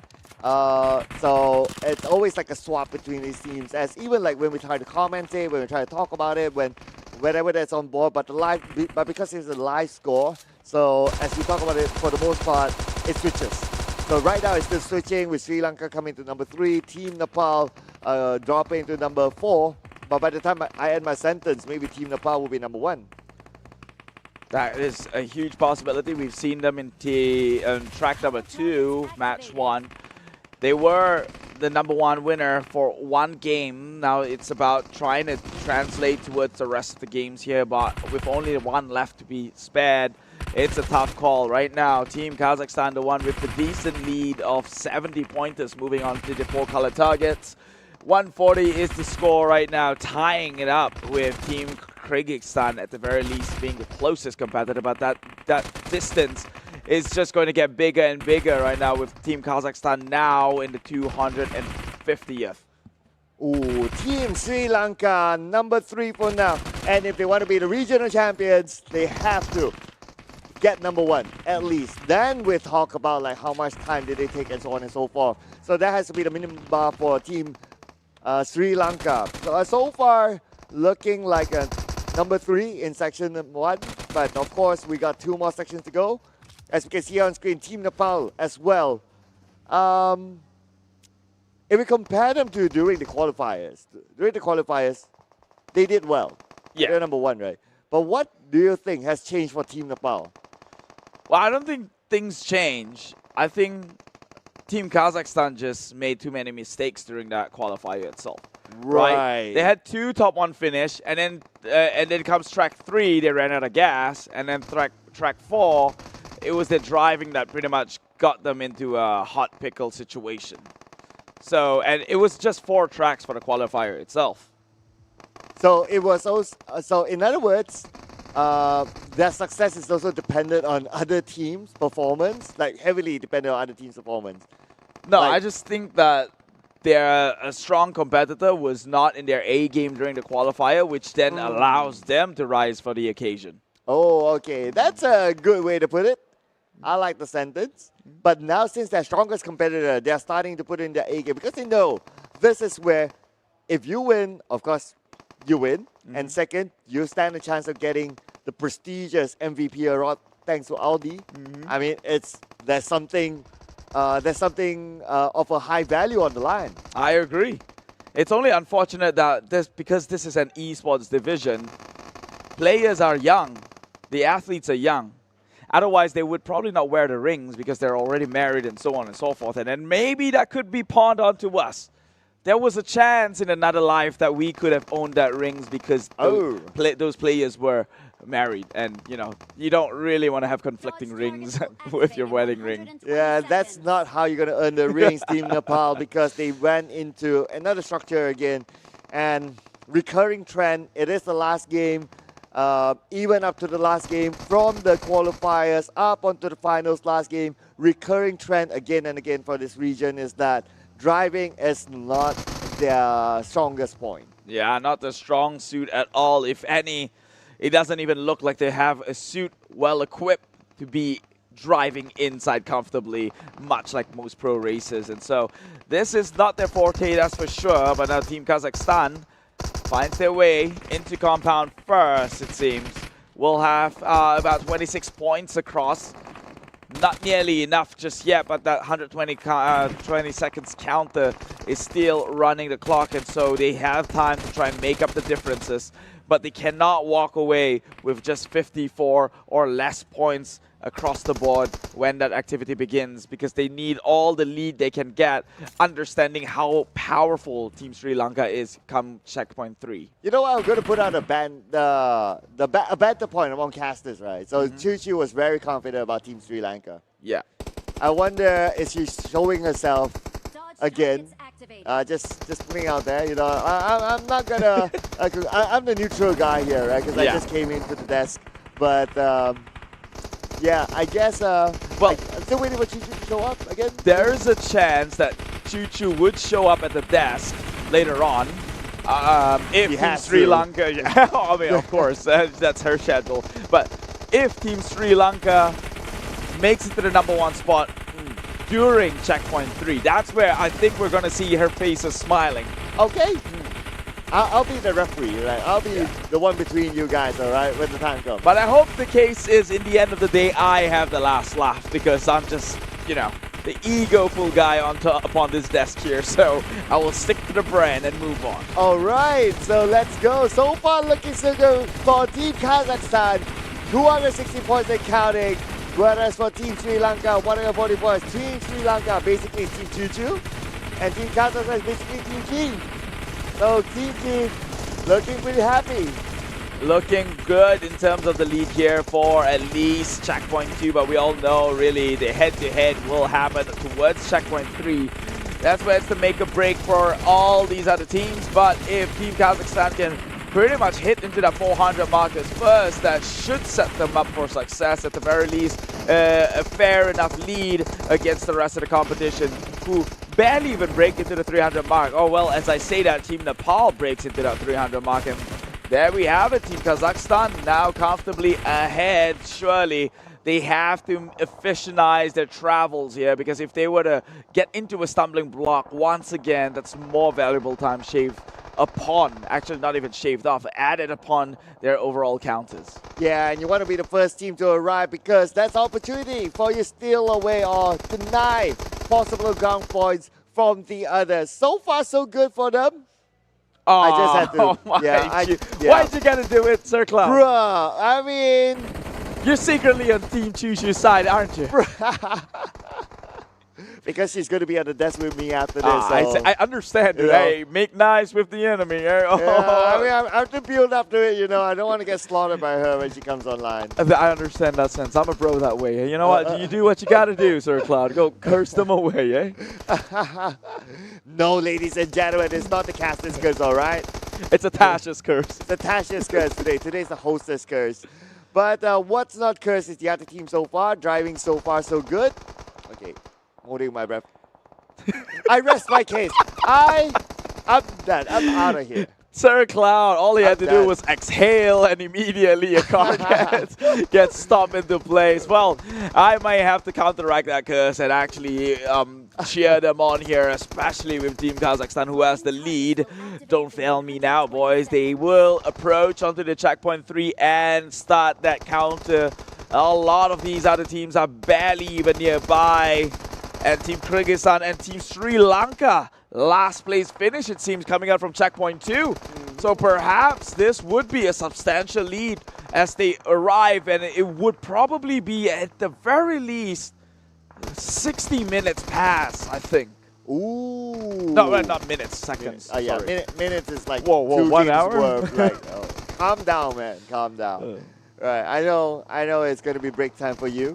But anyway, so it looks like two teams have arrived onto the area. It's going to be Team Kazakhstan and Team Nepal. And the rest of them joining, following suit. But like what you said, it's quite a big lead for Team Kazakhstan as they will have comfort to loot and also to gather the ground points. They will be gathering indeed, but we won't have eyes until they do show us the amount of points already earned within their steed here. There will still remain a mystery for the time being, but team in purple, it is Team Sri Lanka who will finally join them, and just in the nick of time too, as it counts down towards the flying targets. This is it, the biggest of difficulty, the testament of strength, the make or break. Oh, and here we go. So it's still going to be Team Kazakhstan at the front. They started off with about 70-ish points. But for Team Sri Lanka, 26 points as of now. Team Kazakhstan will be the first team to receive more than 100 points. And for Team Sri Lanka, looks like they dropped to a 4th place spot with Team Nepal overtaking them. Team Nepal seems to be on the money here this time around with track number 4, and it's just unfortunate to them that it's a little wee bit too late to try to make a dent in the placement for them.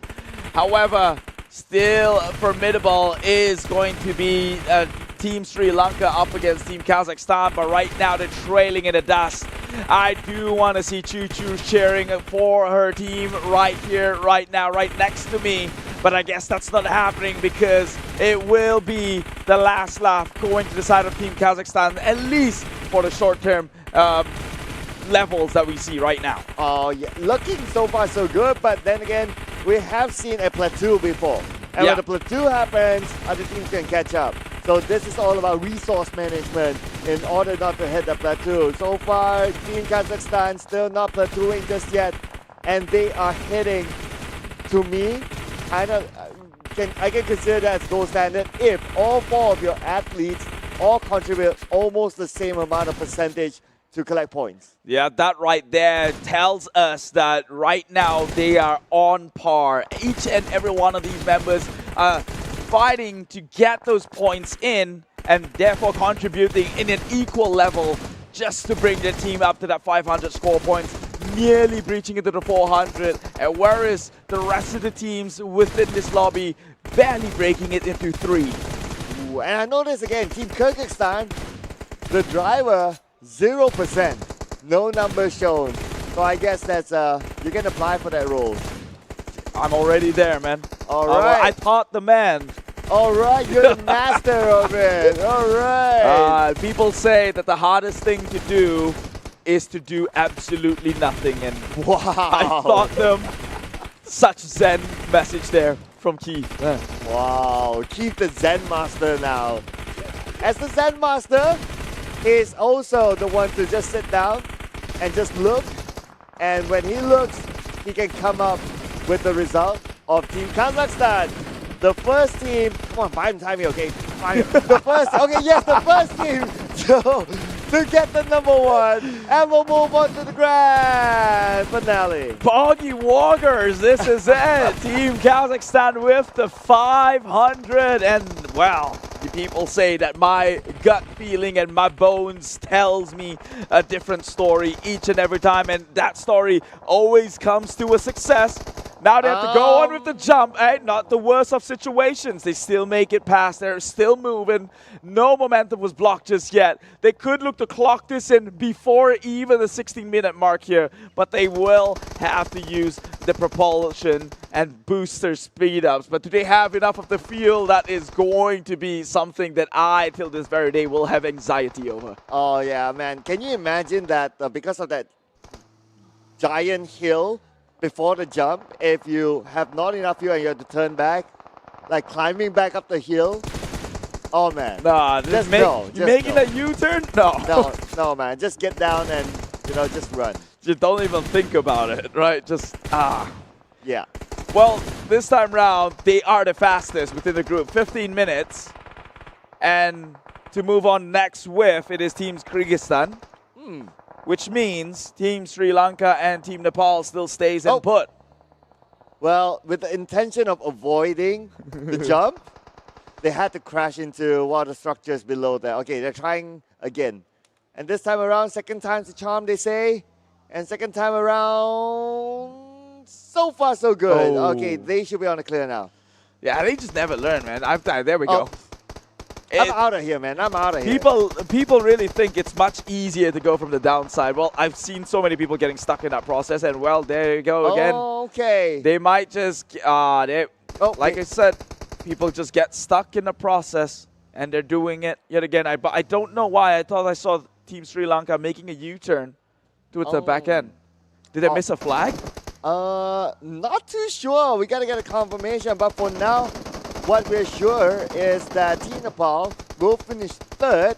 Hopefully we get a visual to Team Sri Lanka, because I'm as curious as you now. They made the jump, they fell down, and Team Sri Lanka went back. They turned around. All right, somehow they took a longer route for some reason. Maybe they want to just avoid all the small structures in between the small blockers, and they just want to finish it up, which is still okay, not that far away, but nevertheless, it will still give them the 4th place finish, and without a doubt.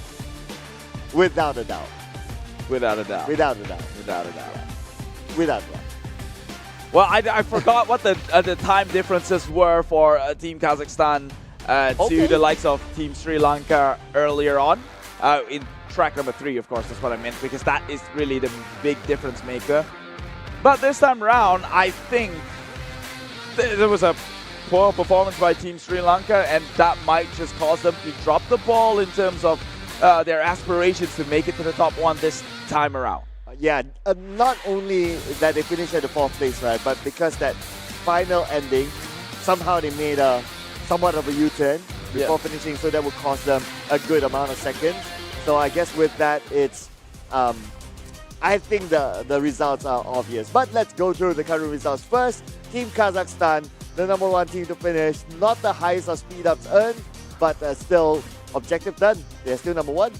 Yeah, objectively speaking, when you're up there at 15 minutes, that is something to be proud of. You're pretty much already better than half the entire West Asian region, and we're talking about an entire region behind you. Same can be said with potentially Southeast Asia. Yeah, actually that's true. I mean, the most improved region is definitely this one. So can you imagine the trajectory of improvement?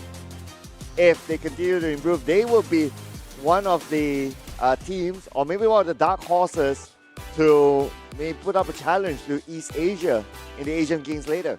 Yeah, but for now, that would conclude all 8 tracks that were played. 4 tracks to be exact, within a set, 2 set that makes up match 1 and 2. And now we're going to go and find out who the overall is and who the MVP is for the Super A player, brought to you by Audi. Yeah, who will it be? Okay, the one that will take home the ring. The prestigious ring. I Man. do. From the box. Oh, I do. Down. Now it's weird. Get me out of here. Down on his knees, eh? I wish I never said that. I didn't know what I had. It's Audi, man. It's Audi. Yeah. From the box, from the box. to the actual ring, it's all perfection. Yeah. To be honest, I would want a box too. I didn't have a good look though, like on the ring itself, right? Is it like what you mentioned, it's like broken into 4 or 5 pieces? So there are 4 pieces of silver rings that Okay. makes the Audi logo. Right. And then there is 1 ring in red and in the shape of an A to, I think, resemble Asian games. Right. It's very thoughtful, these creative strategies or creative communication that they have within their prizes. Yeah. So that means that you can actually give that a 1 ring per person if you want to. Yeah, pretty much. Right, so you can give to the whole team basically. Yeah, but then who gets the special ring? Oh, it has to be the MVP himself, right? That's true. Has to be the MVP himself. And the rest of them, well, let's not also forget, right? Like, yes, the other athletes, the teammates, great, awesome, should be celebrated. But let's not forget the people working behind the scenes as well for their respective teams, the team managers, the team coaches, team analysts, whoever who is following them for this event, whoever who is helping them even behind the scenes, maybe even back home as well in their home countries, that make all these happen for the athletes to pursue their dreams and actually make it happen. So all I'm hearing right now is there's way more party to thank than you can reward. Yeah. So what the MVP should do is keep the whole ring to himself. Because I think you can stack them up and it turns into one big ring anyway. Oh, so, okay. Yeah, let's not play favorites and let nobody get anything and you take all within one finger. Yeah, like if that one guy takes it, then nobody's going to say anything. Like, yeah, you're the MVP anyway, right? Yeah, so Yeah. live a little, you know, live the dream you wanted to. That it's right there. I'm liking the thought process. Oh yeah, we're just having like really, really rotten thoughts right now. Maybe people don't go to us for therapy because then we create jokers in the world. Yeah. Now I know what you would do if you receive a reward. It's like, yeah, I got everyone to thank, yeah, and that's about it. Like, thank you, everyone. Yeah, this is for me. Oh, you mean like how you said yesterday that you would stay up the hours for us even though you finished your shift, and turns out that's because you were waiting for buses anyway? No! I genuinely would have waited for you guys, like genuinely, until something else popped up and I had to extend my stay. Yeah? Yeah, I genuinely wanted to wait for you guys. So it wasn't because the bus was not available until like 10:30. No, man. Come on. I could have left earlier. Come on, man. Now. Okay. So maybe if I do get the ring, I'll give you one part of it. I'm that one guy who would have waited for you at the finish line. Just like when you run, like I'll be waiting for you, like, okay, like let's fist run bump in the air or together. Yeah, something. give you the fist bump and we run in together. Okay. I'm that guy. Okay. Yeah, and you're the guy who's late. Wait, what? Excuse me, Gotcha. I was here, the only one here today, at 9 a.m. Oh, okay, no, 9 a.m. 9:30 a.m. But, you know, enough about us. It's really about the players here in the Road to Asian Games. And Tash Bani is here to, yet again, place a hex onto another player. So, Tash, whenever you're ready, you can take this one away. Thank you very much, casters. And I'm joined with Team Kazakhstan, Batir, the team that just made it out on top. Congratulations. Now, you guys barely made it through the qualifiers, and look where you guys are now. So, how are you guys and your team feeling? Мы прошли довольно трудный путь квалификации. Как ты и твоя команда чувствуют себя? Мы прошли путь квалификации. Наша команда сейчас, мы все рады. Я думаю, что мы хорошо отыграли, показали достойный уровень. So we are so glad for showing our level of the game, and we deeply understand how that way was hard for us, and I think it was a good game. It was a very good game, and despite that, you guys had pretty much a lot of accidents, which I can totally understand why it made it so much more hard. So, but your team still managed to catch up with the rest. How did you guys manage to do that? Во всех матчах вчера и сегодня у нас было очень много проблем на гонках, то есть что-то не проезжали, чего-то не заправили. Как нам удалось не упасть моралью и не тильтануть? Я могу сказать, что все эти траблы были не по плану. Мы после этого всего просто смирились и работали дальше. Мы все это понимали, но мы не должны были расстраиваться, мы должны были просто идти вперед и выигрывать. So after that moment, which happened during our games, we just discussed it and throw it away. we didn't focus on it so much, and we also focused to fix our mistakes in the next game, so they didn't influence on us too much. Yeah, Focus the first place. that's how you guys managed to get there. So speaking of that, we were also talking about, how competitive it was, right? How close it was. And in that moment, a lot of players would have panicked. How did you guys manage to keep a clear mind? Из-за второй и третьей игры положение в таблице у нас было довольно ровное. Могли и нас обогнать, и мы обогнать. Как нам удалось с холодным настроем войти в последнюю игру? Да, именно у всех команд были минимальные отрывы. Я думаю, что все это понимали. Особенно мы не напрягались. В этот момент, я думаю, нельзя паниковать. Мы просто сыграли свою игру, так скажем, на расслабоне, на чиле. So before the fourth game, we knew that there are a few seconds between us or Sri Lanka or Nepal. So first of all, we just reminded ourselves that we need to play our game, and we just played on chill. We just relax and show our best game. Relax and show their best game, and that's exactly what they did to make it on top. Congratulations once again, guys. Thank you. And we're going to toss it back to the casters. We'll see you guys in a little while. Well, looks like that was an interesting interview there. It's like, okay, whatever happens before this, whenever they had a bad game, especially the one that they lost, that they ran out of gas, it's like, just throw it away, just forget it and continue on. And that's the mentality that you need to have as a top-tier athlete. Yeah, I like how the entire interview, there were, in need of assistance of a translator towards the end. Just like that Yeah. plot twist, like, I like- knew everything you were talking about, you know? Yeah, it's like, wait, what? Yeah. But it's good to hear. Good to hear. I mean, this is it, right? It's all about uniting gamers together in the road to Asian Games, especially specifically within the Asian region. And one of the ways to do that is language. And so, turns out, despite different language, we still speak a certain common tongue. And I'm glad that we do. We do. We do too. We do too. Right, yeah. But you know what? We can't close off the show just yet. Or maybe close out the show for this region. Okay, we still need to find out officially who is the number one team. We do. Yeah, is it Team Choo Choo or Team Key? Well, I'd like to not stick my name onto it because I'd want to walk out of here in one piece later on today. Right. Or at least, be safe throughout my entire break period. So we'll see what the overall is. And also there is the I believe, Super A Player Award that we've talked about. So all this is in line. But if you were to have one MVP, who do you think that one's going to be? Well, it's definitely someone from Team Kazakhstan. Yeah, I would say. Which one?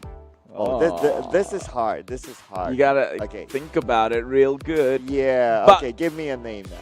So here is a plot twist, right? Okay. Historically, because every performing team has equal contribution across the board. Yep.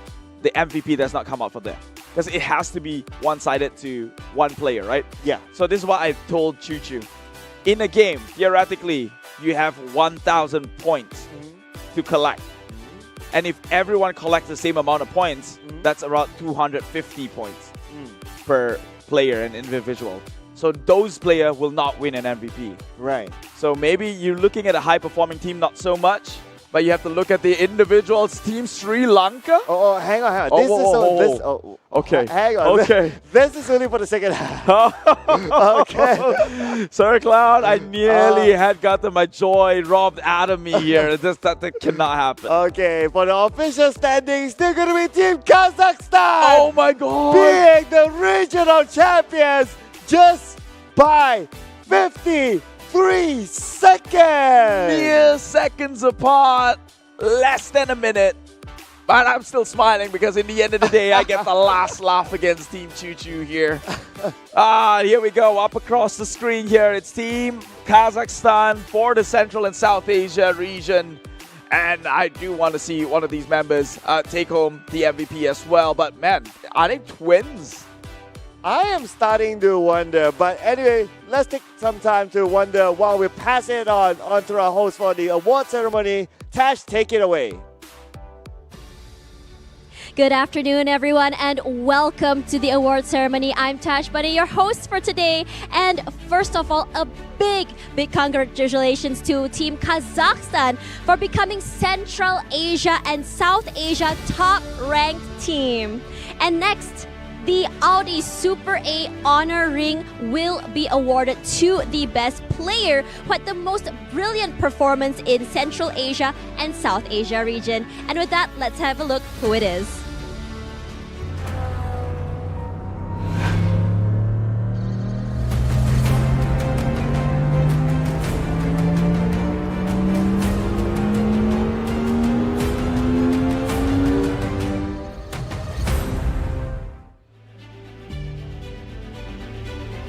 And there you have it, a big congratulations to Sakesh. Let's invite the Asian Electronic Sports Federation to present the award. Please present the Super A Honor Ring Award, Miss Jani Jansen. And for now, whoever that's here, please feel free to take a photo.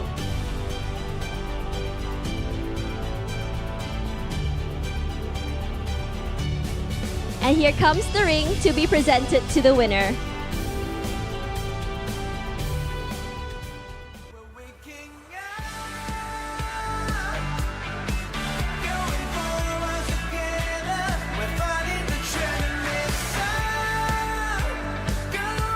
All right, thank you very much, Miss Jani Jansen, to your seat. And for now, we have a bit of an interview here with the player, Sakesh. Congratulations to you once again. So may I know, what does this award mean to you? Значит для тебя эта награда? Да, для меня эта награда многое значит, потому что в первую очередь я отстаиваю честь своей страны. Я много работаю для этого. Все. So this awards means a lot for me because first of all I remembered that I played for my country, I represented my country, and for me it was the first priority. The first priority is his country, and that is so nice to hear. So can you share with us all the lessons that you learned here during the RDAG? Какие уроки были извлечены для тебя самого на этом турнире? Так, про уроки нужно много тренироваться и тренироваться, больше нечего. И также в самих играх не паниковать, не поддаваться эмоциям и также много работать. So first of all, we and every player in esports must train a lot. Don't forget about the aims, and also just be cold-blooded during the games on the scene, because these emotions can break you, and you as a player must now allow it. And that's exactly it, to show ruthlessness as well as courage in the game itself. Now, final question is, what was the most unforgettable moment for you here during the RDAG? Какой самый незабываемый момент был на турнире? Самый незабываемый момент — это когда у нас закончился бензин, и мы залезли крышу к узбекам и пытались до финиша с ними проехаться, но у нас не получилось. So the unforgettable and funny moment for us was the yesterday moment in the first match when we forgot to fuel our car and we were on the roof of Uzbekistan's car.